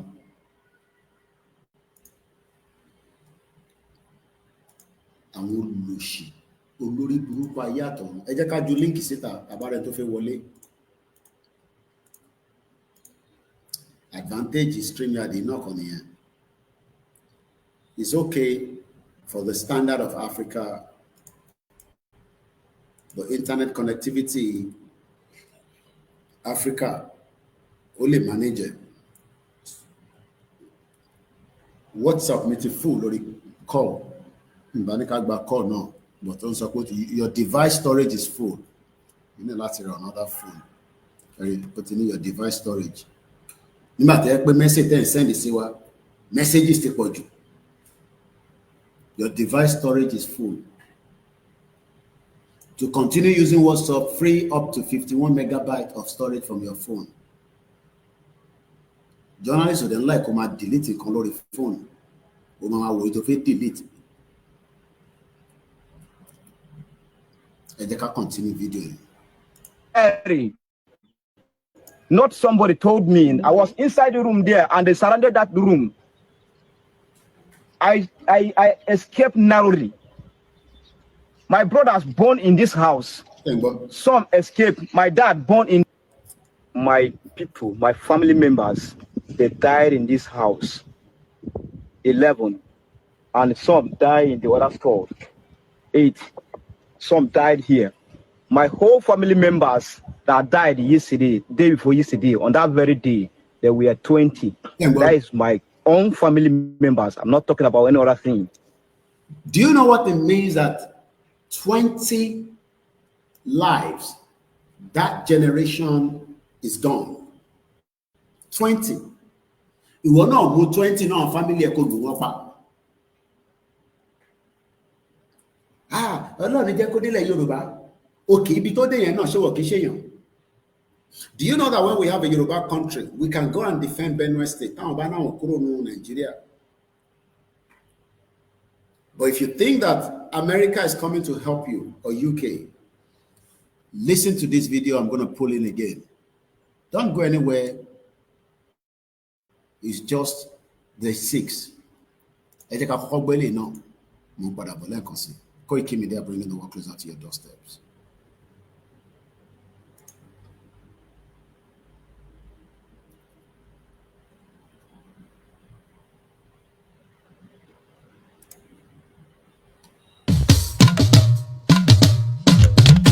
Rain on the mix. Gbogbo Yorùbá pátá lé lóko náà sọ pé èdè wa jọ wá lójú. Láparapọ̀ dá dúró, Yorùbá nation will stand. Gbogbo Yorùbá pátá lé lóko náà sọ pé èdè wa jọ wá lójú.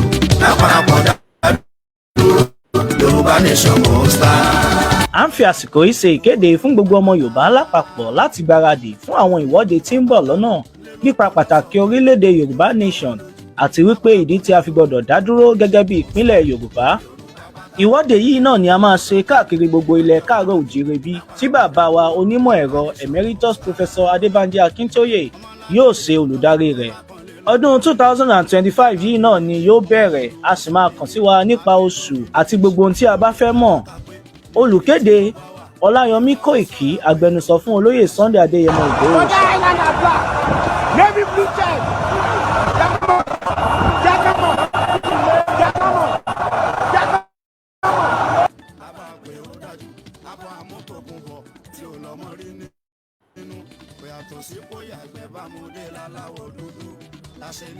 Tẹ̀lé lórí so gbogbo ọmọ Yorùbá àtọ́fà ní Yorùbá àti ìjòyè wọ́n láwọn ò fara mọ́ kí Fúlàní máa jí wa gbé wọ́n máa jẹ oko wa kọ́ máa dà wá láàmú.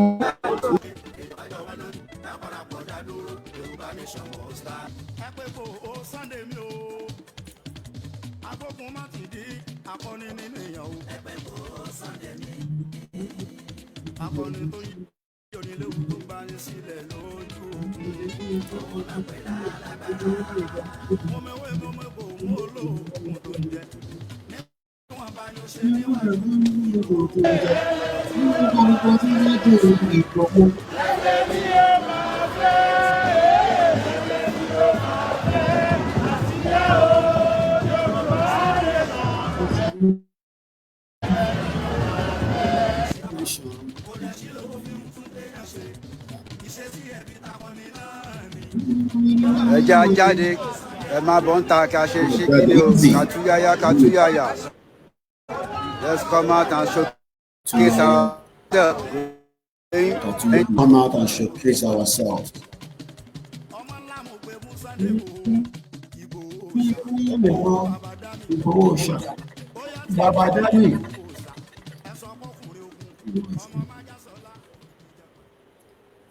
Okay, gbogbo ọmọ Yorùbá, and welcome back as we continue. And tó bá fẹ́ ní information tẹ́ fi send, ẹ lè send ẹ sí the Yoruba Nation Radio and or all Yoruba Media. Ó wà important pé kẹ́ ní gbogbo numbers yìí lọ́wọ́ as you are going out every day as mandated by the leader of the Yoruba Nation Self-Determination Group. Mo kí gbogbo ẹni tẹ́ ṣe darapọ̀ mọ́ wa, mo kí àwa Princess Adekoya, mo kí bàbá wa Yonkan, ẹ ṣé gan ni ẹ kú àdúró tí kọ́lọ́run bá mi dúró tì yín. We love you, we appreciate you. Mo kí Multi-Faith, mo kí ẹgbẹ́ Ìfẹ́lódùn, mo kí àwọn bàbá wa ti Yorùbá jí máa sùn. Gbogbo yín náà la kí aláìyọ group kankan sílẹ̀. Group kan rẹ̀ ju group kan lọ. Gbogbo wa la níṣẹ́ tá à ń ṣe. Mo kí gbogbo àwọn tí wọ́n ń tò látòkè pé kí ó bá ní àṣeyọrí. Ilé nísìn Yorùbá Nation Ọ̀yọ́ chapter gbogbo iná la kí different groups. Now ẹ jẹ́ kí n worú group yìí nísìn 51 members ká tẹ̀ sọ pé 20 wà labroad tó dẹ̀ pọ̀ yọ ní gbogbo ilé ìsọpọ̀ àwọn wà nísìn. Níbo ni gbogbo àwọn ilé wà nísìn ó yẹ kó lè jáde. So each group náà gbọ́dọ̀ máa mandate pé báwo la ṣe máa ṣe tí a máa gbéra wa jáde. We have different coordinators. Connect with them and let us work with them for a successful outing. Má tún béèrè pé rally ti wà on. The rally is on already. Ẹ jẹ́ ká padà, mo fẹ́ gbé wa padà sí this contraction. Tá à ń sọ fún yín pé kò lè work.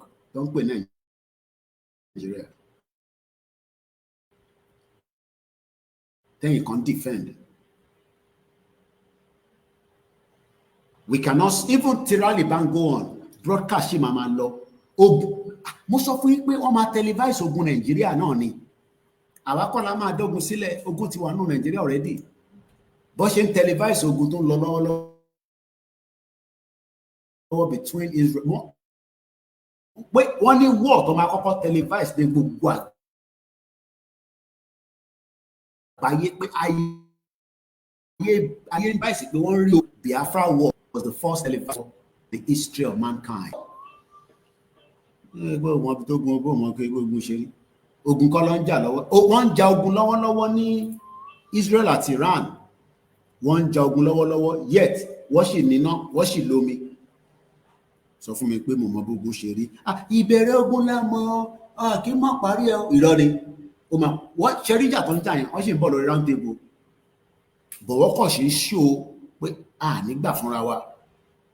I believe in the next couple of days, the two countries will be visiting each other in another country, and that country will then be the dialogue point.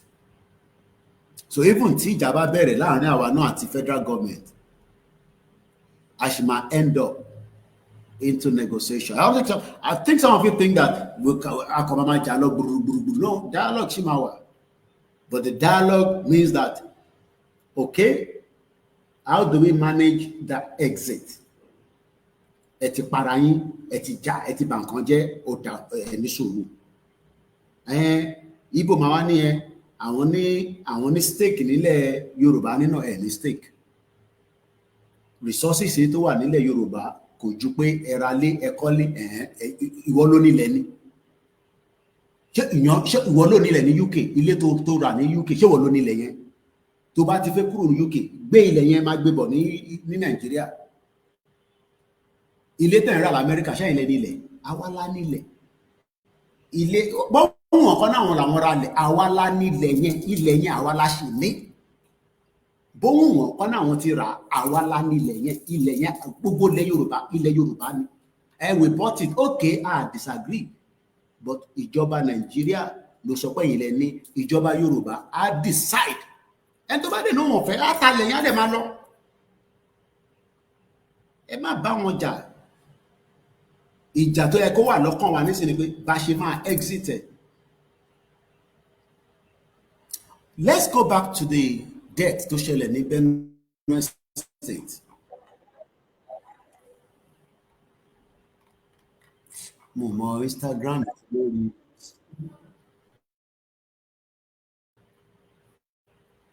it on the laptop. If you download video con.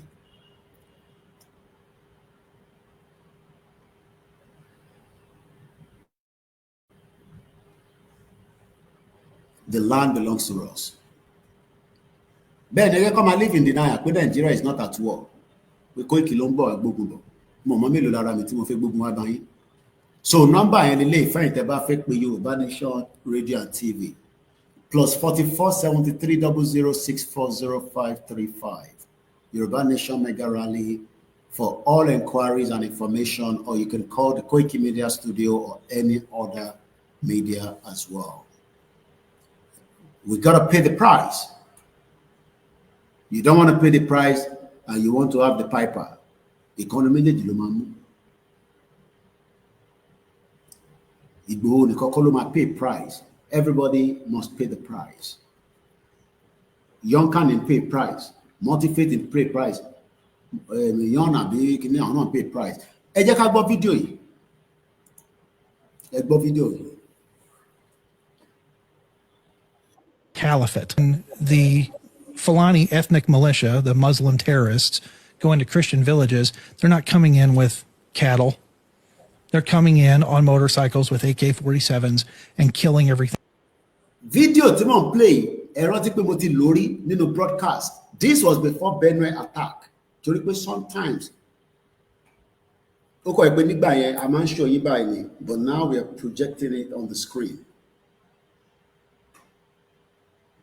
This was before the attack in Benue. Lárákùnrin yìí sọ̀rọ̀ pé ẹ̀yin Yorùbá tẹ́ wà nù Nàìjíríà ṣe normal. Get the hell out of this country. Wọ́n máa pa gbogbo yín tán o. Lórúkọ Jésù. Lágbára ẹ̀jẹ̀ Jésù wọ̀ nípa wá. Ẹ̀jẹ̀ Jésù ò ṣe stop wọn nígbà tó lọ sọ́wọ́. I'm just a journalist. I máa ń béèrè question tó máa trigger brain yín.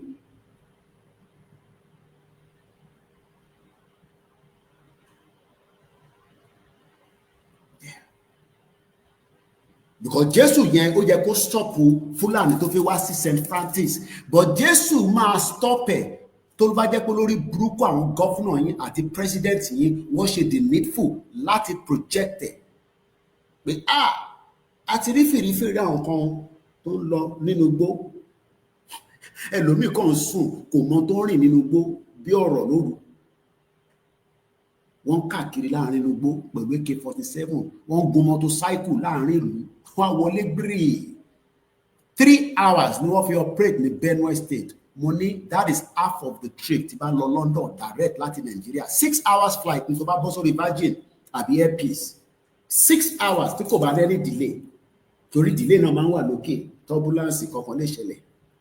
Traffic dẹ̀ tún lè wà. But 6 hours ni wọ́n wá náà operate nínú Nigeria for 3 hours. Olórí burúkú Tinubu yín wá ń sùn ń jí. Ìyẹn lè wá ní kí n máa ṣàdúrà fún. Ṣé èèyàn máa ń ṣàdúrà fún owó president bẹ́ẹ̀? Tó o bá tẹ̀ fẹ́ Yorùbá nation, ṣé kò yẹ kó tọ́jú ẹ̀yin tẹ̀wá Nàìjíríà? Ìwọ tó rí òpin. Mad people all over the place. Ìwà ní àbọ̀bọ̀ yẹn ó láyà bó ṣe ń sọ̀rọ̀ yìí. Gbogbo ala ní àyà. Wọ́n dẹ̀ ní àyà mi mọ́jú ògùn lọ. Mo ní ẹlòmíì inú yín ògùn tẹ́ ṣe sára. Ẹ kàn ń waste time ara yín ni. That's the way I see it. Because ẹni tó ti ṣògùn sára gan sef nígbà tó ní ká jáde báyìí ó tẹ kó tẹ ládùúgbò ẹ pé n tó wà lára yẹn ó ṣì wá tó fẹ́ lọ lò ní Freedom Park lọ́jọ́ta kọlọ́pàá yìnbọn fún kó fàyà gbà dumb bastard. Instead of us to be determined and move out now ó lóun ṣògùn ogun wọn lẹ́ṣẹ̀ àwọn lẹ́ṣẹ̀ máa food tẹ́yìn bá lóògùn lára ni èèyàn jáde síwájú lẹ́yìn kẹwàá máa ṣe Yorùbá nation kẹ́nìkan wá sọ fún yín pé Yorùbá nation tó ń ṣe yẹn kó wá gbá etí ẹ kó tẹ̀tí wá lọ́jọ́ ọlọ́pàá wà wá nà lóògùn yẹn pé bí awájú ilé ẹ̀ ni ó wà. Jókòó sínú inú WhatsApp group à ń pariwo a fẹ́ gba Yorùbá nation ṣé inú WhatsApp sọ fún yín gbogbo mídíà kó sọ̀rọ̀ ju bó ṣe ń sọ̀rọ̀ lọ ìtawájú ilé wa ló máa move sórí títì ló máa ṣọ́ọ̀tì system yẹn down. Orí social media kọ́ láti máa gba Yorùbá nation mo ti sọ yẹn fún yín kò bóun wà ká mọ́ present jù báyìí lọ ibi tá ti máa gbà orílẹ̀ wa ni. Ṣáwọn àwọn yonkan àti gbogbo àwọn churches tó jáde àwọn ẹ̀yin dájú wọn lọ. Kí ló dé tẹ̀yin náà jáde? Èèyàn mélòó ló ti pa nísìn ní gbogbo àwọn tó jáde yẹn? Even tó bá tẹ̀ jáde mọ́, wọ́n ti ṣe tí wọ́n ní kó ṣe. Tó bá tún ṣe sí extra ni, tó bá ṣe sí wọ́n ti ṣe àníyàn lójú before àdúrà. Mo láníyàn pé bẹ́ẹ̀ pé mo lówó nísìn kí fún Pásítọ̀ Agbọ́lá ní owó kó bá mi ra ráìsì kó bá mo mọ̀ lówó àníyàn. Mo nílò nínú yín ìrọ̀lẹ́ ń pa pẹ́ fẹ́ Yorùbá nation. Ìrọ̀lẹ́ ń pa mo rò pé fẹ́ Yorùbá nation. Igbola, Igbasa, Igbola, Igbosa, Igbola, Igbosa. But you're all liars. Farabalẹ̀ kó gbọ́n tẹ́rákùnrin yìí sọ. Fúlàní ò kì í ṣe àwọn tẹ máa bá ṣeré o. Pàyàn gidi ni wọ́n, pàyàn gidi. Àwọn fídíò mi wà tíyàn bá wò, má sọ fáwọn àwọn fámílì mi pé má lọ sórí status mi tó bá ní àyà àwọn fídíò kan wà tí máa ń gbé sórí status mi tó bá bá pàdé báyìí o lè má sùn fúnjọ́ mẹ́ta. Kò ṣeé ṣòro social media gbẹ̀gbẹ́ mi ní status mi.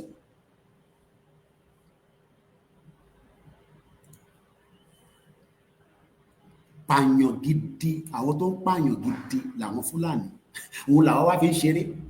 Àwa náà ń pe Jésù, à ń pe Muhammed, à ń pe ìṣẹ̀ṣe tí gbogbo àwọn babaláwo yìí ti compromise látòkè délẹ̀ pátá gbogbo wọn náà lọ́wọ́ lábẹ́ payroll. Ok, tàbá náà fẹ́ Yorùbá nation, ẹ jẹ́ ká fi Christian àti Muslim sílẹ̀. Kí ló dé tí bàbá Ifá bùn àbí kìíní kan tẹ́ máa ń sọ yẹn? Kí ló dé táwọn òṣogùn pé kí Fúlàní má wọnú ilẹ̀ wa?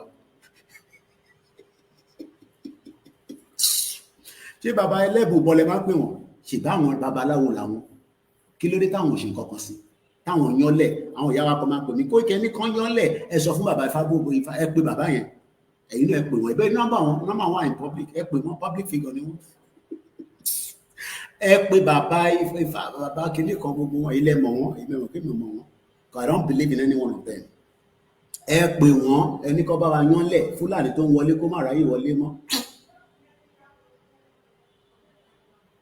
Tí a máa ní pé bàbá àwọn bàbá gbogbo àwọn babaláwo yẹn especially èyí tó dífá Aláàfin bàbá yẹn ẹ bá mi sọ orúkọ ẹ̀.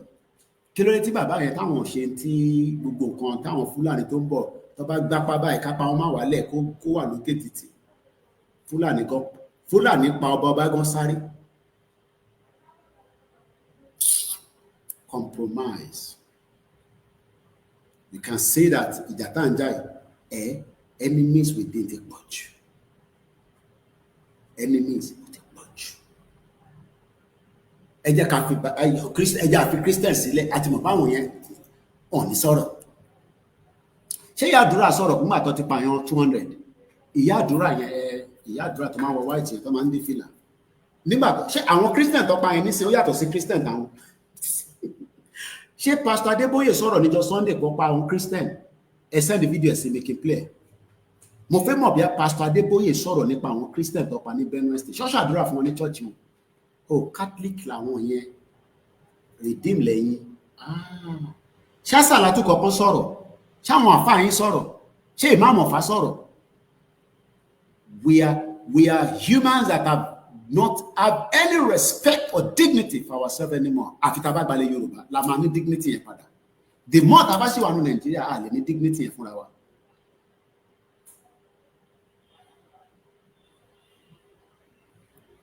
And you need the fear of government is why people are hiding their face.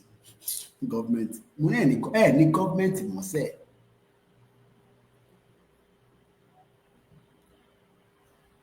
Tí yàn bá gbọ́n tí arákùnrin ń sọ pé Fúlàní ò kì í ṣẹran rírọ̀ o.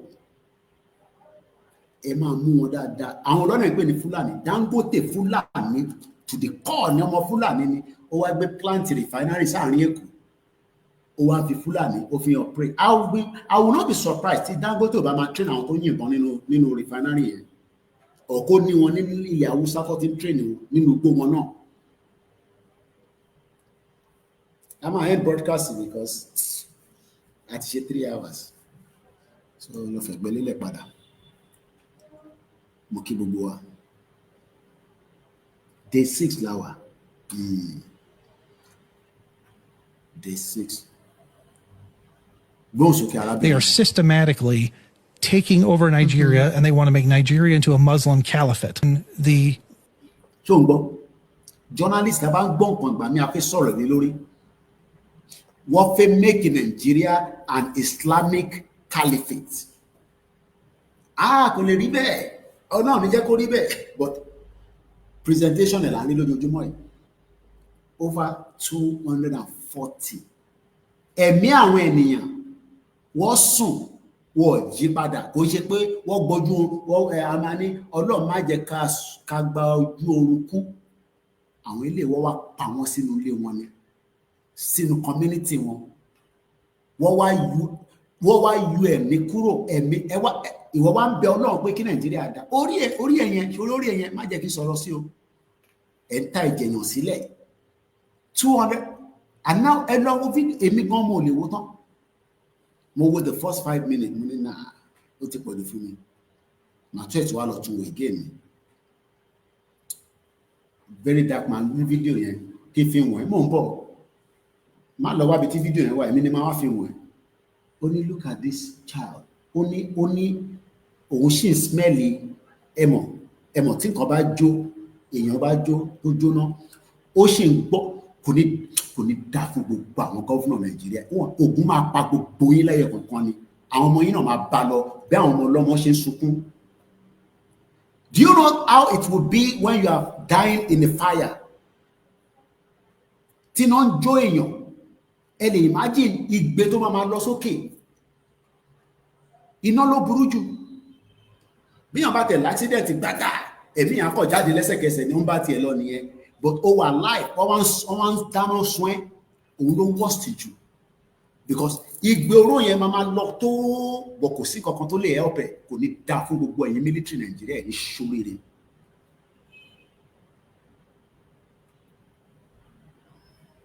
Wọ́n tún wá ń ṣe protest, wọ́n tún yin tear gas fún wọn. Yẹ play video kí máa lọ. Fulani ethnic militia, the Muslim terrorists, go into Christian villages. They're not coming in with cattle. They're coming in on motorcycles with AK-47s and killing everything that moves, and then destroying and razing the entire village. And yelling Allahu Akbar while they do it. Allahu Akbar while doing it. And has nothing to do with climate change. These are nomadic herders that have 500-year-old view of cattle farming. Nigeria was 70% Christian. Amazing. Now it's 50-50. It's 50% Muslim, 50% Christian. Because they've been killing. Because they have been going back to their systematic jihad. Now, look, Islam has conquered every civilization it's touched since 640 AD through 3 methods of jihad. 1, cultural jihad. We'll move in, we'll blend in with the population as we're a minority. Then they start gaining a population, having lots of kids. Then once they get a population, they do political jihad. All right? And cultural. Then cultural jihad. Then after political jihad, once they have the political cover to do the violence, they go into violent jihad and take over territory. And that is how they have systematically taken over all of northern Africa. Well, and what's particularly interesting when you dig a little deeper is that the Fulani tribe doesn't just exist in Nigeria. They're in Sierra Leone and Senegal and right across the border, right? I mean, throughout the center and east of Africa and west. And for some magical reason, every country they touch turns into war. Yes, and when you turns into genocide and turns into war. Every country that they touch. Ta ló fi go lẹ́ẹ̀kan sí ká tó máa lọ? Ṣé ká play lẹ́ẹ̀kan sí àbí ká máa lọ? Ẹ má gbàgbé ẹ support iléeṣẹ́ wa. Tẹ́ bá agree pé kí n play lẹ́ẹ̀kan sí, or I will end the broadcast and I will start going. Ṣé ká play lẹ́ẹ̀kan sí? Ṣé òyìnbó tó ń sọ yẹn ṣe gbọ́?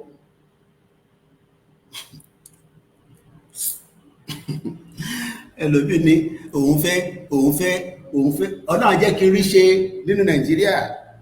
Màá bímọ ọmọ tó bí o tí mọ̀ bí Fúlàní ló fẹ́ pàdánù. Ilé tí máa kọ́ máa fáìn á ju Tabiola lọ, èyí Tabiola kọ́. ó dàwòrò gbáù tó bá sọ pé ilé MKO Abíọ́lá máa dàwòrò ọlọ́run máa ń pé ilé olówó máa ń dàwòrò ní tó lówó yẹn bá kú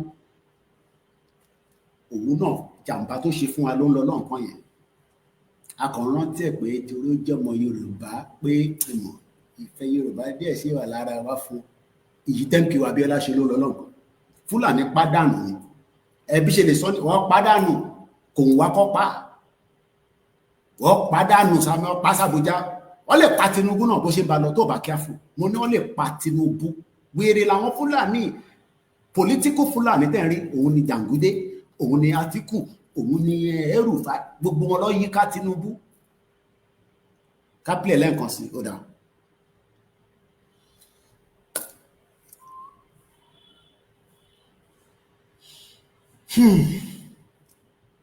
ọmọ Yorùbá jí má sùn wọ́n ní kápílẹ̀ lẹ́ẹ̀kan sí ká tó máa lọ.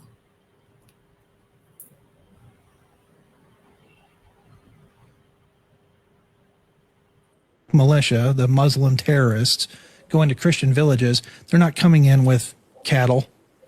They're coming in on motorcycles with AK-47s and killing everything that moves, and then destroying and razing the entire village. And yelling Allahu Akbar while they do it. Allahu Akbar while doing it. And has nothing to do with climate change. These are nomadic herders that have 500-year-old view of cattle farming. Nigeria was 70% Christian. Amazing. Now it's 50-50. It's 50% Muslim, 50% Christian. Because they've been killing. Because they have been going back to their systematic jihad. Now, look, Islam has conquered every civilization it's touched since 640 AD through 3 methods of jihad. 1, cultural jihad. We'll move in, we'll blend in with the population as we're a minority. Then they start gaining a population, having lots of kids. Then once they get a population, they do political jihad. All right? And cultural. Then cultural jihad. Then after political jihad, once they have the political cover to do the violence, they go into violent jihad and take over territory. And that is how they have systematically taken over all of Northern Africa. Well, and what's particularly interesting when you dig a little deeper is that the Fulani tribe doesn't just exist in Nigeria. They're in Sierra Leone and Senegal and right across the border, right? I mean, throughout the center and east of Africa and west. And for some magical reason, every country they touch turns into war. Yes, and when you turns into genocide and turns into war. Every country that they touch. Wow. Let us follow the instruction of our leader, Professor Adebanji Akitoye. And that is the day 6, as we might have more updates later on as well, as we continue to do exactly the information that has been put out. Let us abide by it. Let us continue to work extremely harder so that our goals and our quest can be achievable within the next 18 months. It is possible, it is doable. If they like, let them call us any name, whether it's the federal government, whether it's the outside country, the international country, African countries. Even Mandela was called a terrorist. Eventually, Britain recognized that Mandela is not a terrorist, and that means his statue is right opposite the Westminster right there in Britain. As they continue to say that Igboho is a terrorist, one day, statue Igboho ma wà níwájú Britain, níwájú Parliament wọn lágbára Ọlọ́run. And that is my wish. Again, as I leave us this morning, it is not too late. Work together in numbers, in groups, and forge ahead and make yourself visible for the quest. Fẹ́yìn tí ẹ fẹ́ jà, èmi náà fẹ́ jà. Èmi náà fẹ́ jà. Èmi náà wá bí ta ti máa bẹ̀rẹ̀ ìjà. But ìjà ò tí dé. But ìyẹn máa palẹ̀ mọ́ ogun. Torí tí ìjà bá dé, you will be able to defend it. But ìjà ò tí dé, and there's no need for you to be saying that they will not do exactly what is needed. So that you will be able to know what is available. Èmi náà gbáradì pé kíjà dé, tíjà bá ti dé, èmi náà dára, pé ṣe máa rí mi lélẹ̀, nǹkan ọgbọ́n tèmi lélẹ̀ as a journalist.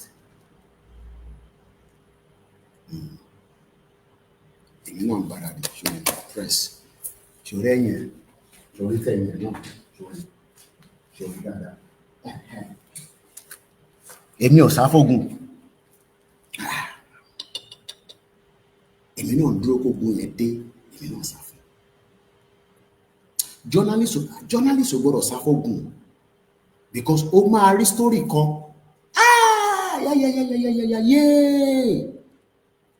Dẹ̀ ní bógun lọ. Okay? Keep your spirit high. Ó rò pé mo gbé kíní wá láti UK láti wá ṣeré ni. No. Mo gbé wá ṣeré. Mo gbé wá pé tó bá di gbàs oṣù ẹ máa rí mi náà níwájú yín bẹ́ẹ̀. Èmi ò ṣe àwọn tó wà tó ń jánu lórí social media tó wà níta tó ń ẹ̀fà àwọn yẹn sílẹ̀ ẹ̀yẹ́ kọ́ máa ṣe yà níyàn mọ́. Wọ́n ti sọ di comedy. Mo sọ fún yín pé wọ́n ti sọ Yorùbá nation di comedy. Àwa ká máa dúró tì í lẹ́rí yìí. Staff mi kan ti dé, èmi kọ́ mo ní kó padà, ó gba ticket, ó ti padà dé láti ìlú tó wà. Ó wà nínú ilẹ̀ Yorùbá báyìí nísìn. Warrior gidi ni, ó dira dáadáa kó tó travel, ó tún ń jà àmàlà àtẹwédú, media dẹ̀ ni, ó wà láàrin wa. Èmi tí mo jẹ́ ọ̀gá wọn, mo sọ fún wọn pé mo ò ní fi sílẹ̀. Àjọ máa wà ní war zone ni. Bẹ́ẹ̀ ni, jẹ́ kí ọkàn tán ẹ̀. Ìjà ló máa para dì, but eléyìí tó ṣì ní ká máa bá lọ ẹ̀ máa ṣe lọ. Okay? Ọlọ́run àdúró tiwa, Ọlọ́run àpẹẹrẹ wa. Má bẹ̀rù, má fòyà. Ìgbòho ń bẹ lẹ́yìn wa. I can assure you that. Èmi àti bàbá mi ṣì sọ̀rọ̀ lánàá. Ó dúró tiwa tán. Ẹ jẹ́ ká máa báṣẹ lọ. Ẹ jẹ́ ká wo lórí. Ẹ jẹ́ kó máa wò wá láti inú CCTV. Kó máa sọ pé yes.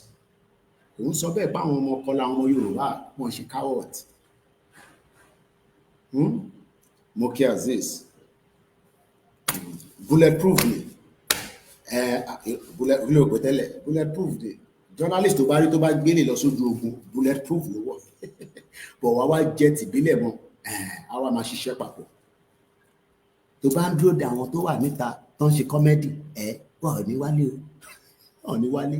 Comedy ni púpọ̀ nínú wọn ń ṣe nísìn. Wọ́n ti sọ Yorùbá nation, mo sọ fún wọn ti sọ di comedy. Sórí mi àtẹ̀kájọ wà nílé pẹ̀lú sórí Ṣákìrù yẹn, mo lè àṣọ ẹ̀ pé tó bá máa rí mi báyìí, èmi náà máa rí wà lẹ́gbẹ̀ẹ́ báyìí, àjọ máa wà lẹ́gbẹ̀ẹ́ ara wa. Àìtí ìlú àṣewà l'Áfíríkà. Bàbá ṣe tètè gbé, ló ṣe máa tètè yà. Bàbá kí tó yẹ mọ̀ kó máa dìjà. Ọmọ bàbá yẹn mọ̀. Bọ̀ máa ní mi mo sọ fún ẹ torí ìgbà ló máa ní Kóìkì ló sọ pé bàbá kí tó yẹ mọ̀. Èmi mo kàn ń sọ yẹn. Ìjà gbòs, jẹ́ ká ṣe lọ́ra máa ṣe lọ báyìí. Ojú ń kọ. Airport ní Israel nísìn kò ṣe gbà kọjá. Gbogbo plane wọ́n ti divert bam. Plane wo ló fẹ́ gbà kọjá nígbà tí wọ́n ń ju bọ́ǹbù tí gbogbo ẹ lọ lókè. Mo rí fídíò kan lọ́dọ̀ ìyàwó mi, ẹ mọ̀ pé mo ní ìyàwó kan ní India. Ìyàwó mi gan máa ní tí bá ti wo news ẹ̀ ìyàwó mi gbọ́dọ̀ yọ mí lẹ́nu. Ìyálé wọn nìyẹn. Tí bá náwọn ìyàwó mi, ìkan náwọn ìyàwó mi nìyẹn. Nígbà tó ń ṣe fídíò, máa play fídíò yẹn ó ti rẹ̀ mí nísìnyí mo fẹ́ lọ sùn. Kò ní rẹwà. Torí máa sọ fún ìyàwó mi pé sójà kò rẹ sójà, mo dẹ̀ ń sùn. Màá mú fídíò yẹn wá fún yín níta nírọ̀lẹ́. Tọ́lọ̀ bá jẹ́ ká tó lè padà wá. Ó ń show the 5 very powerful video ogun tó ń lọ. A máa televise ogun Nàìjíríà fún yín ni. Wàláì. Tí Nàìjíríà máa fi wọlé báyìí, ẹ máa wò lórí gbogbo mídíà. Bẹ́ẹ̀ ni máa rí nìyẹn. Ṣé mọ̀ pé plane kan wà lókè? Àwọn èèyàn wà lórí flight. Bẹ́ẹ̀ mi náà ṣe máa ń ṣe fídíò tí ẹ mọ̀ báwọn fídíò mi kan wà, ẹ máa rí mi lórí plane tí máa ń ṣọ́ ara mi, tí máa ń dẹ́ngẹ́, tí máa ń jẹ́ jọjọyìn. Ẹni yẹn wá ń show window view tó jókòó sí ó wá ń rí missile tó lọ lókè àwọn wà far away but ẹ mọ̀ pé tí wọ́n bá wà lókè ẹ ti lẹ́lọ́ àwọn fídíò mi yẹn mo gbọ́dọ̀ gbé kọ́lẹ̀ má bínú àdé ìṣẹ́ tó ń pè fún yín torí security reason ẹ gbọ́ fídíò yìí mọ̀ ń padà bọ̀.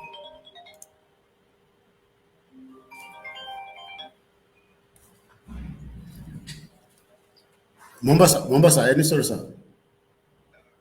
Any sir.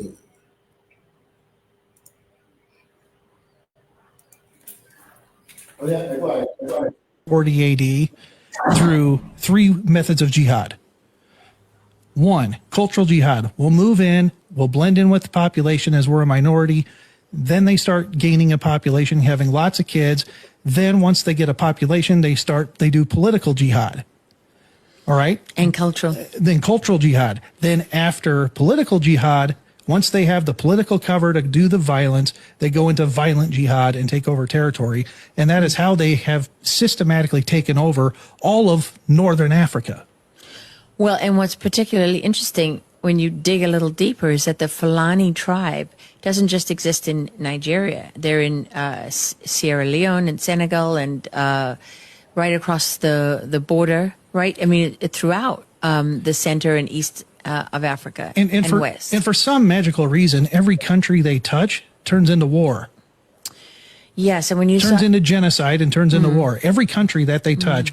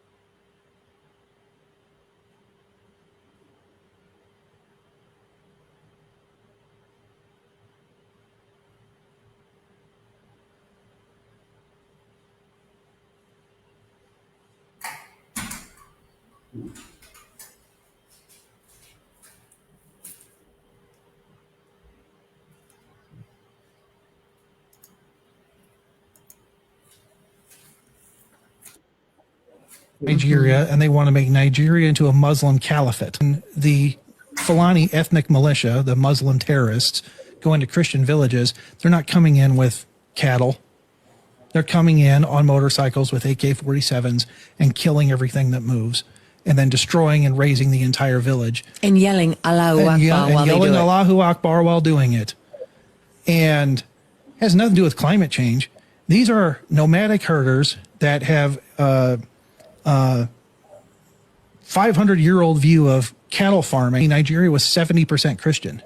Amazing. Now it's 50-50. It's 50% Muslim, 50% Christian. Because they've been killing. Because they have been going back to their systematic jihad.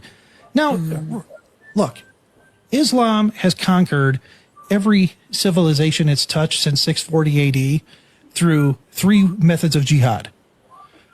1, cultural jihad. We'll move in, we'll blend in with the population as we're a minority. Then they start gaining a population, having lots of kids. Then once they get a population, they do political jihad. All right? And cultural. Then cultural jihad. Then after political jihad, once they have the political cover to do the violence, they go into violent jihad and take over territory. And that is how they have systematically taken over all of northern Africa. Well, and what's particularly interesting when you dig a little deeper is that the Fulani tribe doesn't just exist in Nigeria. They're in Sierra Leone and Senegal and right across the border, right? I mean, throughout the center and east of Africa and west. And for some magical reason, every country they touch turns into war. Yes, and when you turns into genocide and turns into war. Every country that they touch.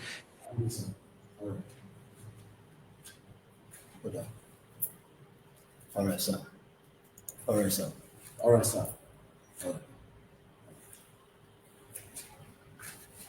Of Southern Kaduna. In fact, it is not only unable, it is unwilling, and we have good reason to feel that they are part and parcel of the killers. Let me make some revelations to you. That's a very big allegation, Dr. Obadiah. The government is part and parcel of the killers. Yes. That's big. Yes. Yeah. Okay. How would the government just say, oh, it is revenge killing and so on? Then you leave it there. Oh, because it is revenge killing and so on and so forth. The body language of this administration, the body language of the state government shows clearly that they have a hand in the killings. No doubt about it. Because, you see, General Abacha, and people don't give him his due. Do you think you would have tolerated such nonsense? And let me make some revelations, because some of us also have our own intelligence networks. Okay. Have met with some of the bandits.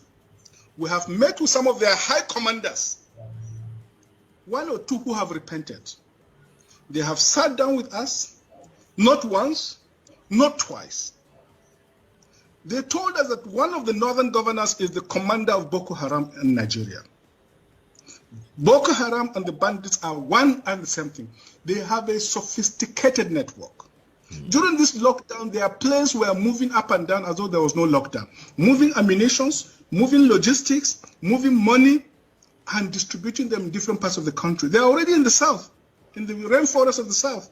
They're everywhere. They told us that when they finish these rural killings, they will move to phase 2. The phase 2 is they will go into the urban cities, going from house to house, killing prominent people. I can tell you, this is the game plan. By 2022, we want to start a civil war in Nigeria. Oh yeah, Egbos, okay. Ane Babawa Pastor Agbola, the General Secretary of Yonkan, to represent the Awamo Yoruba Christians. So to come apelu àwọn Kanini. They are useless. Èmi lèmi sọ̀rọ̀ kò ṣe Pastor Agbola, journalist lèmi. They are useless as tissue paper. Ẹgbọ́n sókè bàbá wa kó tó di pa máa tẹ̀síwájú láti parí ètò náà. Ẹ ṣeun bàbá wa, ẹ pẹ́ fún wa. Àmín. Thank you very much for your resilience, your relenting effort. That in push over the years, we do routine. Freedom is not overnight.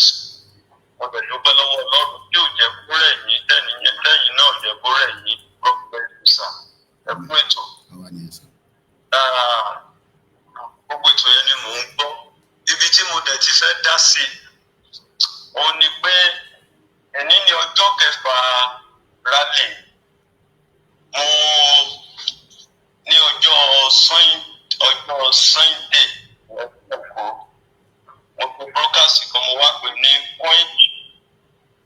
quench not the spirit of this official Yoruba Nation rally don lọ ẹ̀. Nítorí pé dára information donation in fact ìyá wa kan wọ́n dìde mẹ́sẹ̀gì mi pé kí ló ń ṣẹlẹ̀. Inú mi wá dùn lọ́jọ́ Sunday nígbà tí mo mọ̀ pé information náà ti tẹ̀yìn lọ́wọ́ tẹ̀ lọ gbé síta. Gbogbo àwọn tó ń sọ pé tani dáa. Àwádìí sọ pé kò rí bọ́n ṣe ń sọ́yìn. Tó a fẹ́ rọ gbogbo ọmọ Yorùbá wa ta ní àfikún nǹkan tí bàbá wa ti bá wa sọ ẹ lọ gbọ́ program àná àti bí àtúntò díẹ̀. So once we know our leader and the people we are following, that settle the matter. I mean the leader we are following, that settle the matter. Because there are some people that are not even qualified to be a follower, not to talk of the leader, and they want to make themselves a leader. Yẹ kó rí bẹ́ẹ̀. So a fẹ́ rọ gbogbo ọmọ Yorùbá. Ẹgbẹ́ ìta ń ṣe ní mẹ́ta ní mẹ́wàá lógún lọ́gbọ̀n ẹ jẹ́ kó máa tẹ̀síwájú. Ẹ má jà wẹ̀yìn wò. Kò ní sú wa, kò ní rẹ̀ wá. So ẹ ti gbọ́ lẹ́nu wọn pé bàbá wa mọ̀ sí bàbá wa kìíní bàbá wa kejì àti deputy left and right home and diaspora we are all involved. Ó dẹ̀ ń ṣiṣẹ́ agbára gbogbo àtàbá kí ni very very giving us a very good result. Tó a rọ̀ wá abẹ̀ wá ájọ ká tẹ̀síwájú. Òní ni ọjọ́ kẹfà mo máa ń sọ nǹkan kan ẹ̀wọ̀n ń sìn náà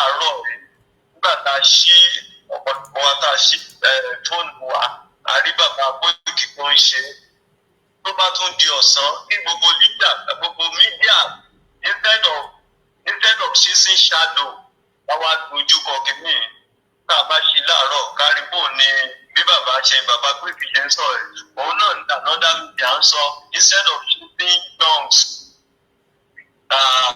ó máa pè wá gan so àtẹ̀lọ́ gbogbo akágbó bá káyé discourage ní ẹni tó jẹ́ adarí in one place or the other òun gbé weakness lójú òun gbé kò sí ní dáadáa because gbogbo bá tó ṣe ṣe plan ṣe lẹ́nu bí n sọ negatives kò tó yẹ kó rí bẹ́ẹ̀ ojú ò ní tí wa ọlọ́run á ràn wá lọ́wọ́ tó wá bẹ̀ wá rọ̀ wá ẹ jẹ́ ká tẹ̀síwájú nínú òkúta ìṣe if you cannot obey simple instruction how you go to obey instruction láti ẹ̀kọ́ kọ́ bẹ̀rẹ̀ èèyàn ń bẹ̀rẹ̀ nǹkan níbi tó máa parí ẹ̀ sí àti mu níbi pẹlẹbẹ nìyẹn ká dẹ̀ máa bá lọ ó dẹ̀ máa bẹ̀ sí ó máa bẹ̀ sí we should not discourage this thing that we are doing and most of them they were doing that probably maybe they are not being appointed to be this and that bẹ́ẹ̀ mélòó náà lẹ́lẹ́fẹ́ jẹ ìdánwò jẹ papọ̀ I don't know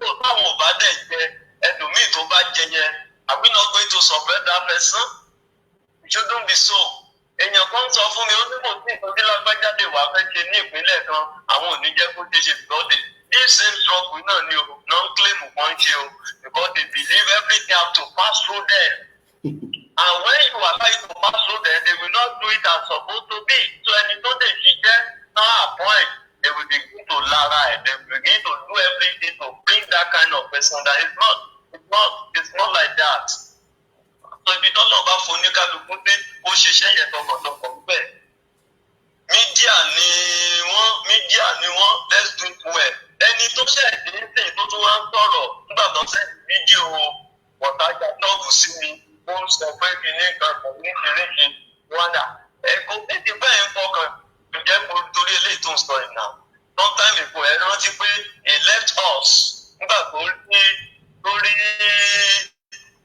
kinní kan bí oyin kò mọ̀ bọ́gàn fi oyin lẹ́yìn ní pé ìkorò ló wà bẹ́ẹ̀ but when nígbà tó dán tún padà wá people unstable kind of people náà lè dúró lórí ẹsẹ̀ wọn pé whatever it may take orí òtítọ́ ẹ̀ la máa dúró lé it is better to stand on truth on righteousness without getting anything that kéèyàn lọ máa lé àìṣòdodo kiri kó máa rí nǹkan bẹ́ẹ̀ ilé tán fi kọ́kọ́ nǹkan téèyàn kó jọ lọ́nà ẹ̀rú ó máa padà bàjẹ́ náà. So why should we be doing that? At the end of the day wọ́n tó padà ń gbà tán wá dé sìn wọ́n wá tani coordinator ọ̀ṣun tani president this and that. Bàbá Ìgbòho ìgbọ́n sí how do they know? So please gbogbo àwa tá à ń tẹ̀lé ìrìn àjò yìí we know our leader Probanji Akintoye we know his Baba wa Ìgbòho we know their deputy and àwọn ní ká dẹ́ follow wọ́n bá ṣe ń fún wa ní instruction step by step one after the other ká máa tẹ̀lé ká máa deviate lágbára olúmọ àbílẹ̀ ìrírí wa ojú òní sí wa this is the only solution fún wa gbogbo wa láti gbọ́n sí mo dẹ̀ bẹ̀ ọmọ Yorùbá ká má support evil we shouldn't ká má sọ pé torí ọmọ wa ló wà ń bẹ̀ they are leading us to destruction we should not support that kind of evil for èmi fúnra mi rẹ́kọ̀dù pé for good 48 hours ó lé Tinubu ìjáde kó wá sọ̀rọ̀ bá àwọn èèyàn kú ní Benue he did not come out to say something pé even ìgbà tó máa wá jáde èèyàn tó bá psychologically ṣe bá kọ statement yẹn ẹ rí i pé there is no solution there bí kíní ẹgbẹ́ bóyá there is a way out yẹn náà tó ń sọ fún gómìnà tó ń yẹ pé you need to surrender and dialogue with terrorists so that they can be how can they have the peace yeah so and already it's happening in Yoruba land it's happening already it's already with us eléyìí tó ṣẹlẹ̀ ṣé kò ti ṣẹlẹ̀ ní bàràbá ìgàngán ọ̀wọ̀ kò ti ṣẹlẹ̀ káàkiri so the only solution for us is our Yoruba nation ọlọ́run adẹ́gbà fún wa ojú òní tí o so àrọ gbogbo wa pátá nínú mosque nínú church ní mountain níbi gbogbo street méjì ká bẹ̀rẹ̀ sí ṣe ẹ má jẹ́ kí everybody wé wa dá gbogbo àwa tá ì tí ì ṣe ká mẹ́sàn-án bá lọ ṣe tiwa àwa tá a ti ṣe ká tún ṣe ká máa mú bọ̀ nínú mọ́tò ní everywhere this is a gospel now Yorùbá nation is a gospel, is the kingdom of God on earth that must be achieved. And we must agbọ́dọ̀ dúró pẹ̀jẹ̀ tó kù sára wa láti fi ṣe ìgbèjà àti ìjàngbara fún ilẹ̀ Yorùbá ẹ̀. On earth we are gone. Ọlọ́run ní jẹ́ ká gone. Ẹ ṣeun bàbá wa. Ẹ pẹ́ fún wa. And that is how far we can take this morning. Oda tí bàbá wa bá wa fi ohùn lé, mo kí bàbá wa, mo kí ìyá wa tí wọ́n ti lọ àmọ́ platform wọn ó ṣe operate Igboho Day. That is the late Mrs. Janet Fashake. Lẹ́lẹ́ ni ó máa fẹ́ kọ́nà bá àfọ̀hún kẹwọn pẹ̀lú gbogbo àwọn tí wọ́n ti lọ. A máa gbọ́ ohun Pope lẹ́ẹ̀kan sí, and after that I'll play the anthem and we will close the broadcast.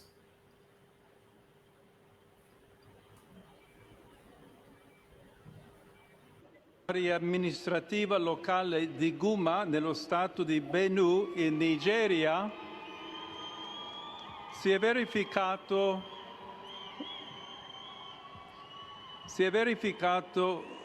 un terribile massacro in cui circa 200 persone sono state uccise con estrema crudeltà, la maggior parte delle quali erano sfollati interni, ospitati dalla missione cattolica locale. Prego affinché la sicurezza, la giustizia e la pace prevalgano in Nigeria, paese amato e così colpito da varie forme di violenza. E prego in modo particolare per le comunità cristiane rurali dello Stato di Benue, che incessantemente sono stati vittime della violenza. Wọ́n ní bàbá ìtì ó ti gbé ní Nàìjíríà rí, so that is also maybe the reason why he has a strong passion for the people in the community. That is the program this morning on the day 6 of the Yoruba Nation Mega Rally as instructed by Babakitoye. We're also saying to Tinubu, this is the country you want us to remain in. You are literally putting us in danger and our life is not safe. Thank you. God bless you. God bless Babakitoye. God bless every one of us from Igboho to every members of the Yoruba people, regardless of whether you believe in the movement or not. Politics is not going to save us from the Fulani jihadists. Yoruba country will protect us, will save us, and will protect our religion and our tradition, as we say. My name is Olayomi Koiki. You have been watching the Koikimedia live from our studio in the United Kingdom and our studio connected to it in Africa and likewise in Yoruba land. To all my staff that are working extremely hard, we appreciate, we love them. And on this note, I say bye for now.